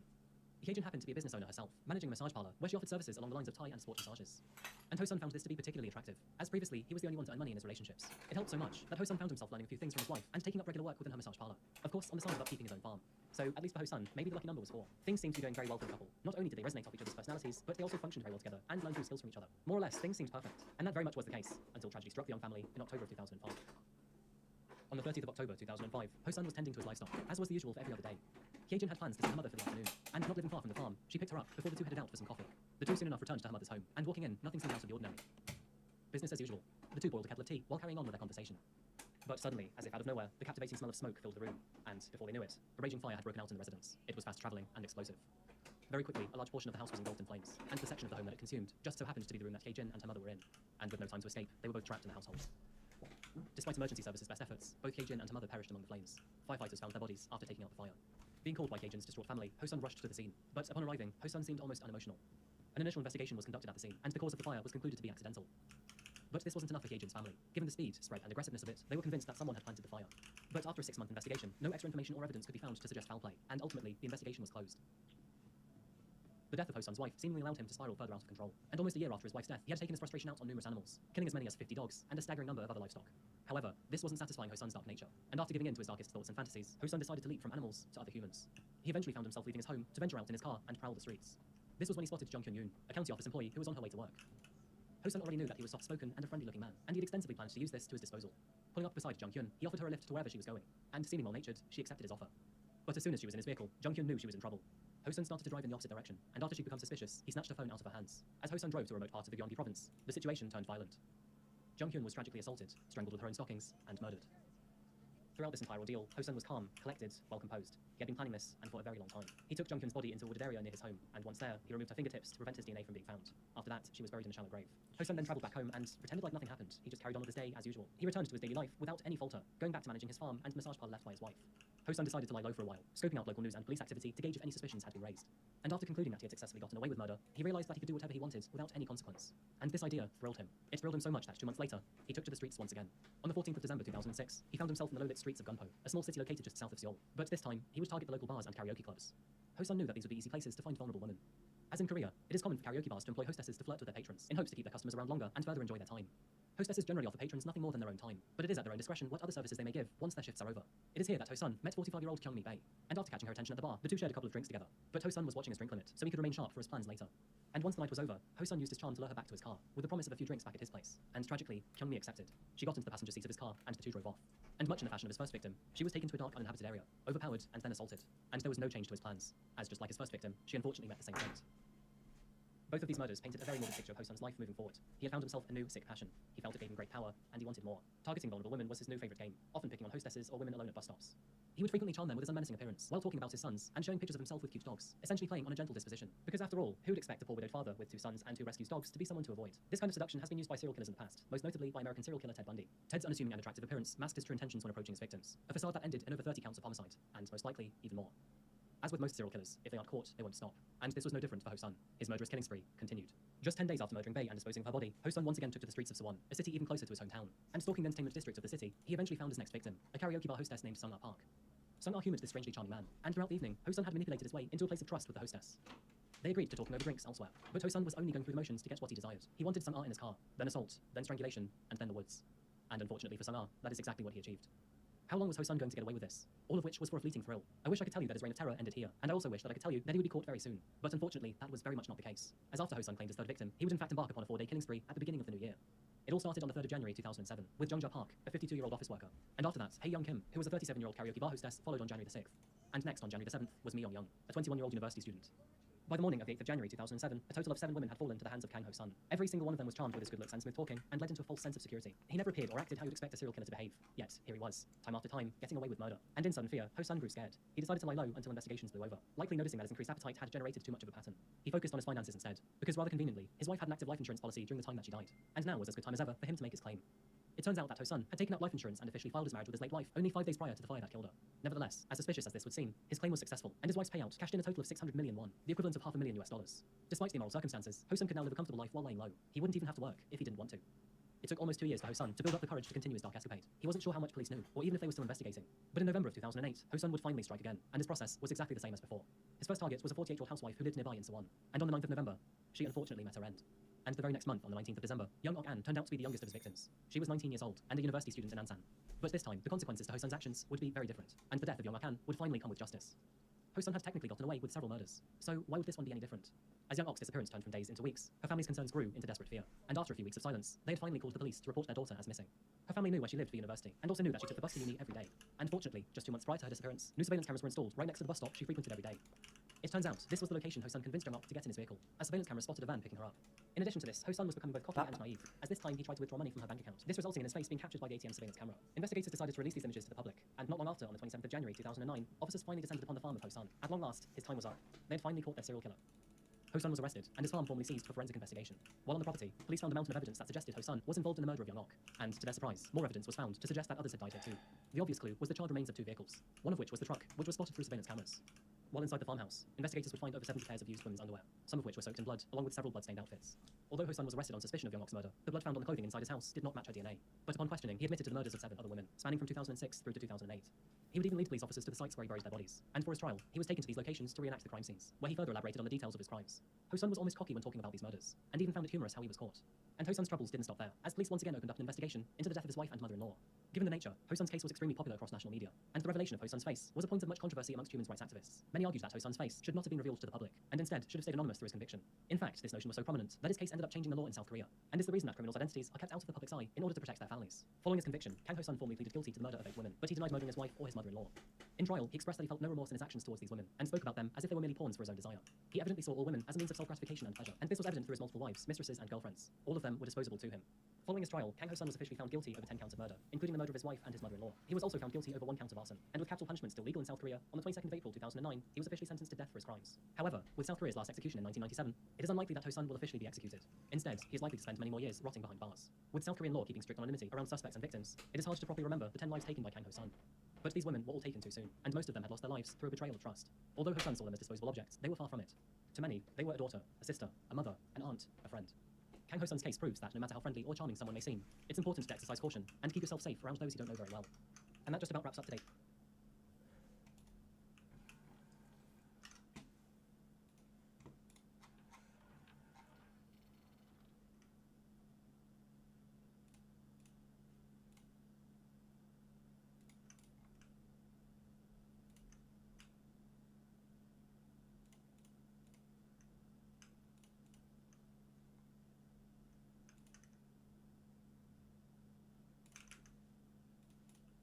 The actions of the US Marine while stationed on the island of Okinawa would infuriate Japanese locals and foreigners alike.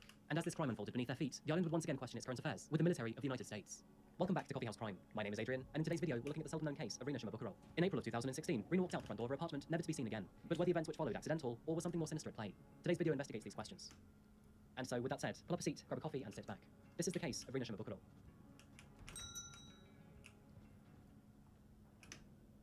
You all know my affinity with Japan by now, and today we're once again traveling to Nihon. However, this time we're heading over to the very southwest of the country, to an area we have yet to visit. Welcome to the southern islands of Okinawa. Now, I've always said that Japan as a country is extremely diverse when it comes to climate. And perhaps not many of you know this, but northern Japan actually has the highest snowfall per year when compared to any other country. Today's video looks at the stark opposite of this, as Okinawa is Japan's version of tropical paradise. It's a popular destination for Japanese natives looking to catch some sun, waves, and warmth. And sandy beaches and laid-back atmosphere to the island is what makes Okinawa special. Okinawa is classed as its own prefecture, but has a relatively small population. It's also a destination that has a heavy Western influence, from its beach culture to its local delicacies. And strangely, spam is a very common food to be found in Okinawan cuisine, even in sushi. There's great reason for Western influence in Okinawa, as 25% of the island is actually covered by military bases from the United States. It's no secret that the local people of Okinawa are uneasy with this arrangement, as 60% of their small 460 square meter island is consumed by its military presence. This has been a point of contention between the US and Japan since World War II, but otherwise, Okinawa is a laid-back island with a vibrant culture and wonderful people. And it's here, on this island in Onoma City, that we find 20-year-old Rina Shimabukuro. Rina lived in a small 2-bedroom apartment. She was a hard-working employee in a corporate office, which at her age was rather admirable. For the most part, she was independent, and she was a very self-driven young woman. She was admired in the workplace and by those around her for a positive yet sensible attitude towards life. Rena grew up as an only child, mostly keeping to herself, but liked by those around her for a polite personality. She was also known to break out some impressive dancing and singing skills when around those she was most comfortable with. While growing up, Rena always decided to have siblings to share her passions with, and so, as she became older, one of Rena's main ambitions was to have children, telling her friends that she was aiming to have around 6 of them. And this opportunity may have come sooner than expected, as in 2015, Rena began a relationship with a local Okinawan man. Due to the nature of Japanese media and identity protection, we don't know the name of this man, so for the sake of this story, we will call him Hinata. What we do know about Hinata is he was an attentive and respectful partner, and he treated Rena well. We know this as Rena's new boyfriend quickly gained her parents' approval, something which often makes or breaks a relationship in Japan. Things were going so well between the two that eventually they moved in together, getting an apartment in Uruma City, and settling into their everyday lives, they slipped into a routine. Rena and Hinata would work on the weekdays to cherish their moments together on the weekends. In the following months, the couple described their relationship as happy and content, and this routine would carry them for several months more, until all of a sudden, tragedy would blindside their peace in April of 2016. On a mild spring evening, Rena decided to head out for a walk. It had been a long day sitting in the office, and so she figured she would go out to stretch her legs. At around 8 p.m. that evening, just before dusk, she slipped into her red sneakers and a black parka before shutting the door behind her. Rena kept in regular contact with her boyfriend through the messaging app Line, which is the most popular way to talk by text in Japan, much akin to WhatsApp in the West. She messaged her boyfriend to say that she was going out for a walk and would be back later on in the evening, which was nothing out of the ordinary. Taking her usual route along the edge of a canal, she took in the evening's calming sights. Reflections in the water displaying illuminations of apartment buildings, commercial stores, restaurants, and even the mega Don Quixote. On the other side of this canal was an industrial sector full of factories, warehouses, and shipping companies, all of which were busily working their way into the night. Rena had walked here many times after work. She felt safe here, and rightfully so. And this very night, Hinata was waiting back at home for her to return. But as the hours passed by and the clock hit midnight, the incessant feeling of worry began to haunt the young man's mind.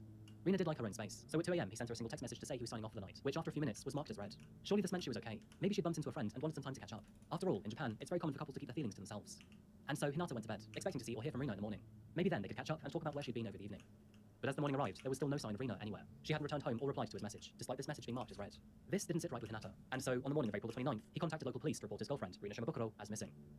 Police were rather quick to arrive at the residence, and while there they began their investigations, asking Rena's boyfriend as much information as they could. In parallel to this, Rena's group of friends immediately took to social media, asking around for their missing friend, and soon enough, speculation started to spread like wildfire around the tight-knit community. As time clambered by, multiple theories arose. Some believed it was a random abduction, some believed the boyfriend had something to do with it, while others speculated cult activity. And as all this heresy plagued Rena's disappearance, the police released multiple images to the public in hopes that someone would come forward with a lead. However, as these first few days passed by without any notion or clue, concern and dread began to fill the hearts and minds of Rena's family, friends, and boyfriend. During public campaigning, police were still working hard behind the scenes. Eventually, they discovered where Rena's cell phone had last pinged in the moment she read her boyfriend's final text message for the night, which just so happened to be in the early morning hours of 2 a.m. It turns out that her cell phone had pinged one final time while inside the industrial estate located next to the canal. This was a critical piece of information for officers, as now they could question those working around the site and start to scour the area for any clues or evidence. It was through these efforts that they spotted something peculiar on a surveillance camera, which happened to be owned by one of the industrial companies. On the very same night Rena disappeared, a red SUV seemed to be acting rather strangely, and upon further investigation, they discovered that the SUV belonged to a US military serviceman stationed in Okinawa, and more specifically, at the Kadena Air Base. The car was owned by a man named Kenneth Shinzato, and he was a 32-year-old US Marine stationed on the island. Back at home, Kenneth was born and raised in New York by a single mother, Shirley Gadsden, and although Shirley did her best to raise him, she was ultimately ill-equipped to care for the young boy. Kenneth was a problem child while growing up. He was disruptive at school, had regular temper tantrums, and often fought against his mother. In fact, this behavior got so bad that Shirley ended up taking Kenneth to therapy. Paperwork from the Upper Manhattan Mental Health Center described Shirley as cognitively limited, and declared that the two had a tangled and enmeshed relationship which made his treatment extremely difficult. Ultimately, Kenneth was put into foster care in 1997 at the young age of 11, and from here he went through a total of 5 foster families due to his behavior. At the age of 18, Kenneth moved into his own place near his mother's home until eventually he joined the Marines. He served in the Marines for 7 begrudging years, before taking a back seat in 2014 by accepting support work for the Marines in Japan instead of moving back to the US. And the reason for this was very understandable. Meeting and falling in love with a Japanese woman, the two eventually married, and Kenneth had even taken her last name to distance himself from his own mother. The two would also have a newborn son in March of 2016, and although his wife had urged him to tell his mother, this never actually occurred. Which brings us to May of 2016, only 2 months since the birth of his own son. This was when Kenneth's car was spotted on cameras around the same area and time where Rena disappeared. So why was he here? Did he have anything to do with it? And what was the reasoning for his suspicious behavior? Kenneth immediately piqued their curiosity, but when he came in for questioning on May the 16th, he denied any involvement, and he answered all questions to an acceptable standard. However, they did seize Kenneth's car in an effort to conduct their own forensic analysis, but the results for this would take several days to come back. And so, with that said, Kenneth was released from police custody, as there was no evidence to suggest he was involved in Rena's disappearance. You'd expect that, under normal circumstances, he would return home to his family, but that is not what Kenneth had in mind. Instead, he made his way to a local drugstore, purchased an extortionate amount of sleeping pills, and purchased a 2-liter bottle of whiskey, and you can probably guess what his plans were. The next morning, Kenneth attempted to take his own life, but after ultimately failing, he was admitted to his local hospital.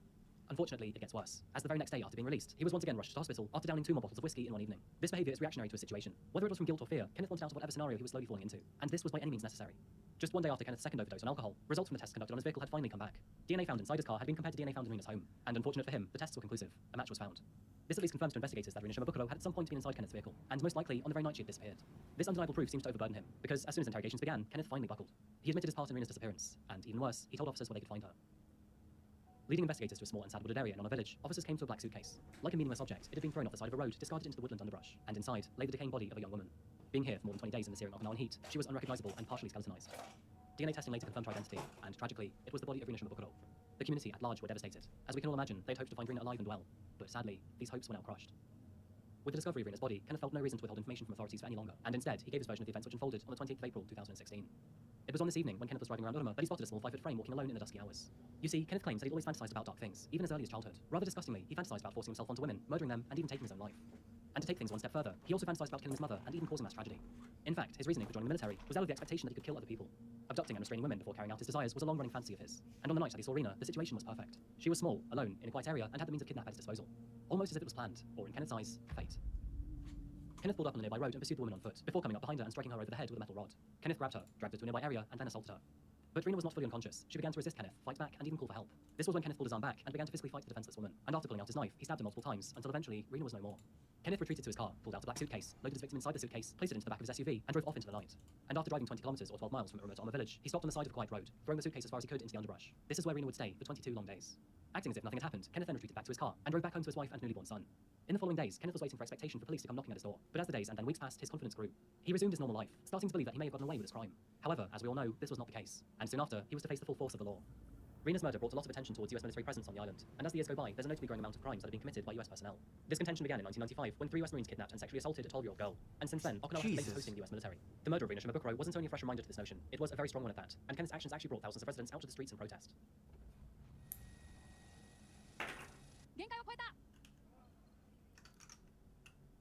This is not how we want the country to be. We are your friends, your neighbors, but we want this to be gone. Before court, Kenneth insisted he did not intend to kill Rena, and apparently his only aim was assault. Throughout his trial, Kenneth was reserved, quiet, and often staring into space. Both judge and jury did not buy his story, and instead they determined that all of it was premeditated. It was noted that Kenneth had brought his own murder kit out with him late at night, including a baton, an empty suitcase, and a knife. And if his aim was only to assault, then why were these items in his car? His actions on this night did not reflect those of someone who did not have intention to kill. While being charged with murder, sexual assault, and illegal disposal of a body, Kenneth would plead guilty to sexual assault resulting in death and abandoning a body, but denied his charge of murder. And with Rena's parents calling for the death penalty, Kenneth had every reason to worry. Fortunate for him, but this sentence would never come his way. And instead, Judge Toshihiro Shibata would give him life in prison, stating there was no room for leniency in such a violent and unnecessary crime. Nobody can deny that Kenneth's actions that night were selfish and despicable, and his evil actions cannot be defended. Perhaps his resentment towards women can be spurred from an internal hate towards his mother. Then again, his wife never complained of any ill behavior towards her, and neighbors always said that the couple were kind and happy. So, what made Rena different from any other woman in his life? And what led him to choose her on that lonely, fateful night? Unfortunately, we will never quite know.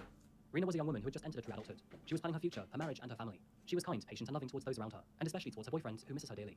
Rena was positive, sensible, polite, and nurturing. Characteristics which you could argue are the total opposite to a killer. And tragically, her dreams were stripped away from her by a disturbed stranger. She wasn't given a chance, or by the actions of one individual. Thank you so much for tuning in to another video by Coffeehouse Crime. If you found this case interesting or insightful, then please remember to like the video and subscribe if you haven't yet. We have one more case coming from Japan in about a week's time, as there are so many interesting cases to cover. But what are your thoughts on me covering more Japanese true crime? Please let me know in the comment section down below. I'll be back again next week with 2 brand new videos, so as always, I'll be seeing you again real soon. But until that moment arrives, look after each other. Goodbye. With professional recognition, high-caliber lifestyle, and extraordinary wealth, Mohammed Shamji and Alana Frick were a power couple that many adored and envied. But unbeknownst to many who only saw the front facade of a successful and loving couple, things were going terrible behind closed doors. And with one of these two lovers bearing an unchecked and volatile pattern of behavior, it was only a matter of time until one of them would snap. Welcome back to Coffeehouse Crime. My name is Adrian, and in this video we're talking about the case of Mohammed Shamji and Alana Frick. This story serves as proof that no matter who you are, monstrosity is not conditional to your occupation, status, or background. And by the way, I post solved, unsolved, and strange cases here on a weekly basis, so if that sounds like your kind of thing, please consider subscribing to Coffeehouse Crime. So let's dive straight into this turbulent relationship. Pull up a seat, grab a coffee, and sit back. This is the case of Alana Frick.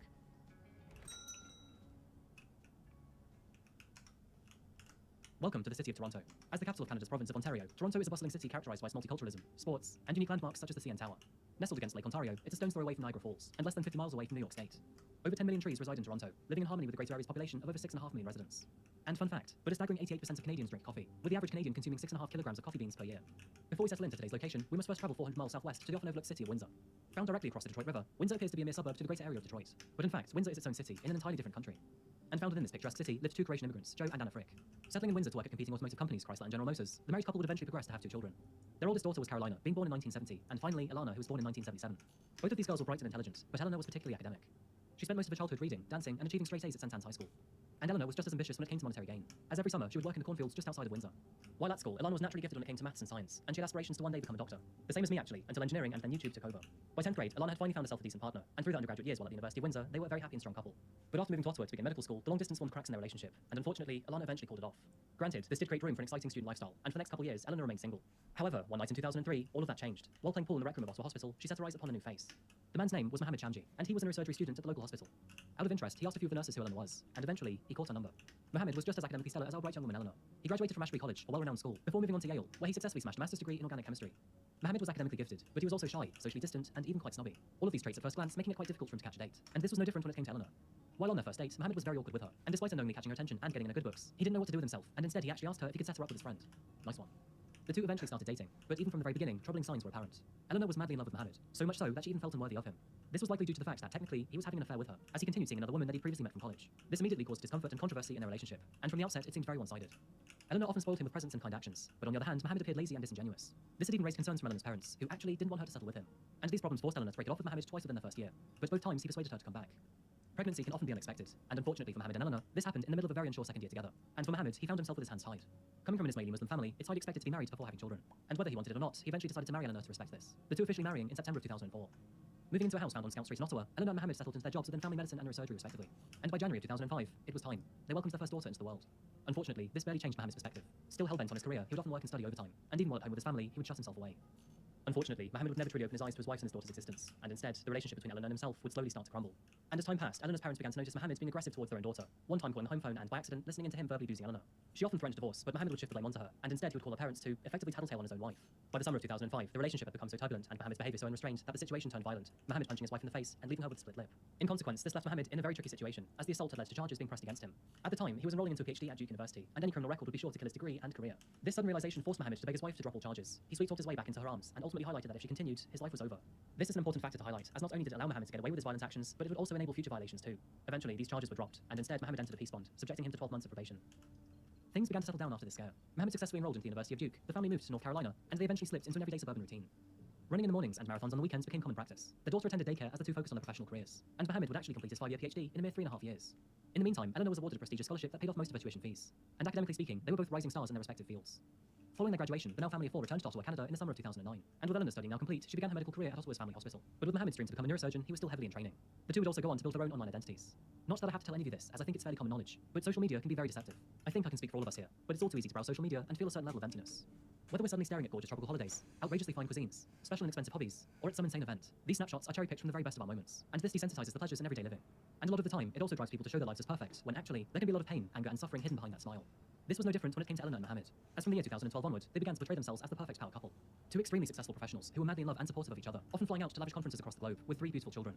And unfortunately, this immaterial facade masked what was actually happening behind closed doors. And very little did the world know that Mohammed was actually in control of both his and Eleanor's profiles. His aggressive behaviour slowly made its way back into their lives too.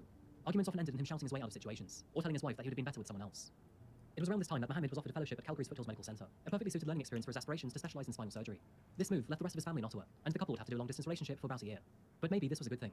After all, absence makes the heart grow fonder. Sadly, that was not the case. Throughout his many trips back home, Mohammed had accidentally left his email address logged in on the family computer, which eventually led to Alana accidentally discovering that he was once again having an affair. When confronted about the affair, Mohammed admitted it, and of course Eleanor, she was devastated. But despite this, and despite her friends telling her to leave, she stuck by him. Soon after this, the family figured it was time for a fresh start, and with that said, they decided to move to Toronto. They upscaled to a $1.5 million house in North York, and very shortly after this, conversations of having a third child came to light. Considering the shakiness of the situation, you'd have maybe expected the couple to slow down and figure things out rather than further commit. But maybe this was Mohammed's way of gaining further control. Well, soon enough, Eleanor fell pregnant, and by October of 2013, the family of 4 became 5, Eleanor and Mohammed welcoming their first son to the world. Things calmed down over the following 2 years. Ilana's friendships in the local area bloomed, and Mohammed was kept occupied with his career, as finally, he had become a fully accredited neurosurgeon, specialising in spinal injuries and conditions.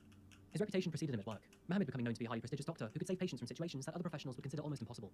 And Alana was moving through the ranks too, eventually becoming a delegate for District 11 of the Ontario Medical Association.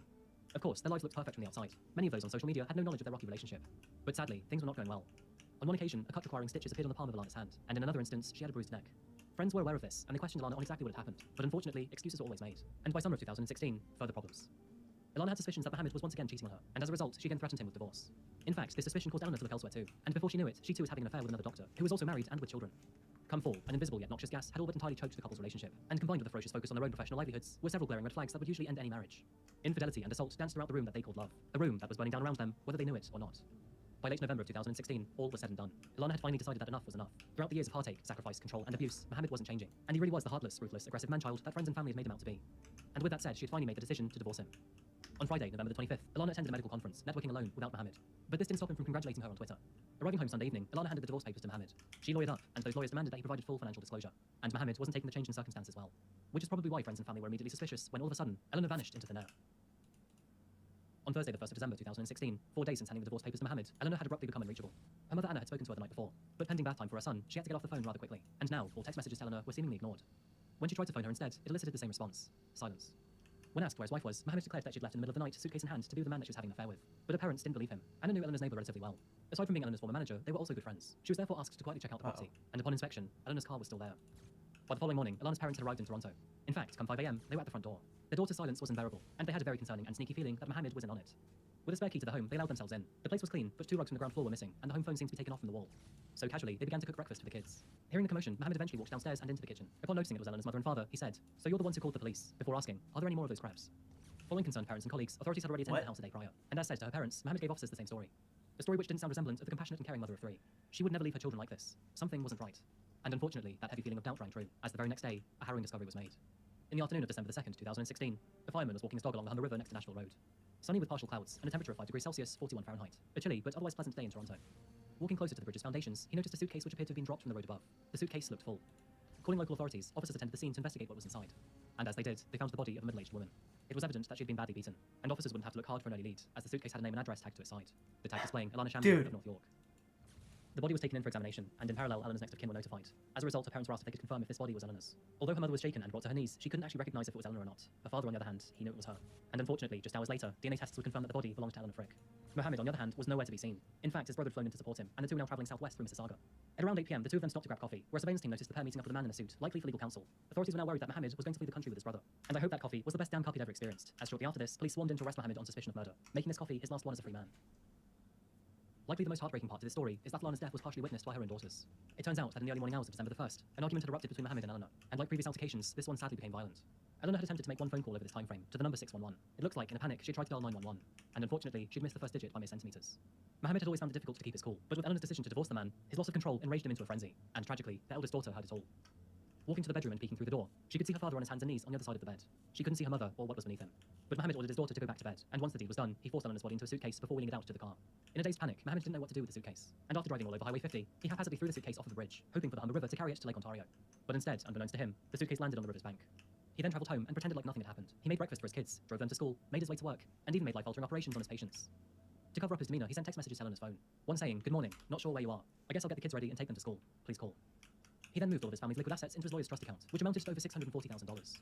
And then, of course, Alana was found the next day. An autopsy report declared that she had suffered a broken neck and several broken ribs. The cause of her death was asphyxiation, and all of her hair had been hacked off before her body was discarded.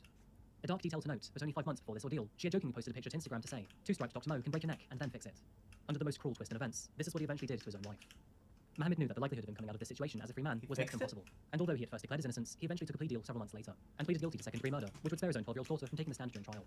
He told the court, "Mine was the ultimate act of betrayal to a woman who gave so much to so many people, especially me." As a result, Mohammed was consequently found guilty for second-degree murder of Eleanor Frick, and being Canada, he was sentenced to life in prison, with the possibility of parole after serving 14 years behind bars, which means he could see freedom as early as the year of 2030. After court adjourned, the Frick family confirmed they were satisfied with his plea, but they did admit that they would have preferred for Canada to have the death sentence, as life behind bars isn't punishment enough. Naturally, they hope he never gets the chance to be released. Any question you want? You happy though with the outcome today? Not a good word, maybe. It's okay. It's okay. You said you wanted justice all along. Do you feel you got justice today? Justice will never be for us. Never. The only justice we will have if she can come back, and she will never come back. How are the children? They're fine. Thank you for asking. They're doing fine. Following Eleanor's death, questions were once again raised over domestic violence, what the warning signs are, and how these situations can be avoided. It was noted that many friends of Alana, both professional and not, knew of Mohammed's grievous ways. Sadness and grief were felt through Eleanor's family, friends, and the communities that knew her. She was described as a talented professional who helped to improve the healthcare system, was a fantastic mother to her 3 children, and an excellent— What?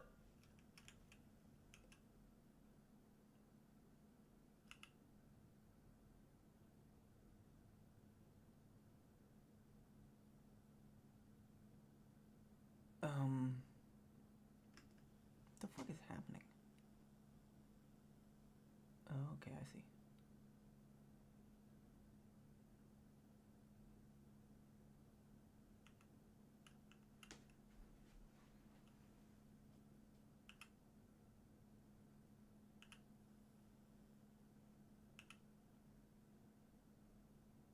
Did I not get my helmet on? I'm so fucking confused.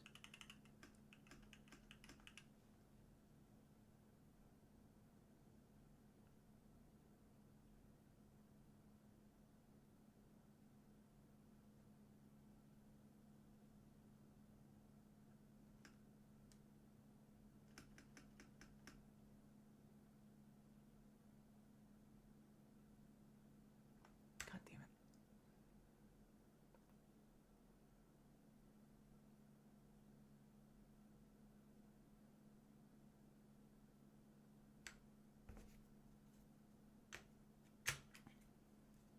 daughter to her parents. She was smart, educated, financially independent, and surrounded by a devoted support network. And when she finally realised and acted upon her own self-worth, the man that she had married had become an even greater demon. Eleanor's funeral was held on December 17, 2016, at the same church where she was baptised and married. Her parents, Anna and Joe, temporarily moved into the house where she had died, so that the children could maintain a normal life as much as possible. Eventually, they all moved house together. At least to me, this case highlights that no matter your circumstances or class, or how successful you appear on social media, you don't quite know what's happening behind closed doors. As for Mohammed, who appears to be a well-educated professional, he sure as hell lacks emotional intelligence and common restraint.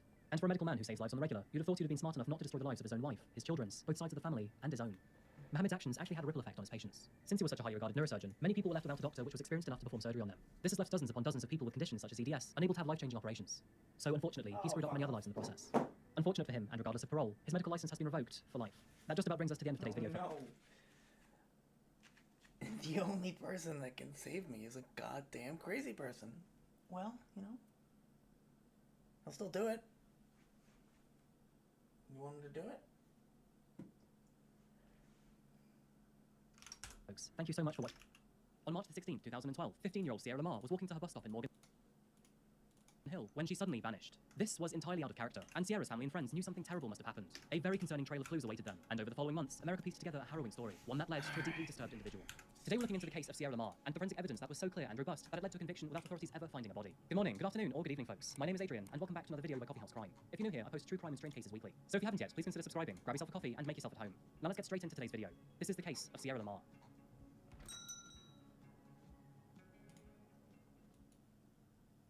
Welcome back to the United States, folks. Our story today begins in the state of California. Found in the San Francisco Bay Area lies a small city named Fremont. Founded in the 1840s, the Fremont area proliferated during the Californian Gold Rush. And of course, many things have changed since then. Where Fremont once was nothing more than a post office with farmland for grapes, nursery plants, and olives, it is now home to over 230,000 residents. You may know the city for its Bay Area rapid transport system, which ferries residents all over the region and into neighboring San Francisco.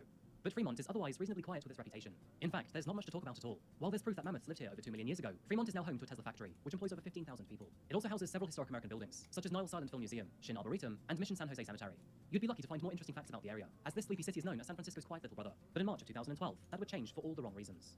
Zeroing in on our story today, we meet the Lamars, happily living in Fremont, California. The family of four consisted of computer engineer and father Steve, mother Marlene, and their 2 daughters. The youngest daughter, Sierra, was born on October the 19th, 1996, and her older sister, Danielle, was about 4 years her senior. Both girls grew up in a relatively comfortable environment. Like all families, they had their ups and downs. However, there was one very concerning detail behind closed doors. During their younger years, Danielle's and Sierra's father had acted inappropriately with one of their school friends during a sleepover. And after getting caught, Steve pleaded no contest to lewd acts with a minor. Needless to say, and as a result, he was imprisoned for 1 year, and the revelation understandably broke the family apart. Despite Steve's former convictions, Danielle and Sierra had a very good relationship with him, claiming he'd always been a caring and respectful father. Steve and Marlene, though, they were well and truly over, and soon after hearing the news, the two divorced. Soon after this, she found herself a new man. Both Sierra and Danielle attended their local high school, Washington High.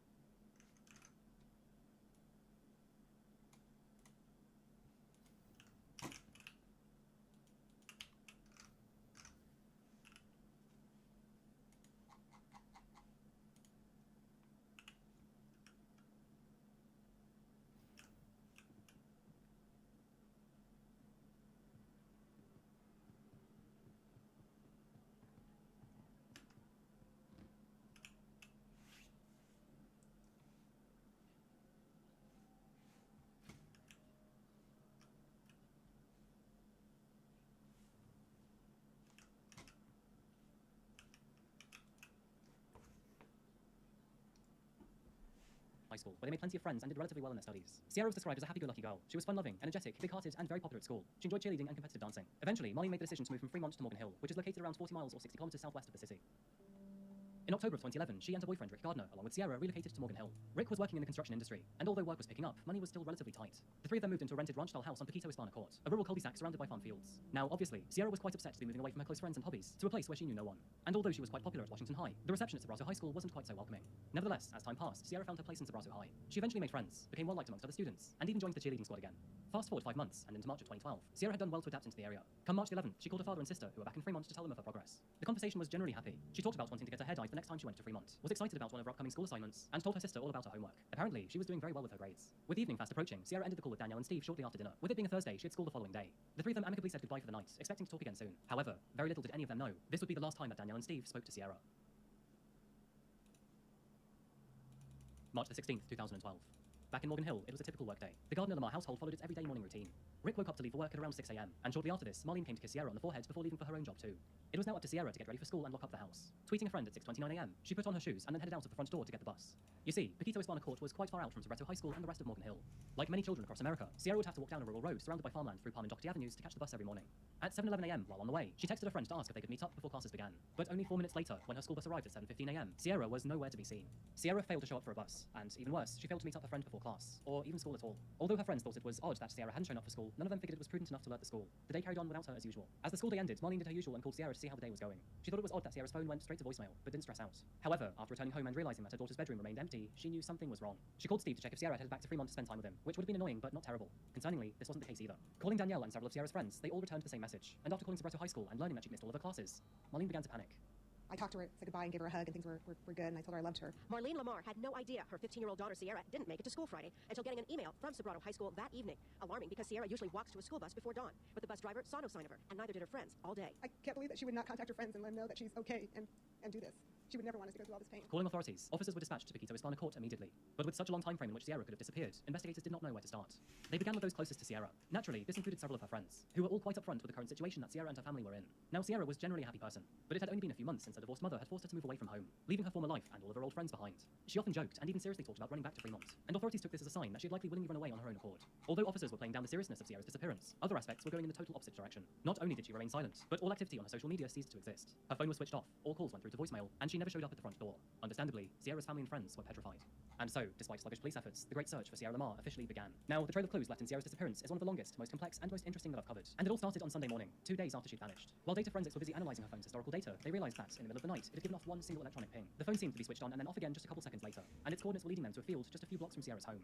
Come sunrise, a search team carefully combed through the fields where the phone had been pinged from, and after searching for only several minutes, they found it. Sierra's Samsung Galaxy had been located a stone's throw away from the road. Due to its distance, it was speculated that it must have been thrown from the road due to the physical damage that it had incurred. Investigators concluded that her phone had not been manually switched on that night. Instead, they believed that the rain had created a false charge signal and turned her phone on for a brief second. Now, this was a very lucky coincidence. Authorities finding her phone holds great weighting to the end of the story, and it all happened due to a raindrop and a short circuit. With no footprints, tire track marks, or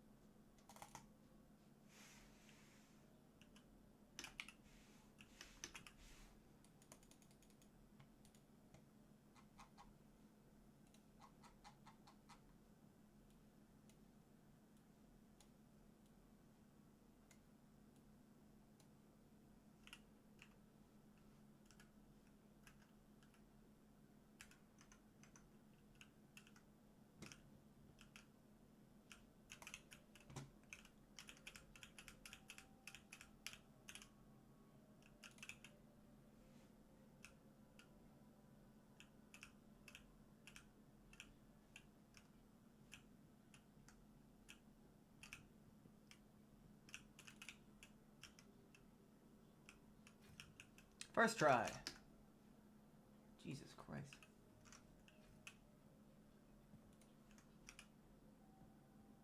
That was a real person? Weird. Any other form of visual evidence, it was likely that her phone was thrown from a moving vehicle. And given the nature and circumstances of this case, that was very concerning news to officers. The following day came another gut-wrenching discovery. Tossed just outside a barn only 2 miles away from Sierra's home, a search team had discovered her backpack. The bag contained her schoolwork, inhaler, and money, therefore her backpack. The bag contained her schoolwork, inhaler, and money, therefore indicating that she'd intended to go to school and was likely forced away from her own crucial possessions. Unfortunately, it just gets worse from here. Her bag also contained an entire set of clothing, likely that of what she was wearing on the morning she disappeared, and this included her jumper, trousers, socks, shoes, and even underwear. DNA analysis was conducted on her clothing, which came back with positive results. They found foreign DNA from a male on her trousers, indicating that it was likely that she had been assaulted. Search efforts had already drastically ramped up in the days after Sierra's disappearance, but with her phone, a wave of support from the local community and from afar. Over 1,000 new tips came through to authorities, and officers conducted more than 7,000 hours of activity. More than 800 volunteers made up several search teams. They meticulously scoured through fields, searched abandoned buildings, and investigated all local lakes and reservoirs. Sierra's name was talk of the town, and missing persons posters were erected all over the area. Sierra's parents also raised a $10,000 reward to anyone who could provide solid evidence. But despite their and the community's best efforts, nothing other than a golf ball and a flipper was found. It's day 18 and still no sign of Sierra. But sheriff's investigators are not giving up. They're extending their search, canvassing new areas, looking and praying she will be found alive. Investigators have received hundreds of tips and information from the community, a driving force they say that's keeping this case alive. And as for the physical evidence, Sierra's clothing and cell phone, as well as the stainless steel handcuffs and used condoms that were found, are all still being analyzed for any connection to Sierra's whereabouts. Unknown to the public at the time, but investigators were actually closing in on a potential suspect. On March 28th, 12 days after Sierra's disappearance, analysis concluded that the DNA found on her trousers belonged to a man living in a local area. A total of 57 registered sex offenders lived in the Morgan Hill zip code, and all of them were investigated and compared against the DNA sample. For the record, Sierra's father approached authorities about his previous crimes as soon as she went missing, and he was ruled out of being a potential suspect almost immediately. But one of those men who was not ruled out was a local man named Antolin Garcia Torres. The 21-year-old man first entered the spotlight after a positive DNA match between himself and Sierra's trousers. Antolin lived about 7 miles away from Sierra's home, living in Maple Leaf RV Park with his mother, then pregnant wife and daughter. And Antolin's history is concerning at best. He had a very difficult childhood, full of neglect and violence. His father was an abusive alcoholic who had threatened to kill him and his mother at least once. That was before he was eventually arrested and put in prison for abusing an underage relative. Sadly, this This awful characteristic found its way from Antolin's father to Antolin himself. In 2009, he was arrested for having sex with a minor, and although these charges were eventually dropped, his DNA had been collected as a result. He was also arrested in 2010 for obstructing police activity. This worrying connection between Sierra and Antolin prompted investigators to put him on 24-hour surveillance. Whether Sierra was alive or not, nobody knew. But at least in this moment of time, Antolin was the most likely to know. As a result, officers took several measures to monitor his movements and methods of communication. His phone was tapped, his vehicle was discreetly bugged with a GPS tracker, and 2 undercover officers moved into an RV across the road from his home. Investigators also began to look through surveillance footage found around Antolin's local area, and after realizing that the RV park had cameras at the front entrance, they analyzed this footage on the day of her disappearance to see if Antolin had left or returned to his home. Lo and behold, they discovered that Antolin had left the RV park in his red Volkswagen Jetta at 7 a.m. on the very morning that she had disappeared, and with a distance of only 7 miles between his and Sierra's home, his traveling time would perfectly match the time frame in which Sierra could have been abducted. Although Antolin had left his home at the usual time he would go to work, shift records from his employer Safeway confirmed that he did not work on March the 16th, and after further discussion with his management, they learned of some more bad news. It turns out that just 3 years prior, 3 failed abductions had taken place in the very same car park of the Safeway, and although these attempts were thankfully unsuccessful, no one was ever formally identified or arrested. Only one of these attempted abductions had any form of evidence left behind, which was a taser that the perpetrator had dropped. Found on one of its batteries was a fingerprint. However, it was only a partial fingerprint and could only be matched in a direct one-to-one comparison. The idea was tempting, and after comparing Antolin's fingerprints to those found on the taser, came a very shocking revelation. Antolin was in fact their suspect. Investigators now had a very likely suspect. His DNA was found on Sierra's trousers. He was confirmed to be out when she disappeared, and he has former connections with abductions. This was enough to bring him in for questioning, and for his car to be impounded for DNA analysis. And although Antolin was smug in his interview, test results were quite damning. He was actually very dismissive during his interrogation. He claimed that he had no idea who Sierra was, but he was confident they would find nothing, and that he went fishing on the day she disappeared. But Antolin did not finish his interview without giving a very bizarre confession. You see, Antolin confessed that he had a rather nasty habit of strangling the snake while driving, and would throw the unlucky tissue out of the window. Not only this, but on the very morning that Sierra disappeared, he claimed to have thrown out a used tissue in the exact area her bag was found. Now, we've already had a 1 in a million chance with the raindrops and Sierra's mobile phone, and the police weren't buying his ridiculous story either. On May the 21st, 2012, Antolin Garcia Torres was officially arrested in connection to the disappearance of Sierra Lamar outside of his work in a Safeway car park. This was due to several clear connections between Sierra and Antolin's car. DNA analysis had concluded that her DNA was on the internal door handle of the car's rear door. Additionally, some rope found inside Antolin's car contained a strand of Sierra's hair, and fibers from his car seats matched that found on Sierra's clothing. This means that, without a doubt, she had been inside his vehicle at least at one point in time. But despite his arrest, there was still one massive problem with the situation.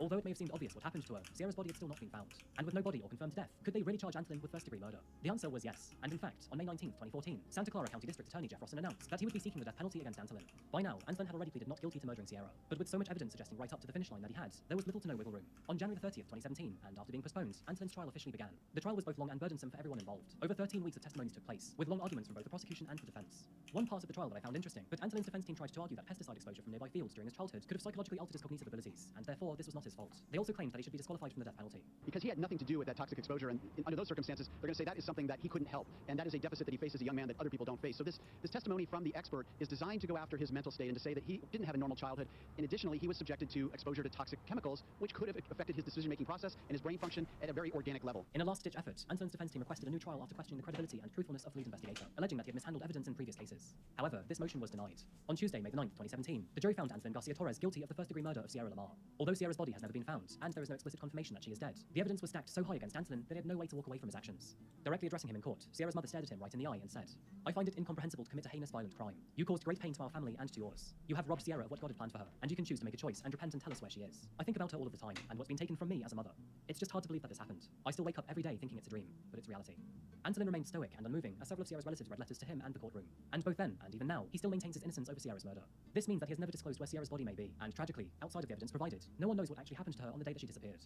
Although he was spared the death penalty, Antolin was officially sentenced to life in prison without the possibility of parole, which, if you think about it, is quite the achievement, considering no body has ever been found. Since his conviction, Antolin has remained almost entirely silent, and despite receiving hundreds of letters from news stations and strangers, only one letter has been replied to. In this letter, which was addressed to a news reporter from Chrome 4, Antolin said, "I hold fast to my innocence, and I'm not going to talk about the case. I have no trust in the news. There is a lot of selective reporting which paints a picture not always true. I too believe that every person has a right to have their voice heard, but unfortunately, those days are long gone." Now, honestly, I'm not sure why Antolin still claims his innocence. With his DNA on Sierra's belongings, Sierra's DNA in his car, his former criminal record, and a perfect timeline, this is all just clear as day. Clear as day that he was involved in Sierra's disappearance, at least. And according to friends and family, there is no way that she would still be missing if she was still alive. As I usually like to present in these stories, but there were several dark and interesting side notes to this case. On June the 19th, 2012, 3 months after she had disappeared, fake photos were shared online displaying Sierra's Facebook account posting several updates to say that she was being held captive and needed help. This was later proven to be fake, but honestly, what kind of sick person does this? There was a legitimate post of dark irony, however. In the evening before Sierra disappeared, she retweeted a tweet to say, "Going to school tomorrow, I'd rather kill myself."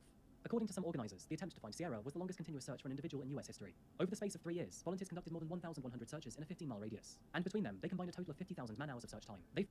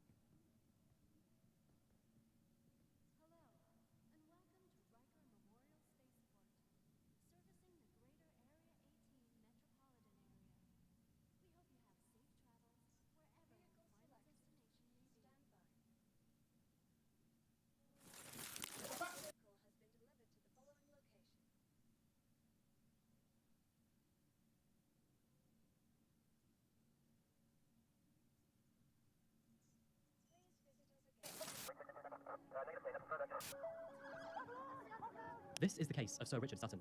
With a net worth of over £301 million and a staggering property empire totaling over 7,000 acres of land, Hotelier Richard Sutton's domain was larger than the country's Ministry of Defence. But who exactly is Sir Richard Sutton? And following a lifetime of fortune, what hideous intent waited for him in his final moments? My name is Adrian, and welcome back to another video by Coffeehouse Crime. They say that you cannot trust anyone like your own family, but this case will tell us otherwise. And honestly, I'm still struggling to believe this story is real. By the way, I post solved, unsolved, and strange cases here on a weekly basis, so if that sounds like your kind of thing, please consider subscribing to Coffeehouse Crime. So pull up a seat, grab coffee, and sit back. This is the case of Sir Richard Sutton.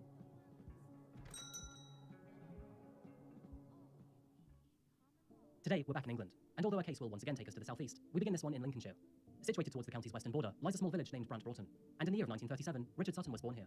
And although this town may be nothing more than a speck on the map, Richard's family roots were quite the opposite. He belonged to the Sutton baronetcy, a title that originates from the reign of King James I. And the long story short for this title, a baronet is ranked below a baron, but above all knights. In today's world, that means almost nothing. But usually, baronetcy families are quite well off, given the small fortunes that they had in the centuries before them. And this is very apparent in today's case. Richard Sutton was actually Sir Richard Sutton IX, and his family was wealthy. Very wealthy. Richard always had the vision to become a lawyer. He wanted to put his time and career towards helping other people. But his choice in career didn't necessarily turn out that way, as instead, he would eventually become a hotelier, which, if it wasn't obvious, means that he owned and managed hotels. Richard was described by family and friends as a warm, compassionate, and generous man. Marrying his first wife, Fiamma, in 1959, they went on to have 2 children together, David Sutton and Caroline Sutton. And as Richard matured through his adulthood, his extensive property and farming portfolio grew, as did his lucrative hotel empire. Many of Richard's hotels are symbolic to England's tourist industry. A night in a suite at the luxurious 5-star Sheraton Grand Park Lane, which is located in London's Piccadilly, can cost up to £1,500 per night. And Mayfair's iconic Athenaeum Hotel offers a 5-star experience in the heart of London, with a spa, sauna, and steam room to go. By the new millennium, Richard was fast approaching a position in the top 500 wealthiest people in the United Kingdom. And although most of his money was inherited, this would put him right at the top of society. And I mean this kind of top. Expensive cars, private jets, holidays that one could only dream of. Richard had it all. However, there was one thing that Richard was not able to master, and unfortunately that was his marriage. In the year 2002, both he and Fiamma decided to divorce. Richard may have been wealthy beyond comprehension, but he was not cold or heartless. He was actually devastated that his marriage fell apart. However, as with many corners in life, where one flower dies, another will bloom. And that's where Anne Schreiber enters the scene. Originally from Denmark, Anne was a physiotherapist, and she was married to her husband, David Schreiber. David came from a military background. He earned his time in the cavalry before becoming a business owner in London. The two lived in a heritage-protected farmhouse in the countryside of Dorset, along with their 3 children, 2 daughters, Louise and Rose, and 1 son, Thomas. And living in Dorset, they lived close by to the Sutton family. It was around the same time of Richard's and Fiamma's downfall that Anne's marriage with David also started to fall apart. David was a charismatic and theatrical man, but behind his charm, he had a troubling history. Not necessarily an alcoholic, but David was a problem drinker. He was well known for drunkenly firing his guns outside of the farmhouse, and often threatened to end his own life. They did live a relatively happy life in the countryside, and there isn't much to highlight past David's antics. But little Thomas witnessed and understood the strain between Anne and his father. Nevertheless, Thomas loved him dearly, and he was devastated to see their marriage fall apart when he was only 16 years old. The Schreibers and the Suttons were already friends for several years, but following the fragmentation of both families, Thomas was surprised when his mother suggested to him that they should all move into Richard Sutton's mansion, without his father included. Thomas eventually figured it out, and when he did, he didn't hang about either. With his now broken family's newfound wealth, he decided to head to Denmark to go to college, and after that, he headed to London to study music tech. It is here that Thomas's passion in becoming a DJ turned into an amateur reality. He started working at local gigs, collecting vinyl records, and swinging from job to job. And all in the meanwhile, things were going well for Richard and Anne too.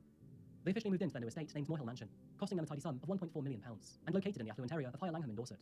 However, the now single David Schreiber's world was much more dire. His drinking habits had worsened after losing his wife to another man. Although Richard and Anne were now together, the two still tried their best to remain friends with David. At one point, Richard even offered a place for him to stay at Moorhill Mansion if he agreed to attend rehab. But feeling like the offer stepped too much over his own pride, David would ultimately refuse this. And in April of 2013, David unfortunately passed away, suffering from a chronic memory disorder caused by his alcoholic tendencies.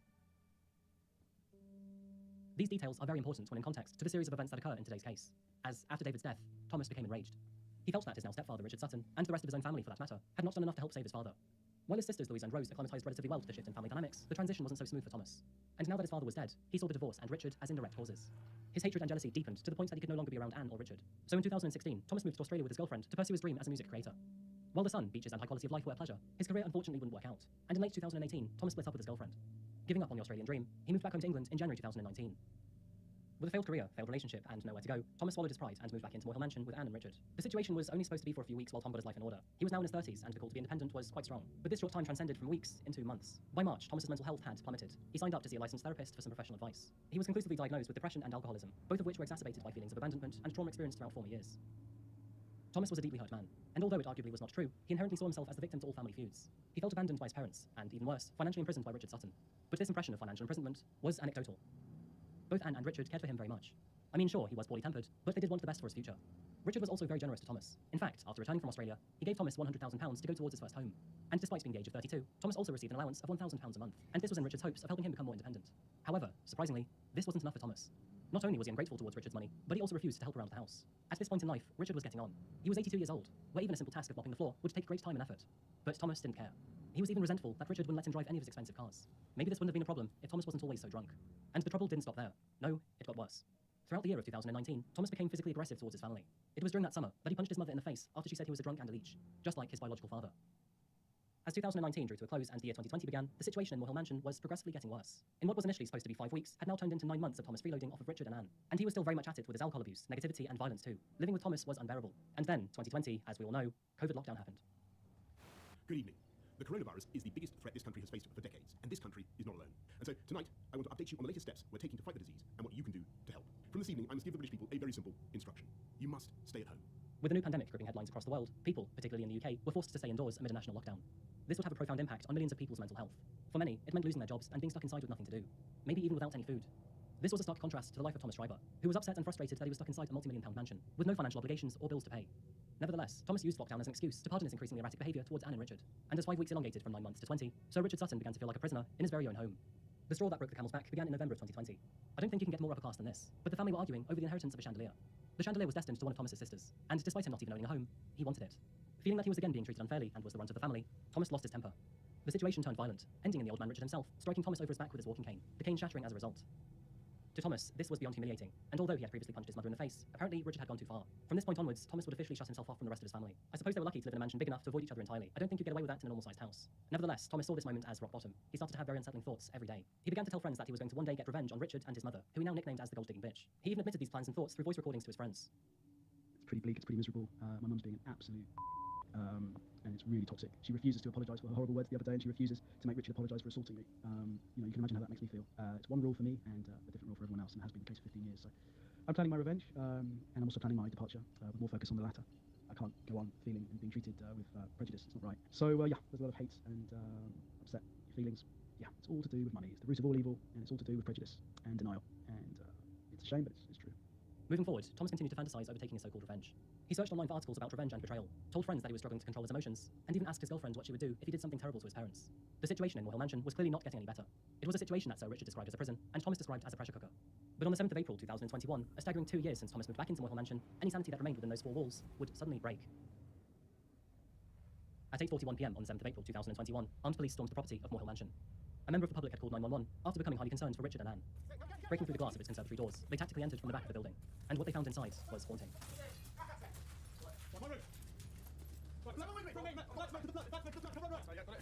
Officers found Anne in the kitchen, but barely alive. She had suffered 15 knife injuries, including injuries to her arms, chest, neck, shoulders, the back of her head, and her back, which included a partially severed spinal cord. With the amount of blood lost and injuries taken, police initially thought that she'd been shot with a shotgun, and due to her injuries, she was only able to respond to officers through blinking. Bloody boot prints created a trail leading upstairs, where officers found Sir Richard on the floor. He had managed to escape from the kitchen, but only made it this far, because sadly, he had died from his many injuries. The attacker's knife had pierced his heart. Police would also find Richard's walking stick in the kitchen and broken, where he had desperately tried to save Anne from the attacker. Detectives would soon realise that Richard's Range Rover was missing from the garage, and Thomas Schreiber was also missing in action. With that said, he very quickly became the prime suspect. These suspicions were reinforced very quickly too, as soon after realising the Range Rover was gone, family and friends started receiving very concerning voice messages from Thomas. If it isn't obvious, Thomas indeed was the killer. Thomas did indeed steal the Range Rover, and he was now on the run, frantically heading towards London while rambling through voice messages. Josh, I'm so sorry. I've made a mistake, and I let my emotions get better of me. This is the last you'll ever hear from me. I love you dearly. You're the best person I've ever met, and you're a fine gentleman. I've made a mistake. I've let my anger get the better of me, and I've killed my mother, and I've killed her partner. And this is the last you'll ever hear from me. And I'm so sorry.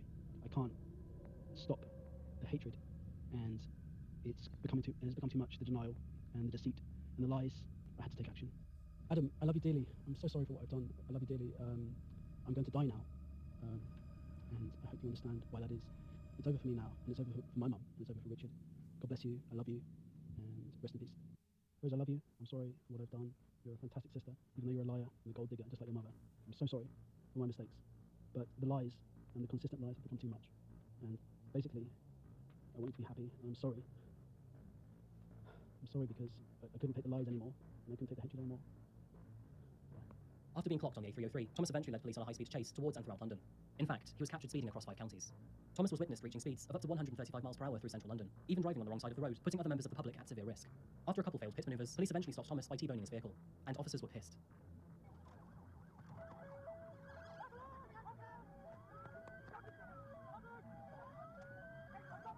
Upon coming to a halt, Thomas immediately pulled out a knife and plunged it into his chest several times. But police were not going to allow him to die right there, so in response they pulled out a taser and, well, tasered him. And after failing to take his own life, Thomas replied with, "Just kill me. I pay your wages. I ask you to kill me."